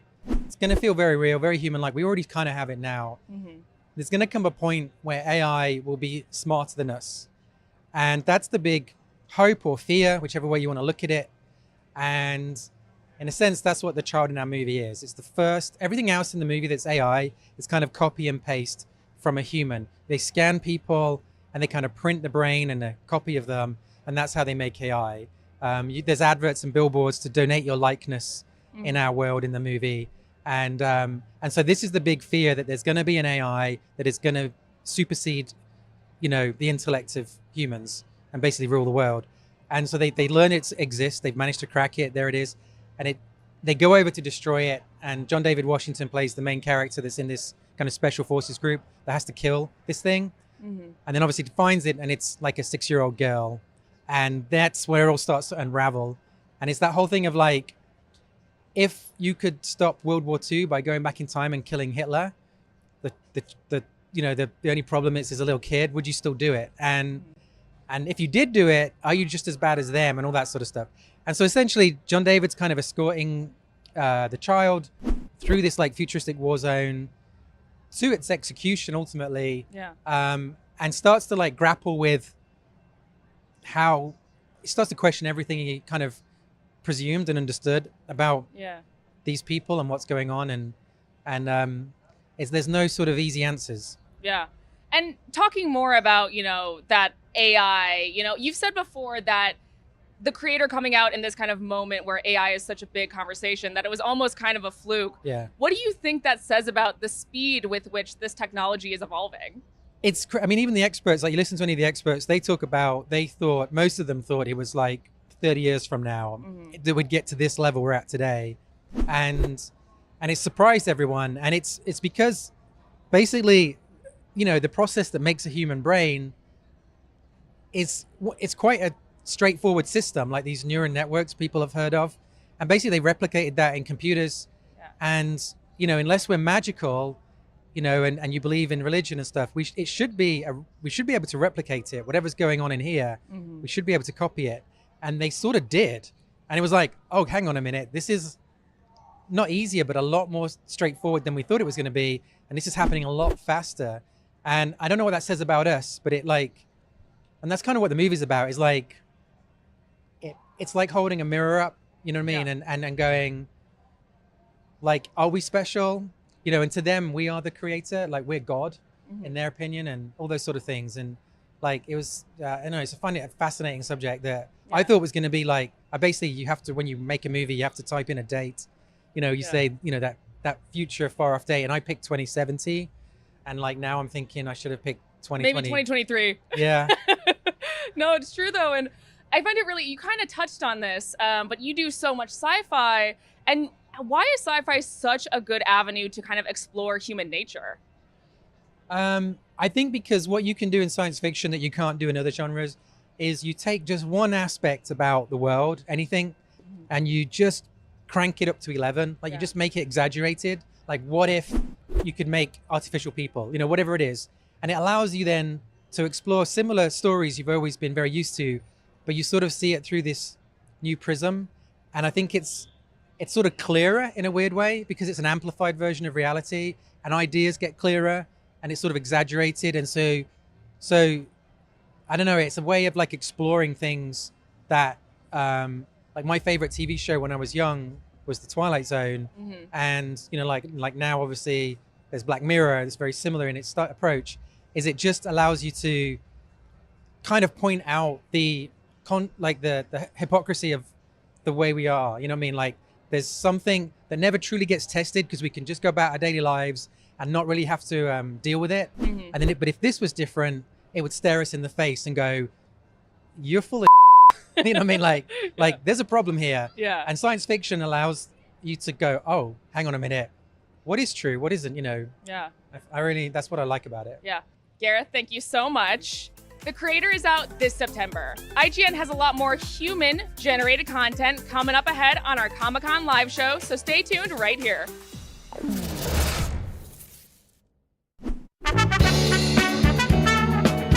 Hello, boys and girls. This is IGN Live at San Diego Comic-Con, the #1 place on Earth to overdraw your bank account buying plastic trinkets based on things you loved when you were in 3rd grade or you were 40, which have now become large and expensive, just like everything else in your life. Right, Max? Yeah, that was a depressing way of saying that we're going to play with some fun toys. Look at all the toys. Look at the They're toys. fun. They're fun toys. The fun toys are here, and we're here to play with them.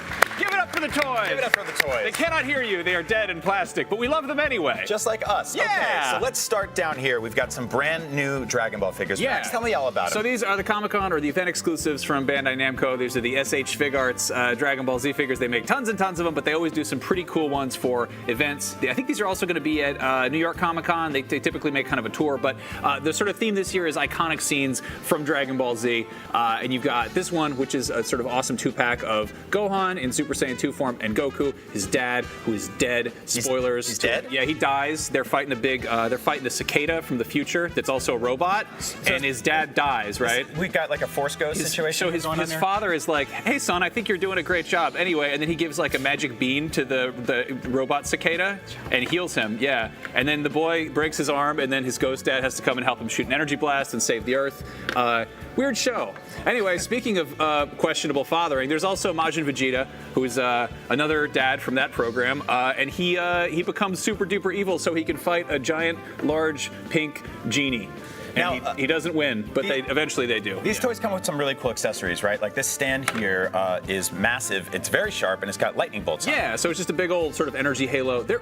Apparently, the Bandai Namco PR people are mad because I keep saying how pointy the toys are. They're real pointy. I don't know what to tell you. These are really good for dipping and chipping. You can also toss salads with these. No, I told you that looks like romaine lettuce from the 90s, and I think I'm right. But yeah, the Goku Gohan one is $90. The Vegeta one is $75, and then there's another one here, continuing the wonderful tradition of just falling. Bad family relations in the Saiyan world. We've got Raditz, who's Goku's brother. He shows up with a big mullet, and he kidnaps a toddler, and then the toddler becomes angry and headbutts him as hard as he can in the chest, and probably knocks the wind out of him. Maybe breaks his sternum. I don't know. Now we got some cool stuff going on here. This hairpiece is amazing, but is there? Yeah. So these shoulder pads pop up, which is awesome. I love that. Right on the legs too. Super articulated. The articulation on these is really kind of the big selling point. They're just. I love how posable they are. It's also, as you can see by all of them that have fallen over, it's kind of a balancing act, but the Raditz and Gohan one comes with this cool stand. And then you've got this little teeny Gohan here who's got his little angry face. These all have alternate hands and like chest pieces and faces and hair and stuff. They're super duper, customizable. We've got articulation on the hair here, which is special. I was hoping for more. Really? You know? I think it's a big old big old, what do you call it? Tennessee mud flap, like the old. Sure. Yeah. That's what they called me in high school. Yeah. No, that's a goddamn good mullet. I like that one a lot. A big fan of that. Tell me about this little chimpanzee boy up here. Pretty much, yeah. No, that's a little baby Gohan. Lucen he's got the beginnings of a good mullet there, which will grow continually through the Namek saga, and then eventually they cut it, and then he cuts it real. Anyway, no. But yeah, they've been doing these sort of smaller figures a lot. They put out the big, huge Namek Dragon, which we have an unboxing up on IGN, but that came with a little teeny tiny Dende who's got they're not really articulated.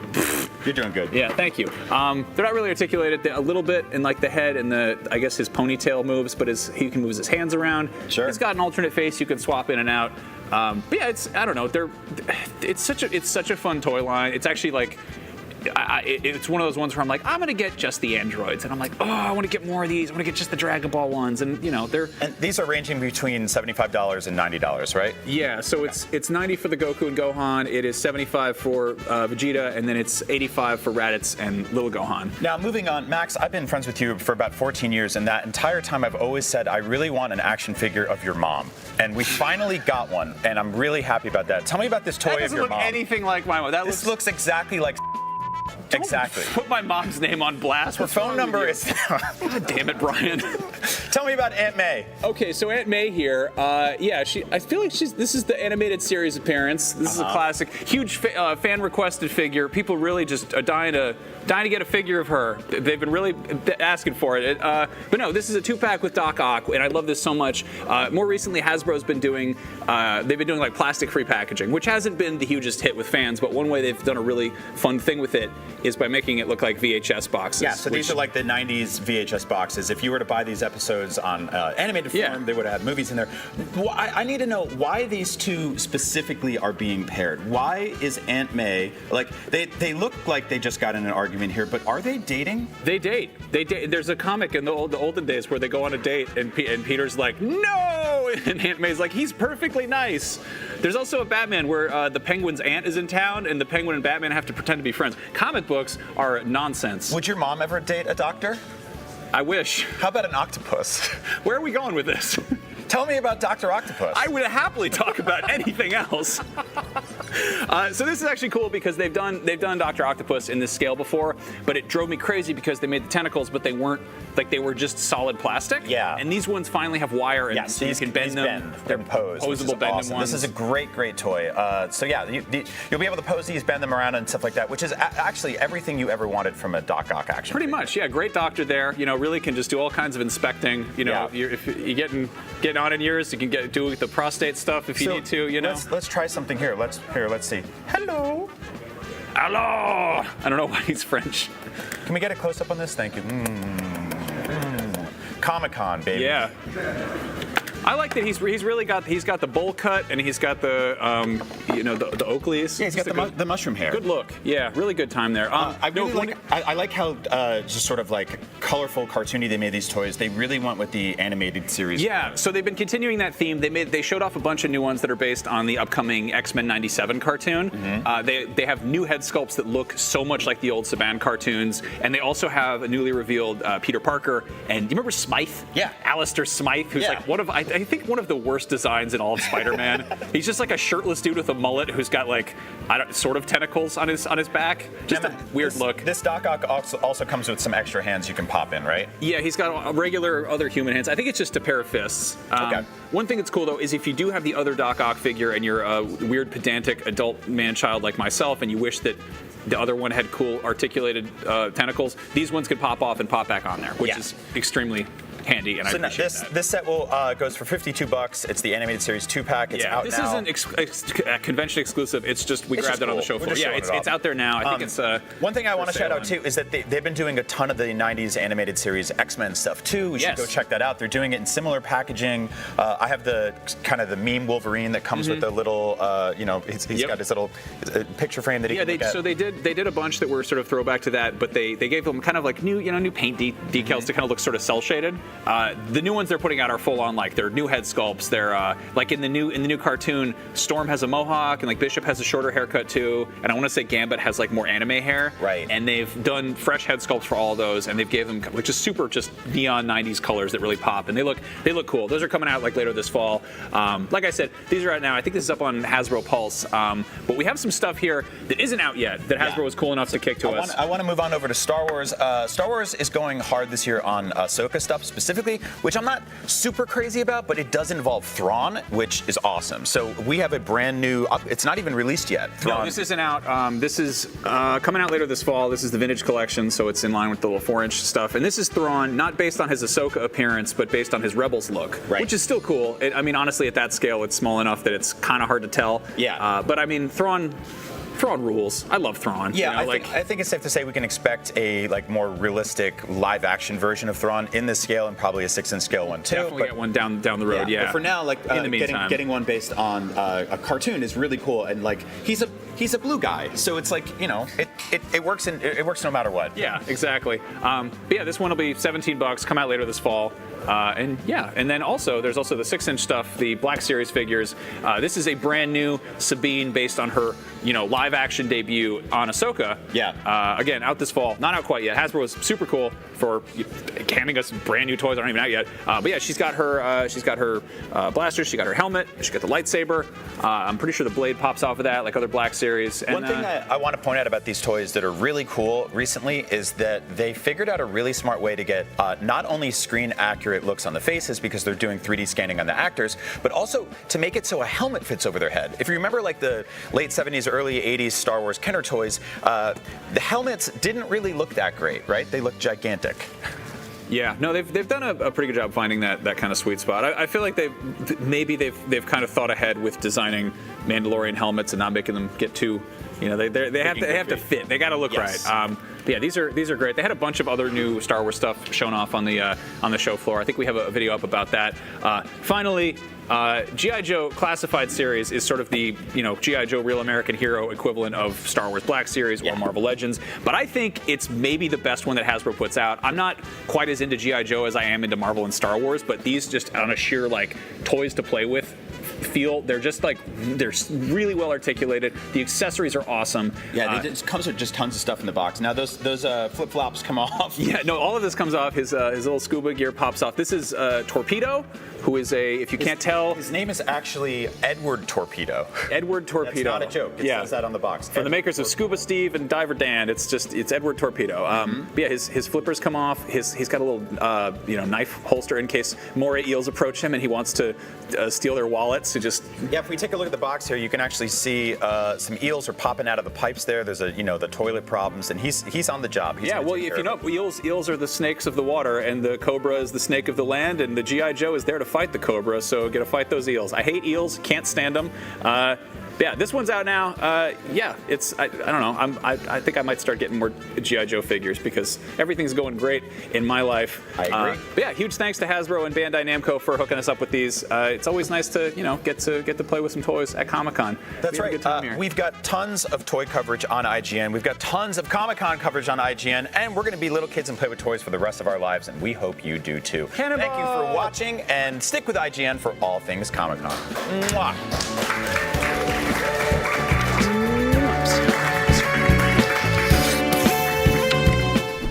Mech Cadets is the upcoming animated series that pairs teenagers with kick-ass robomechs in the fight against evil alien invaders from space. So, typical high school stuff. Let's take a look at an exclusive clip of Mech Cadets.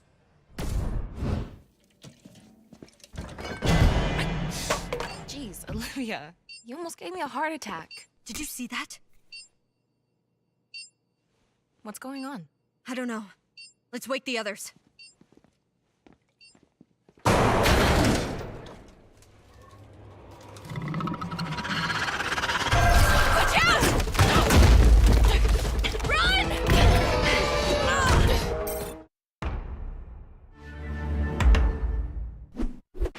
This broadcast is brought to you by the Xfinity 10G network.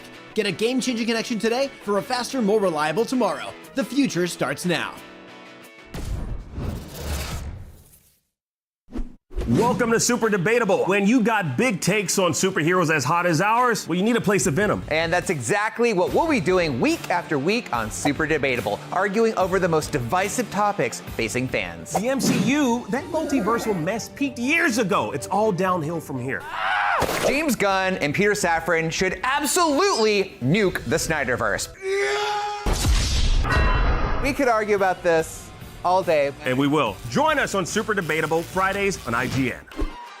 Tune into IGN 1 on your smart TVs for the latest news on your favorite releases, gameplay exclusives, and all the entertainment you can handle. Cinefix on IGN 1, your friendly Friday night home for film fanaticism. You're watching The Weekly Fix, ready to fill you in on anything you may have missed in the world of gaming and entertainment. Welcome to Should I Play This? This is what to watch here on IGN 1. Find it all in one place for free on IGN 1. They turned into a network. Who knew?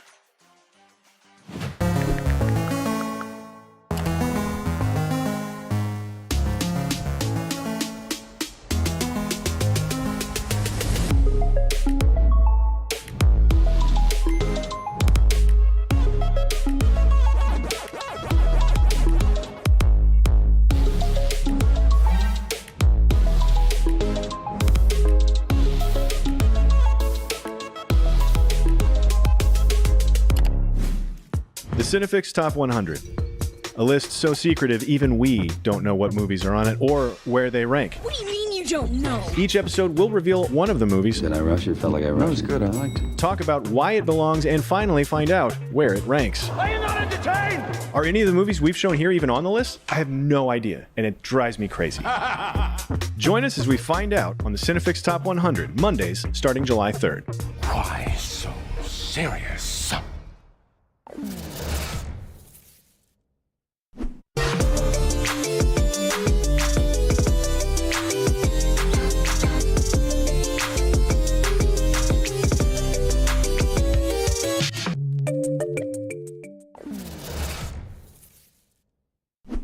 Welcome back to IGN Live at Comic-Con. The Last Ronin was one of the darkest and most powerful takes on Ninja Turtles ever made. But turns out, The Last Ronin wasn't actually The Last Ronin after all. Here to tell me all about The Last Ronin 2 Re-Evolution are Kevin Eastman, Tom Waltz, and Ben Bishop.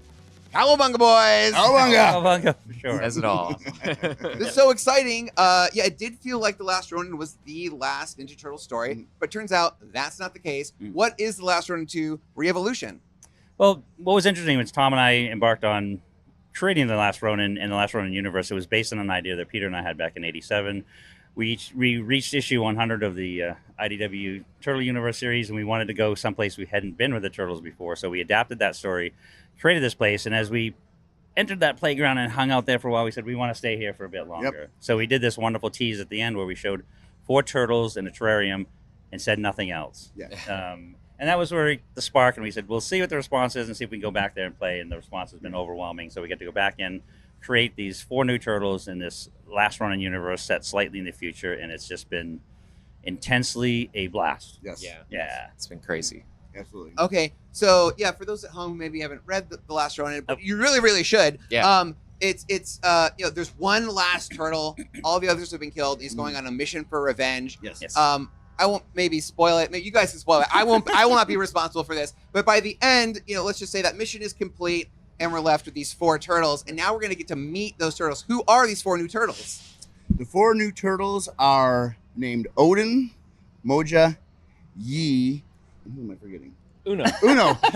And here's the thing. So we've had a series in between, what we're calling kind of like our Rogue One kind of story, where we're filling in some blanks leading into Re-Evolution. It's a prequel sequel. And so all the prequel, yeah. So what it did was it kind of filled in some of the blanks of Mikey's story. Sorry. It's okay. Just go for it. I just didn't want to be the one. Yeah. It's fine because it's your comic. This was my turn. We've all spoiled it somewhere. Yeah. So the Last Ronin's, you know, his mission to seek revenge, we had some stuff that we just alluded to in the main book that we kind of filled in those blanks, but at the same time use that opportunity to kind of show the little turtles grow up. And we have an issue coming out here pretty soon, and it'll explain why they're named what they're named. And so each name means number 1, and there's a reason for it. Okay. Okay. and I'll spill it. Well, I'm gonna tell him. I like how Kevin tells the story. Let Kevin tell the story.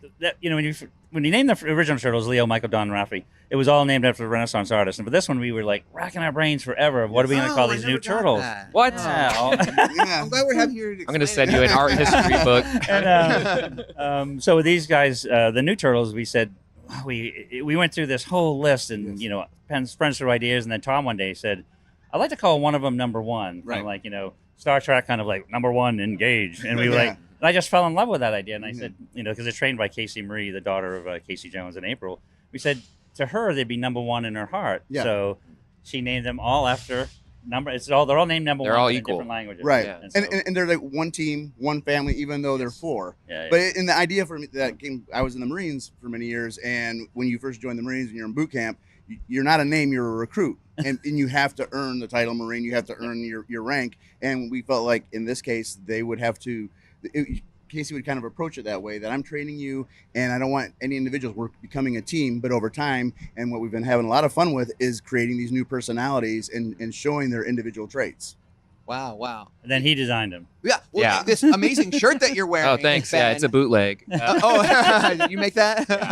But yeah, please tell us all about the designs and how you came up with the look for these 4 new turtles. Yeah, so I got the call from Kevin one day long ago in Last Ronin that I was going to get to kill all my heroes, the turtles. And then I got a call. Yes! Yeah. And I was like, okay, it sounds great. What an honor. And so then later I got another call after Last Ronin that I was going to get to help design and create the new turtles. And so that was amazing. And I got right to work. Ended up designing 12 different teenage versions and 12 different baby versions. So we have a handful of turtle rejects that you might see one day, but, but these are the 4 that made the cut. They made the rounds to all the people who are making turtles, and everybody picked their favorites, and that's where we are. Similar, yeah. Our favorites. We lean towards our favorites. Yeah, we all picked a few of the same. And it's funny. That's probably something to explain here is like, even with the names, you can overthink things, but the universe rules, and the universe tells you that sometimes the most obvious, the thing that's right in front of you at the beginning is the thing. And so the designs, the names, everything, it all came together quickly once we just let it happen. Because we were so excited about it. Like, just talking about it, I just ran back and started drawing. And, Okay. and then Don was like, that gives me this idea. There's one turtle who's got sort of like a, I don't know, they almost look like undead. They're sort of color palette, and there's like magic or portals or something, or what's going on there? Well, you know, one of the great parts about Ben's designs when he started showing us the images was creating these not only very distinctive colorations, because the original turtles you could tell them apart by their different colored masks, but with this it was the size, the silhouette, different. The main agenda was just make them different with or without masks, because didn't know what you were going to do yet. And then we started talking about markings and different sizes and shells, and everybody wants to know what kind of species they are, and it's and it's kind of. It's not specific, you know. Kevin sent me this pile of imagery of all these different turtles, and we took some from here and some from there, and they're mutants. They can be anything. So, but where we go from here? Yeah. No spoilers now. No spoilers. No. Last Ronin 2. Last Ronin 2. Yeah, that was the inspiration for what we announced today. Was it's called The Last Ronin 2 Re-Evolution, which is the original turtles. When you think back of how they were born, it was an accident where ooze fell down in the sewer, exposed all 4 of these turtles stuck in this terrarium and this rat in the city. So they were born out of all that sort of happy accident, sludge and comic book science and all that. In this version, they were very specifically engineered through the original ooze. As well as Michelangelo's blood, so they were geared towards a specific type of mutation and more carefully, more scientific. Yes. Yeah, makes a lot more sense. Yeah, but so Re-Evolution is the name of them. So that's how we're gonna bring them to full fruition. I guess. We're gonna keep watching them grow. Hood. Yeah. So what's the conflict? Like, who's the antagonist? What are these turtles? Who are they gonna go after? Who are they gonna fight? It's again, without trying to give away too many spoilers. There's because the story takes place about 25 years into the future of when Last Ronin took place, which was in 2045. So it's still a bit in the future. So we have some of the original elements, which is the threatening Foot Clan and some of those, but there's a whole other cast of villains, antagonists, different kinds of characters that we want to bring to life in this universe to expand that universe. And you take down the big bad, there leaves a power vacuum. Yeah. And so other big bads want to fill that vacuum, and so in our story, they're training to be ninja, but the purpose is just in case we need you to be ninja. Yeah. And in Re-Evolution, they find out we need you to be ninja. And something that's really important that you guys haven't really said is that the original turtles are still like a big part of the story. Yeah, always. Yeah, because so they have to be. Their history, their background, these turtles are raised to respect.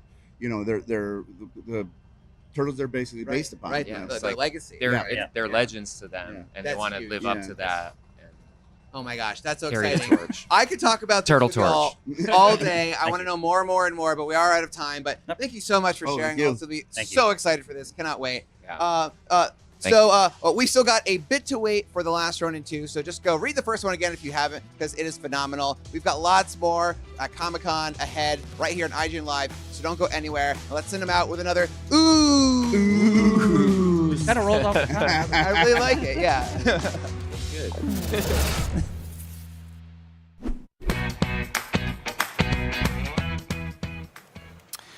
Welcome back to IGN Live at Comic-Con. Now, Teenage Mutant Ninja Turtles Mutant Mayhem is a bold new take on New York City's most beloved mutant reptiles, rats, and rapscallions. Here to tell us all about it is the movie's director, Jeff Rowe. Hi, Jeff. Hello. Hi. Thank you for having me here.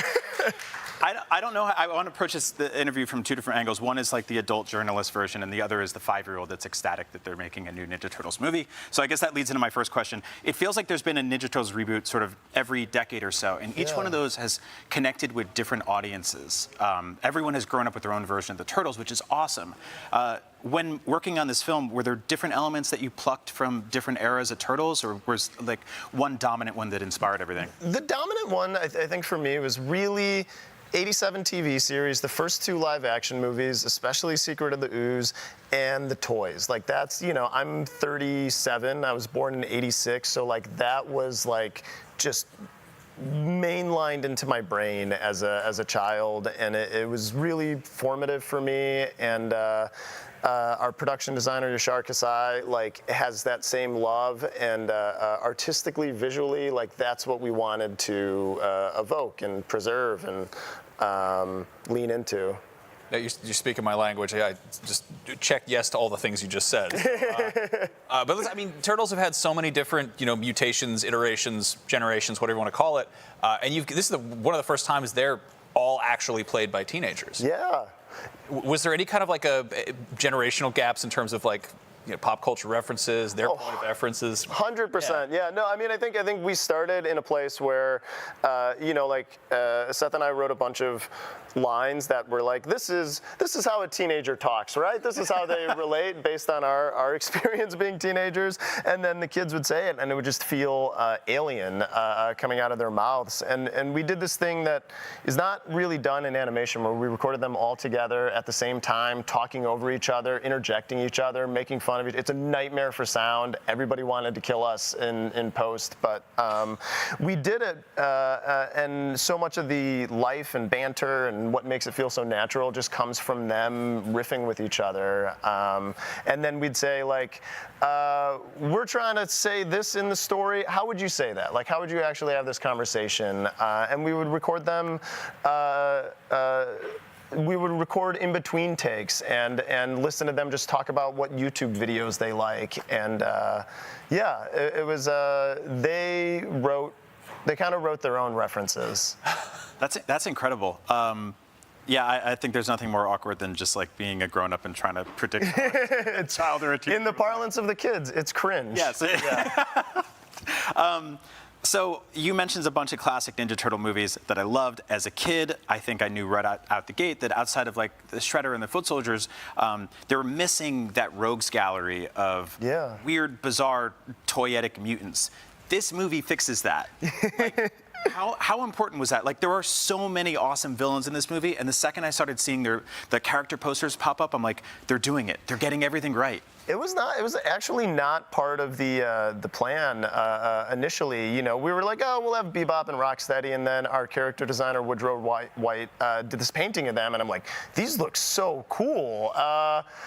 Can you draw like Ray Fillet for me, like more as a fan, like, and then he would do a sketch of that. Like I'd pretend it was going to be in the movie, but he would do such a good job, and the design would look so cool. I would show these things to Seth, and he'd be like, I think we have to put this in the movie now. Remember, and then we would just start remembering toys. We would remember like Mondo Gecko and how he had like a roller skate on his tail, and we're like, that was such a funny, cool detail. Let's put that character in the movie.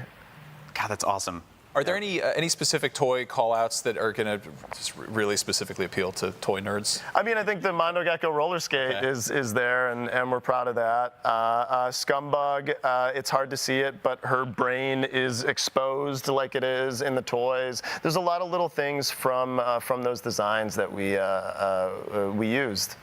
Now, one thing you're not doing that has been a staple for every Turtle story pretty much ever is the Shredder. Yeah. And it's kind of awesome to see you pull away from that and just go, hey, well, we have so many other no pun intended, like toys to play with here. What kind of informed that decision to get away from the most iconic villain of the series and focus on some of the others? It's a couple things. It's Shredder is a big character and takes up a lot of room in the story, and is such a potent spice that when you have him in the movie, it just becomes all about that. And we had to do some place setting with the characters and like reintroduce audiences to them in this version of the Turtles. And Shredder is also an adult, and he's a human, and having a villain that was a mutant and more similar to the Turtles in their backstory felt important, and we got that with Superfly. All right. Now let's talk about the casting, because you've got just a ridiculously stacked voice cast here. I mean, you've got Jackie Chan as Splinter, you've got Ice Cube playing Superfly. Who knew? Yeah. Freaking Rose Byrne is Leatherhead? Yeah, what? Yeah. Was there anybody that you got on the phone or got in the casting process who was like either just, I guess, what were their reactions? Were there any that kind of jumped out at you? No, I mean, like Ice Cube, we had no idea what to expect, if he was going to want to do it, if he was just taking the call with us to be polite to Seth. But we we're like, okay, the character's name is Superfly, and he kind of like laughs and nods, and then we show him the character design, and then he's like, and we're like, I think we got him. I think Ice Cube's gonna say yes. He seems to like this. And Jackie Chan is like, he's an icon. I adore him. I adore his films. He's so funny, and no one does action comedy like he does. And he's also just like a really wonderful performer. And we're like, he's like one of the biggest celebrities in the world. He's not gonna say yes to this. And then he did, and we would record him at 6 a.m. Our time because he was in Beijing, and we would like drag ourselves out of bed, like, what do we gotta talk to Jackie Chan. And then we would leave those sessions like screaming. We were so hyped up, just like, that was amazing, he's so funny, can you believe that we just talked to Jackie Chan for an hour?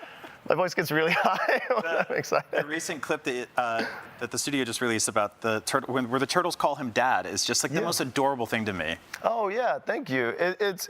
We really wanted to ground the movie emotionally. Like, I think that's a thing that's been underexplored in some of the films of the past. It's just like there's such an interesting family dynamic there. Like, Splinter is a surrogate father. He found them. They're not necessarily biologically related. Like, he's a single dad raising 4 brothers, and that's an emotional story. New York City has always been the quintessential backdrop for these characters. Tell me a bit about the version of New York we're getting here. This one, it was really important to us to make it realistic. So many depictions of New York in the late 80s, early 90s in the Ninja Turtles movies and Batman movies is moody, noir, gritty. And there's some of that here, but really we needed it to feel so authentically human that you would relate to the Turtles aspiring to be in it and want to go out into the world. And it meant being really grounded so that the audience could emotionally invest in the characters. Awesome. Jeff, thank you so much. Thank you. Cannot wait for this movie. Teenage Mutant Ninja Turtles Mutant Mayhem is in theaters on August 2nd. Pizza is available at your local pizza joint right now, so go support that. Toppings not included. We've got lots more weird combination of things you love right here on IGN Live at Comic-Con, so stick around.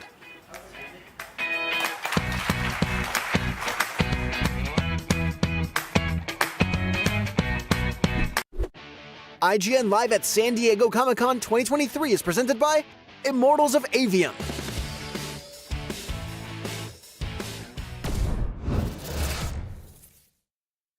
Welcome to Super Debatable. When you got big takes on superheroes as hot as ours, well, you need a place to vent them. And that's exactly what we'll be doing week after week on Super Debatable, arguing over the most divisive topics facing fans. The MCU, that multiversal mess peaked years ago. It's all downhill from here. James Gunn and Peter Safran should absolutely nuke the Snyderverse. We could argue about this all day. And we will. Join us on Super Debatable Fridays on IGN. Tune into IGN 1 on your smart TVs for the latest news on your favorite releases, gameplay exclusives, and all the entertainment you can handle. Cinefix on IGN 1, your friendly Friday night home for film fanaticism. You're watching The Weekly Fix, ready to fill you in on anything you may have missed in the world of gaming and entertainment. Welcome to Should I Play This? This is what to watch here on IGN 1. Find it all in one place for free on IGN 1. They turned into a network. Who knew?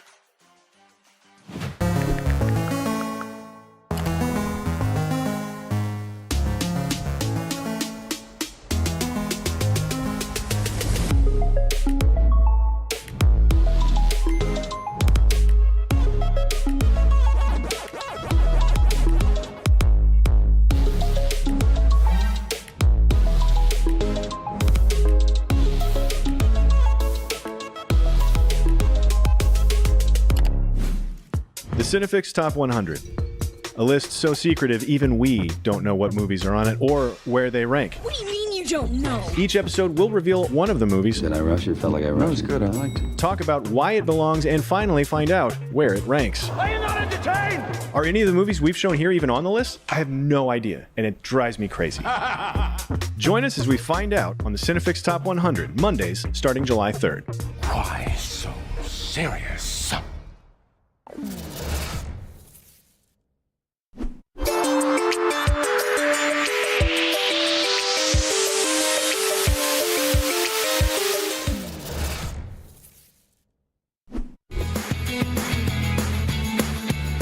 Oh, hello there. Star Wars Outlaws is Ubisoft's gigantic new open-world Star Wars game that we haven't been able to stop thinking about ever since its reveal last month. Here to break it all down for us is Naveed Kavari, Matt Martin, and Julian Garrity. Hi, guys.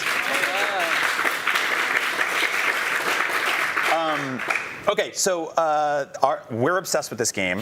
Our audience is obsessed with this game. We can't get enough of this game. I'm delighted that we're getting more of this game because usually, like, we find out about something and then it goes into hibernation for like 6 months or a year. But you're actually talking about some new stuff this weekend, specifically New Planet. Yeah, it's actually a new moon, Tashara, that we've crafted together with Lucasfilm Games, and it's really exciting. It's inspired by the Eastern Africa savanna, and we sort of took this approach where you would have a thriving, bustling underworld capital city, but also these wide open plains that you can just hop in your speeder and take off down. Can you tell us a little bit about the speeder? Because I feel like it looks like a swoop. Is it a swoop? What's a swoop? Yeah, I'm curious. Yeah. It's technically a speeder, don't worry. Okay. I'm afraid that it isn't a swoop, it's a speeder. And we created it because of planets like Tashara, moons like Tashara. There isn't just this, bustling city. In Tashara's case, it's called Miragana, but there's all the wilderness outside where the player and Kay, driven by their objectives, but distracted by their curiosity, can go and explore. But those distances are fairly vast, so to make them fun, accessible, to grow access for the player, we came up with a speeder. And the inspiration wasn't a swoop, wasn't a chopper, wasn't a hot rod. You can give him hell, it's fine. Keep beating up on him. 12 minutes. It wasn't anything that had previously been done in Star Wars. It was motocross. And motocross in the sense of making the travel really fun, thrilling, full of tricks, speed, chases, that type of thing. So we had just an unbelievable time creating the actual physical object, and it's something that has been built for Comic-Con as well, so I'm looking forward to bringing that one home. I know, somebody was just driving it in front of our studio yesterday. It's amazing work, incredibly well done. Is this something we'll be able to sort of customize a bit, change the colors or the look a little bit? Can I put stickers on it like I would if I owned one in real life? I don't know about stickers, but there will be some personalization. Awesome. Now, talking about the landscape, it is very savanna-like, but there are these sort of big red outcroppings. There's a lot of kind of almost crystalline-looking stuff. Can you tell us about that a little bit? So I think this comes down to, Massive and the other partner studios at Ubisoft working very closely with Lucasfilm Games on building a planet or a moon that feels like it's Star Wars, that feels familiar but fresh. So we start off with a biome, in this case, East African biomes as an inspiration, and then you put a twist on it to make it feel a little bit alien. If you think of the first shots, maybe not the first shots, but the first shots of Tatooine. Right. Beautiful desert, recognizable architecture, but two suns. For us, it's having this huge mountain and carved into it, into the amberine of the mountain, the crystalline substance, is a city. And these outcroppings of orange, very reflective material, that's what brings the really alien nature to it. Familiar but fresh. I love it. Yeah, when we're working on any sort of thing in the Star Wars world, at Lucasfilm, we have what we call the 80-20 rule, where it's 80% familiar, 20% alien, right, 20% fantastical. And I think Tashara is a great example of that, where it does have that grounded Star Wars feel, where you could, we could go to East Africa and shoot it if this was a live action thing. But then you have the Amberine or the big mound city that bring in that 20% fantasy. It's awesome. Now, Matt, you're integral to the story group at Star Wars, and I know that involves working with teams like these guys, and they come to you with questions, and some of those questions are probably like, hey, we have this character we want to use. Is he busy that day? What's he doing in Star Wars between Empire Strikes Back and Return of the Jedi? This timeline specifically, it makes me really excited because this is a timeline we haven't really seen be explored in Star Wars games or really Star Wars media since Shadows of the Empire, which is obviously not necessarily canon anymore, but there's a lot of stuff in that sandbox that could carry over. So tell me a little bit about that communication process between them. How often do you have to say yes, no? What does that collaboration look like? It's rarely just no. Okay. We do try to really partner closely with everybody that we work with and find a way to get what it is that they're going for. And working with Massive has been amazing because they're coming to the table with already great ideas, some really deep cuts that I was shocked to see, the sort of things where it's brought up in a room and I'm like, I'm the only one that's going to get this. Sometimes we test just to see. Right. Yeah. And I love it because it's clear that the team cares that much. And so it's a really great, we're in meetings every week. Mm-hmm. Sometimes it's talking about the nitty gritty, the details exactly like you're getting at. And, I think it's that level of authenticity and care that's going to make this feel really special, especially as an open world game where you as a player can go explore whatever you want and see whatever you want, and we will have had to think of what's there. Right. And that's what's great about working with Lucasfilm Games and folks like Matt is that, even just last week we were doing motion capture and we had a moment where we're like, we need some Huttese fast for a character who will remain nameless. God, I wonder who he is. But we huddled together with them and, crafted something that worked. And so that's what Star Wars is all about, is all the little details, feeling as authentic and lived in as possible. Awesome. Now, speaking of the sort of 80-20 familiarity, the kind of most recent game of this scale in the Star Wars galaxy is, the Jedi games, which have a lot of runway because they're set in the dark times. There's a lot of kind of buffer there where it hasn't been explored much story-wise. This is a little bit cozier because it's jammed between two movies in the original trilogy. I guess, Matt, you could probably speak to this a bit, but the rest of you guys in general, how do you keep from running into too many old familiar friends? How do you, have familiar, we see Jabba, we see Han in the trailer. That's Han, right? That decoration on the wall? Yeah, I don't know. It could be some other guy, It's the ornate wall art. Yeah, it's one of your favorite heroes. Yes, he's there. Yeah, I guess how do we keep this from being just sort of too samey, but with the familiar stuff? Yeah, I mean, it is something that we always do have to pay attention to because you don't want it to feel. Star Wars is a big galaxy, and you don't want it to feel too small galaxy. But what's nice is that we're telling a scoundrel story in this era, so we haven't quite seen that, at least on screen, in that era before. So we get to see sort of the underworld really brought to the forefront, which is, it's there in the films, it's critical in the films, but it's more of a background element where, when we're working on a game like this, we get to take somebody like Kay Vess, who's a brand new character created just for this game, and experience her story with sort of a familiar backdrop as far as the era goes. We actually found that to be a bit of an advantage. It might sound funny, but the fact that there's been so much written about the Empire and the Rebellion during that period, we were just talking about this, it really came organically that this is when the syndicates and the underworld are thriving. Right. And so there is so much story to tell there, and to have a character like Kay, who's, not a Jedi, not a Sith or anything like that. She is a thief who's just trying to get by, to step into the underworld and navigate her reputation with these syndicates. There's so much to tell. That's like my favorite part of Star Wars is the seedy underbelly, the drug dealers and the criminals and weird ugly puppet. Game for you. Oh, awesome. So I actually didn't think I could be more excited for this game, Naveed, and then you walked in the room today, and I recognized you, and I'm like, oh, I've actually, I've talked to you.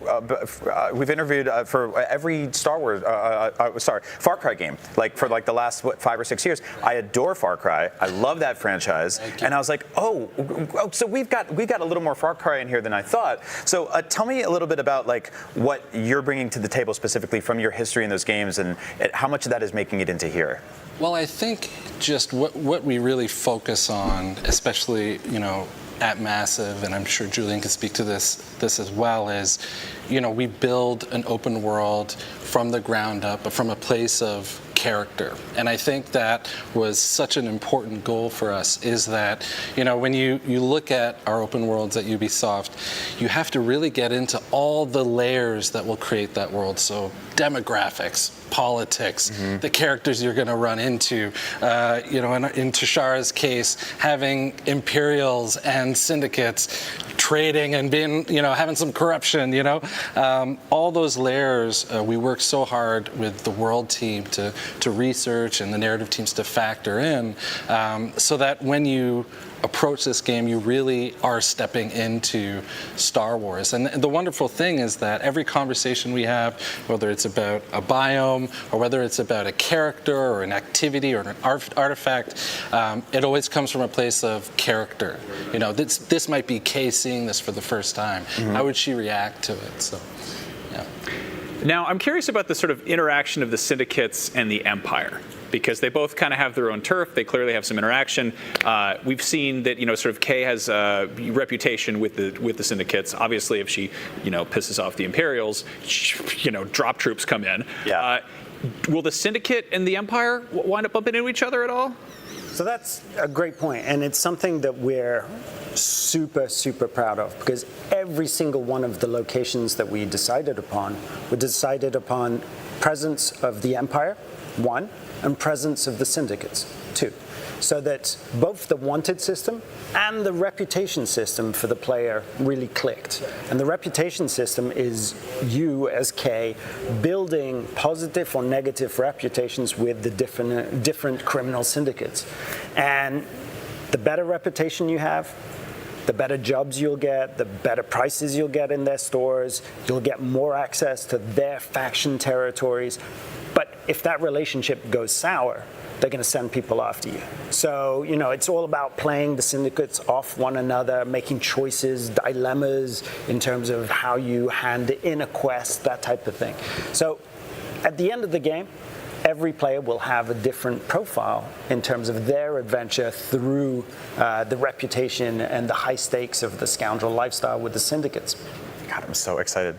Selfishly, I could sit up here all day and talk to you guys, but also selfishly, I want you to finish your game at some point. So, thank you all so much for coming today. Star Wars Outlaws comes to PC and current-gen consoles next year. If you couldn't tell from the absolute joy and delight on our faces for the last few minutes, we cannot wait for it. In the meantime, we have so much Comic-Con ahead here on IGN, so stick around because we'll be right back after this, and may the Force be with you. Thank you, guys. Thank you so much.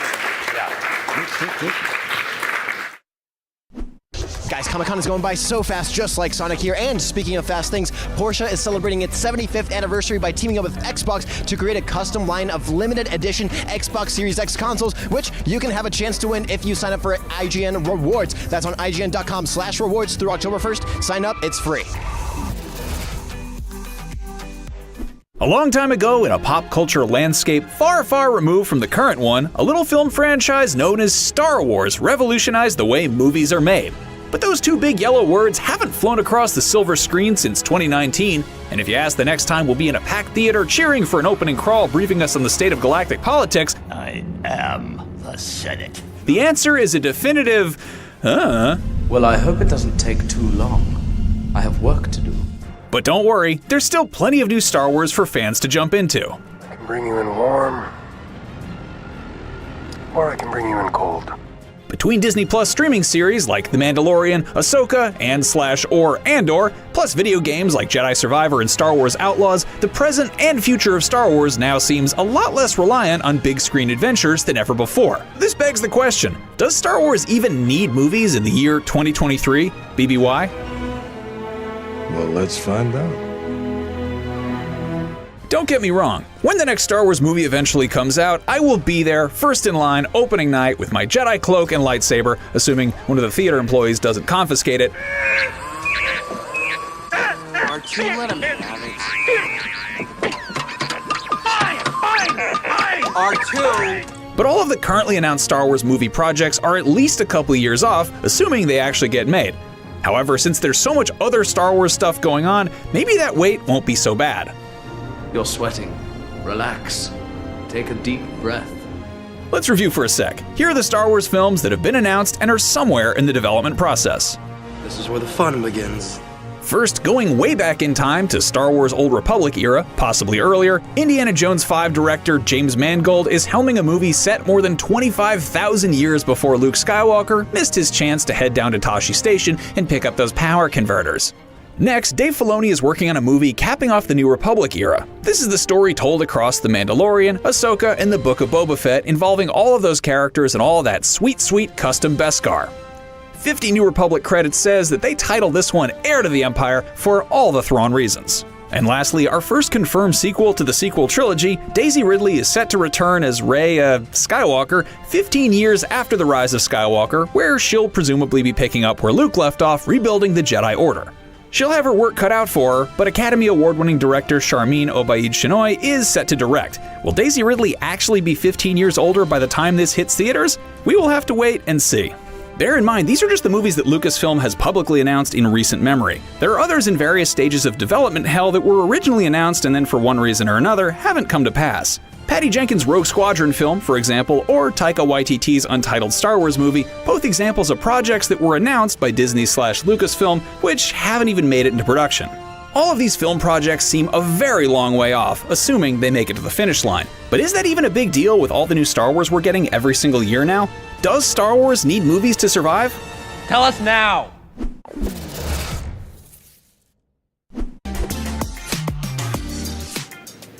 Hello there. Let's talk Star Wars. I'm Max Scoville, and joining me now are IGN's very own Joshua Yale, Kim Horcher, and Brian Altano. I'm clapping for myself. All right. That's us. Yeah, that's us. I didn't want to just get too excited or anything, but I mean, after all, there's not really a Star Wars movie coming out for a cool minute. You know, there's a bunch of cool stuff going on with the games and the shows and the comics, but like the movies are kind of up in the air right now, and it's sort of been like that for a minute. How do we feel about this, Joshua? Well, episode 9 hurt me very deeply, so I'm fine that they're taking their time to maybe wait until they can get things right, and then in the meantime, we just enjoy all the cool, fun stuff like shows and games and books. Mm-hmm. Kim? I don't think the movies are necessarily the problem. It's more of a direction thing. Like blaming the medium of movies? Come on. They have been a huge problem in the past, though. The whole medium? Yeah. So, okay, the thing is that they've announced like 40 Star Wars movies and then canceled like 38 of them and then announced 6 more. And so it's not that we don't have movies, it's that they keep announcing titles or directors or ideas or themes or concepts and then ripping them out and then doing it all over again. That's been like 5 years now.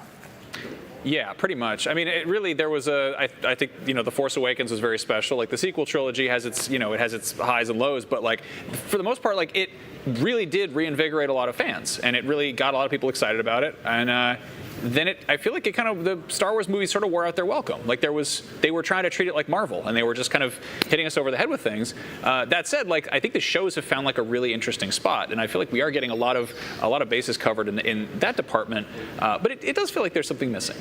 There's something special about Star Wars movies. Star Wars has always been, movies first. That said, there have also been kind of special times in Star Wars fandom, like say the mid-90s, when there were no movies in sight, and the comics and games and books were all going completely bonkers, and it was great.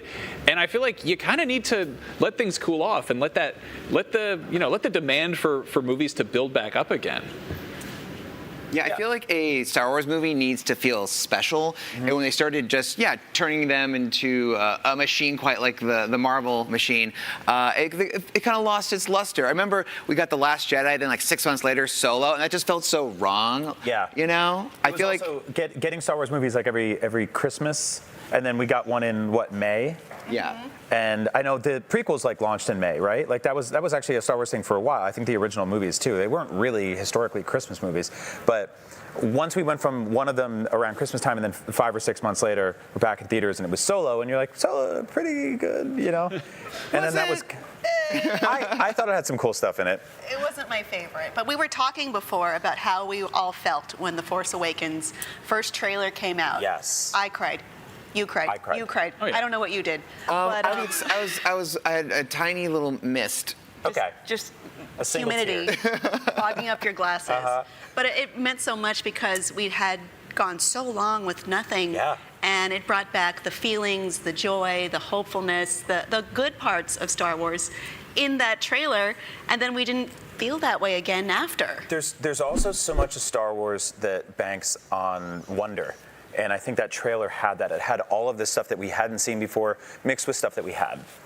And like your first shot in that trailer is Finn taking off his helmet, right? And you're like, wait, or he stands up and you're like, that's a stormtrooper. What? So is it about him? Is he a hero? Like there was a lot of mystery and wonder there, and I love that about that.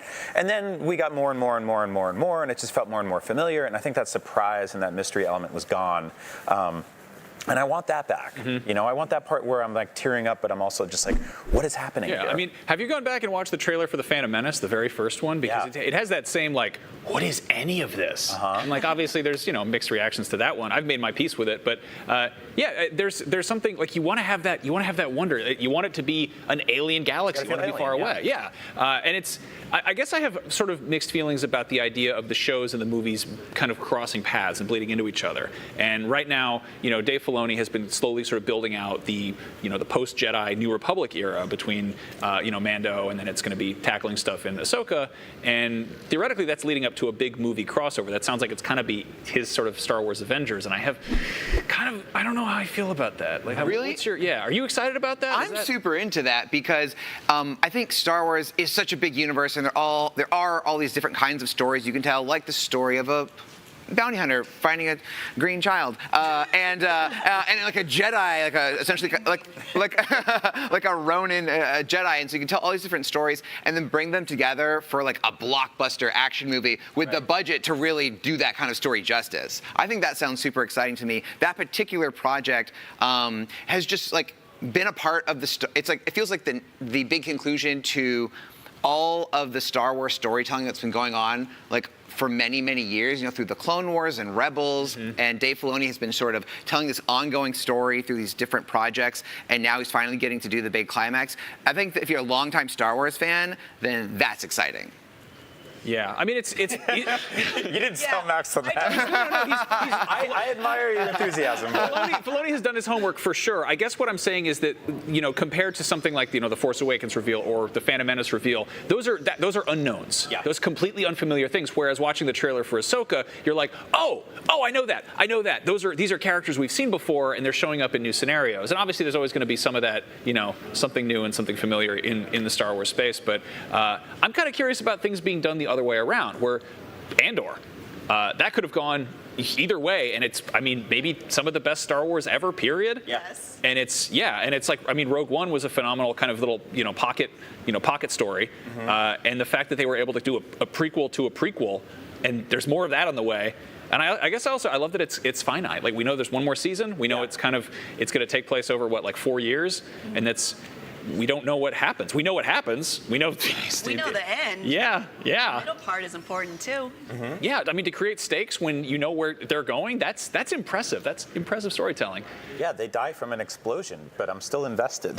Like I know how he goes out, but I'm like, I really want to see this. I care about this guy. Yeah.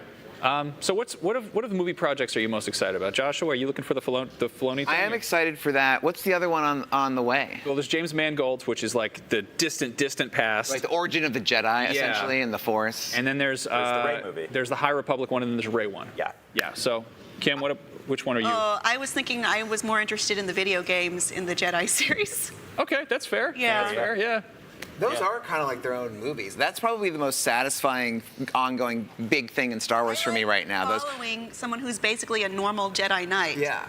As opposed to, I'm a Skywalker or I'm a Palpatine, that kind of thing. Yeah. In the Star Wars Jedi games, the narrative twists and the direction they've taken those games, that's something I actually wish they did in the movies. So, yeah, Star Wars Jedi Survivor is kind of my favorite recent Star Wars movie in lieu of actual Star Wars movies. I mean, it kind of reminds me of, I don't know, playing Jedi Knight back in 1997. Being like, well, I sure wish we got movies like this, and I don't know. Maybe we will. I mean, Star Wars Outlaws is at Comic-Con, and for me, like, that's the thing that, again, not a movie, it's a game, but that's the big thing that's going to hold me over until they get their stuff together for the movies, which, like, the thing is, like I said earlier, like, they've announced and then canceled or replaced or quietly pushed away. I mean, we had Patty Jenkins walked on a tarmac with an X-Wing and was like, ever since my dad was a pilot, I've always wanted to make an X-Wing movie, but I'm not going to make it. Goodbye. Why don't we have Star Wars Top Gun? That seems like it's just pretty cut and dry. Just do it. Just make that movie. Anyway, I hope they make a movie. Obviously, there's some stuff holding that up right now. But in the meantime, we got plenty of comics and shows and games and all that good stuff. And in the meantime, before all that, we got lots more Comic-Con on the way. May the Force be with you.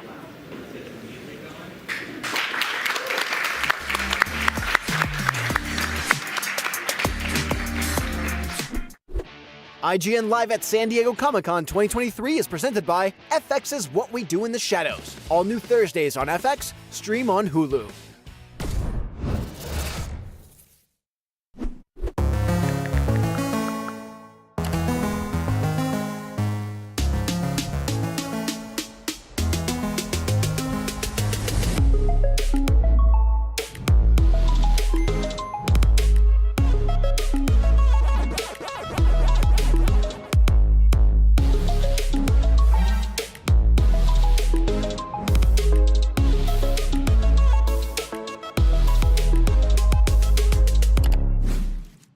The Cinefix Top 100. A list so secretive even we don't know what movies are on it or where they rank. What do you mean you don't know? Each episode will reveal one of the movies. Did I rush it? Felt like I rushed. That was good. I liked it. Talk about why it belongs and finally find out where it ranks. Are you not entertained? Are any of the movies we've shown here even on the list? I have no idea, and it drives me crazy. Join us as we find out on the Cinefix Top 100, Mondays, starting July 3rd. Why so serious? Welcome to Super Debatable. When you got big takes on superheroes as hot as ours, well, you need a place to vent them. And that's exactly what we'll be doing week after week on Super Debatable, arguing over the most divisive topics facing fans. The MCU, that multiversal mess peaked years ago. It's all downhill from here.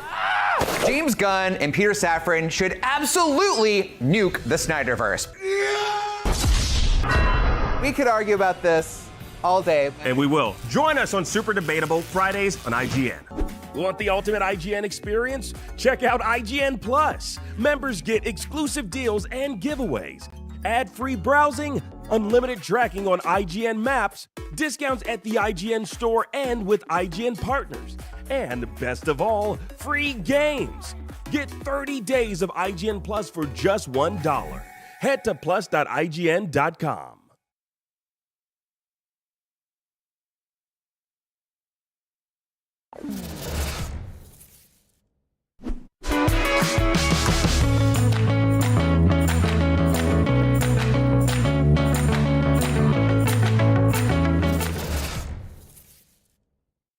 Like we mentioned before, cosplay is an essential part of being here at Comic-Con. So let's check out some of the best cosplays on the show floor we've seen so far. Check it out.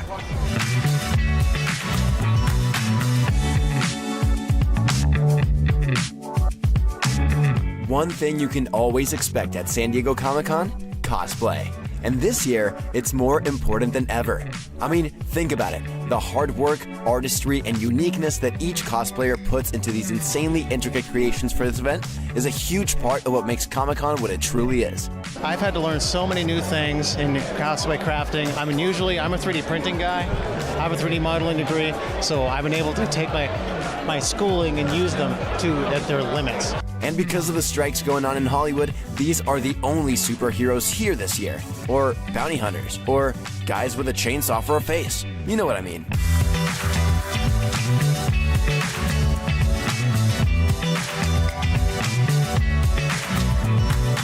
We saw some awesome cosplay all over the con this year. And yes, there's something comforting about seeing those familiar characters wandering around or, lumbering around if that's their case. But what's really fun is seeing new faces and new characters that you're not always expecting to see. I think the best part about Spider-Man, amongst many other IPs, is the choice of inclusivity. It doesn't matter who is behind the mask, which is why we have a Spider-Man from India. He can have an origin story from anywhere. He doesn't have to be of a particular race, a particular color, a particular gender orientation sometimes. So it just makes you feel more included in the community when you can have your biggest heroes be in your own skin. Definitely as Asian Americans, this film was, monumental for us in terms of representation. So that was a huge aspect of our choosing to cosplay as characters from the movie. And then this other thing wasn't actually, a factor when we initially made the cosplays, but A24 is one of the studios that is not involved in the strike right now. So we felt like that was a good representation.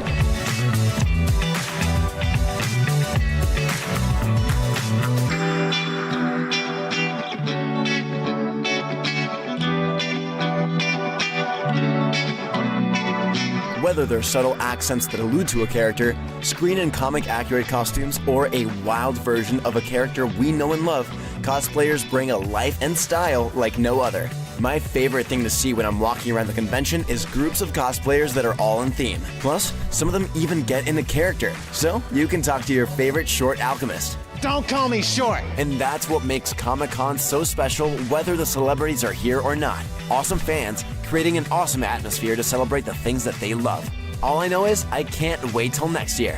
Which cosplay was your favorite? Let us know in the comments down below. IGN's Comic-Con coverage continues.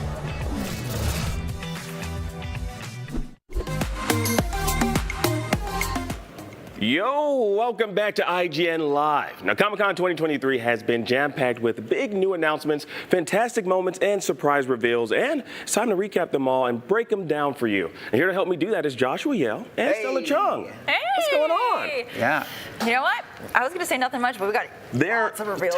Tons, especially. We just saw, we got earlier this week, the Mortal Kombat 1 trailer. Yes. We saw 6 playable characters coming to the DLC Combat Pack. We got Quan Chi, Ermac, Takeda, Peacemaker, Omni-Man, and Homelander.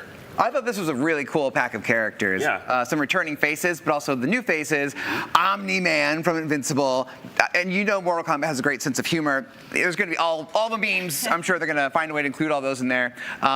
Peacemaker, John Cena. I wish they put him in the trailer. I don't see him anywhere. And then Homelander. That's the big one. That dude scares the bejeebus out of me. And so I can't wait to play with him. And it's actually really cool to have 2 Superman characters so you could fight against each other. Mm-hmm. Yeah, but I feel like this is an unfair roster because Omni-Man is, I think that within lore, he could totally wipe the floor with every single one of them. Okay, so what if Homelander drank his signature milk and had a milk mustache as they approach each other? That puts him on the same level. That'd be amazing, yeah. Now, one of my favorite things we got to see this year was the brand new game, One Punch Man World. Now, we got to talk to the team at Crunchyroll Games, and I was hosting that one. It was super cool. Yeah. This game is coming out, One Punch Man World. It's actually a collaborative effort between Perfect World and Crunchyroll Games. This is a very unique take on the One Punch Man franchise, I would say, because it's not your typical game. It's not a fighting game per se. Yeah. It's not like a Mortal Kombat type game. It is an action adventure game, and you get to explore the world of One Punch Man. You get to play as various other characters within that particular world, and like Genos, as we see here on the screen. Yes. And my favorite, Moomin Rider. You get to ride a bike. Around town. You could get groceries. You could play mini games. I'm looking forward to this one. I did love that you could just do mundane things and just walk around, go to a shop or, go to an internet cafe and play games. I thought that was pretty cool. And the art style in this, I love the animation style. Yeah. Wait, so you can do all these like errands and chores because all the fights are really short because they all end in one punch? That's the thing. We don't know. We don't know how the gameplay mechanics are going to work for Saitama just yet. We don't know that just yet. Because like you said, he ends things with with a single punch, might make the game a little bit short. You gotta pad it out with doing your laundry, going grocery shopping. Like right there. Grocery shopping right there, yeah. Look at that. It's amazing. Where with the woman there at the cashier. You can just roaming the streets, just like going to noodle shops. This is amazing. Like, isn't that what you always wanted to do? This is like, look, it's a superhero game, but you can also do these other things. Like you see a couple breaking up, and you're like thinking, should I intervene in that? Just suplex one of them in the middle of the breakup. About to tackle a woman. Like, I don't know, you're riding buses and you're a superhero. Like, these are the things you want from a superhero game. Like, I'm excited to kind of experience this. Looking forward to this one. All right, now lastly, we got The Walking Dead. Now, we saw a new trailer for The Walking Dead, Daryl Dixon, which was shown at the Walking Dead Universe Fan Watch Party. Now, that is set to kick off September. And we also got some good news for Dead City and the Daryl Dixon series. Yes. They just got renewed for 2 seasons. Oh. For a second season, rather. Wow. Okay. Yeah. Nice. Now, what do we think about this? So in the Daryl Dixon series, I don't know how this happens, but Daryl gets washed up ashore, and he finds himself in Paris. It's weird. It's weird. You see him wash up and you're like, oh, maybe he's like in Miami or something. Yeah. No, they're just like, so how did you get to France? And I'm like, what? So yeah, it's very weird. Like, I want to know what happens. And so what happens? So he gets kidnapped, by the way. Not kidnapped, but he gets kidnapped. The first scene in this series is he gets hit over the head with a baguette, and then he finds himself in a dungeon. Yes. With dudes wearing berets, striped shirts, black and white shirts. Yeah, okay, great. And then they start singing to him to be their guest. Okay, all right. Well, but okay. It's the new chapter of the Walking Dead universe, baby. Oh my God. Okay. Well, in this, what actually happens though is that it seems to be taking a note from The Last of Us, which did really well. And you can see here that the nun, which you call Battle Nun, because they're all gearing up to go fight, but they literally tell him, "You're the chosen one to deliver this child," and we're just like, what? Also, I want to point out there's a really funny shot in the trailer where the kid just like in the middle of zombies just like starts praying, and I'm like, stop, like pick up a weapon, do something. Oh my God. We should probably start praying, because I hate to say it, it's time for us to end this. IGN San Diego Comic-Con live coverage is coming to an end. If you missed anything, make sure you check out IGN.com and YouTube for tons of coverage from the last few days. And if you don't have anything going on a month from now, make sure you tune into our Gamescom coverage live from Cologne, Germany. Before we go, we want to give a big, huge thank you to everyone watching at home. We do this for you and my mother. Hi, Mom. And I hope you had as much fun as watching as we had putting the show together. Yeah, but here's the thing, folks. None of this would have been possible without the hard work of our huge, and I mean huge and massive folks that are here who have you never get to see them. Come on up, everybody. Get up here. Working what are you doing? behind the scenes to bring all of this coverage to life. Yes, teamwork makes the dream work. So from everyone here at IGN, thank you for watching our 2023 San Diego Comic-Con live show. For all things comic books, movies, video games, keep it locked. Say it with me now. To IGN!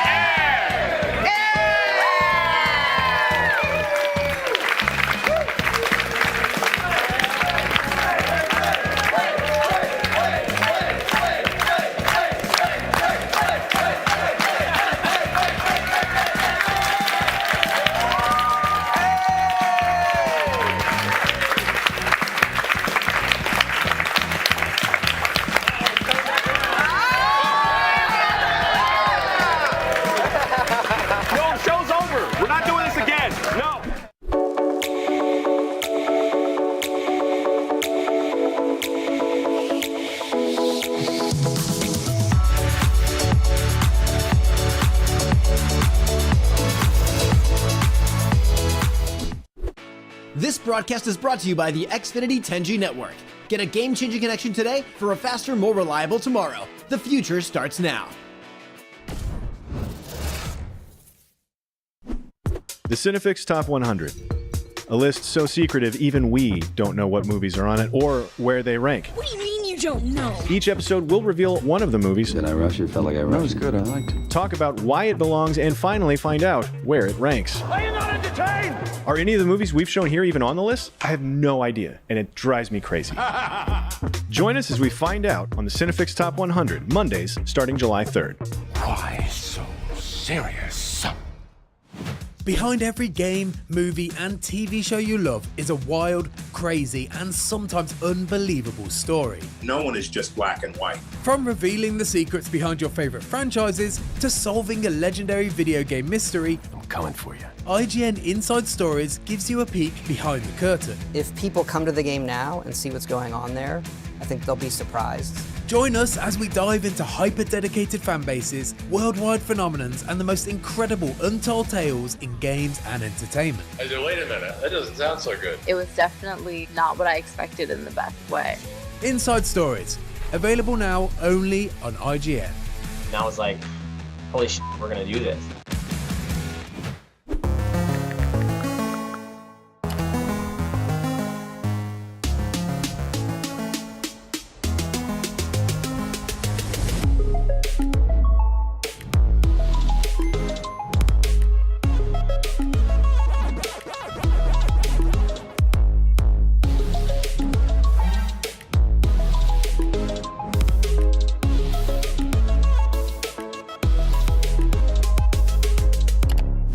Have you been stuck on the same quest for just way too long? I just want answers! IGN strategy guides and interactive maps are here to help. Every guide is tested and verified for you by experts. Just search for IGN.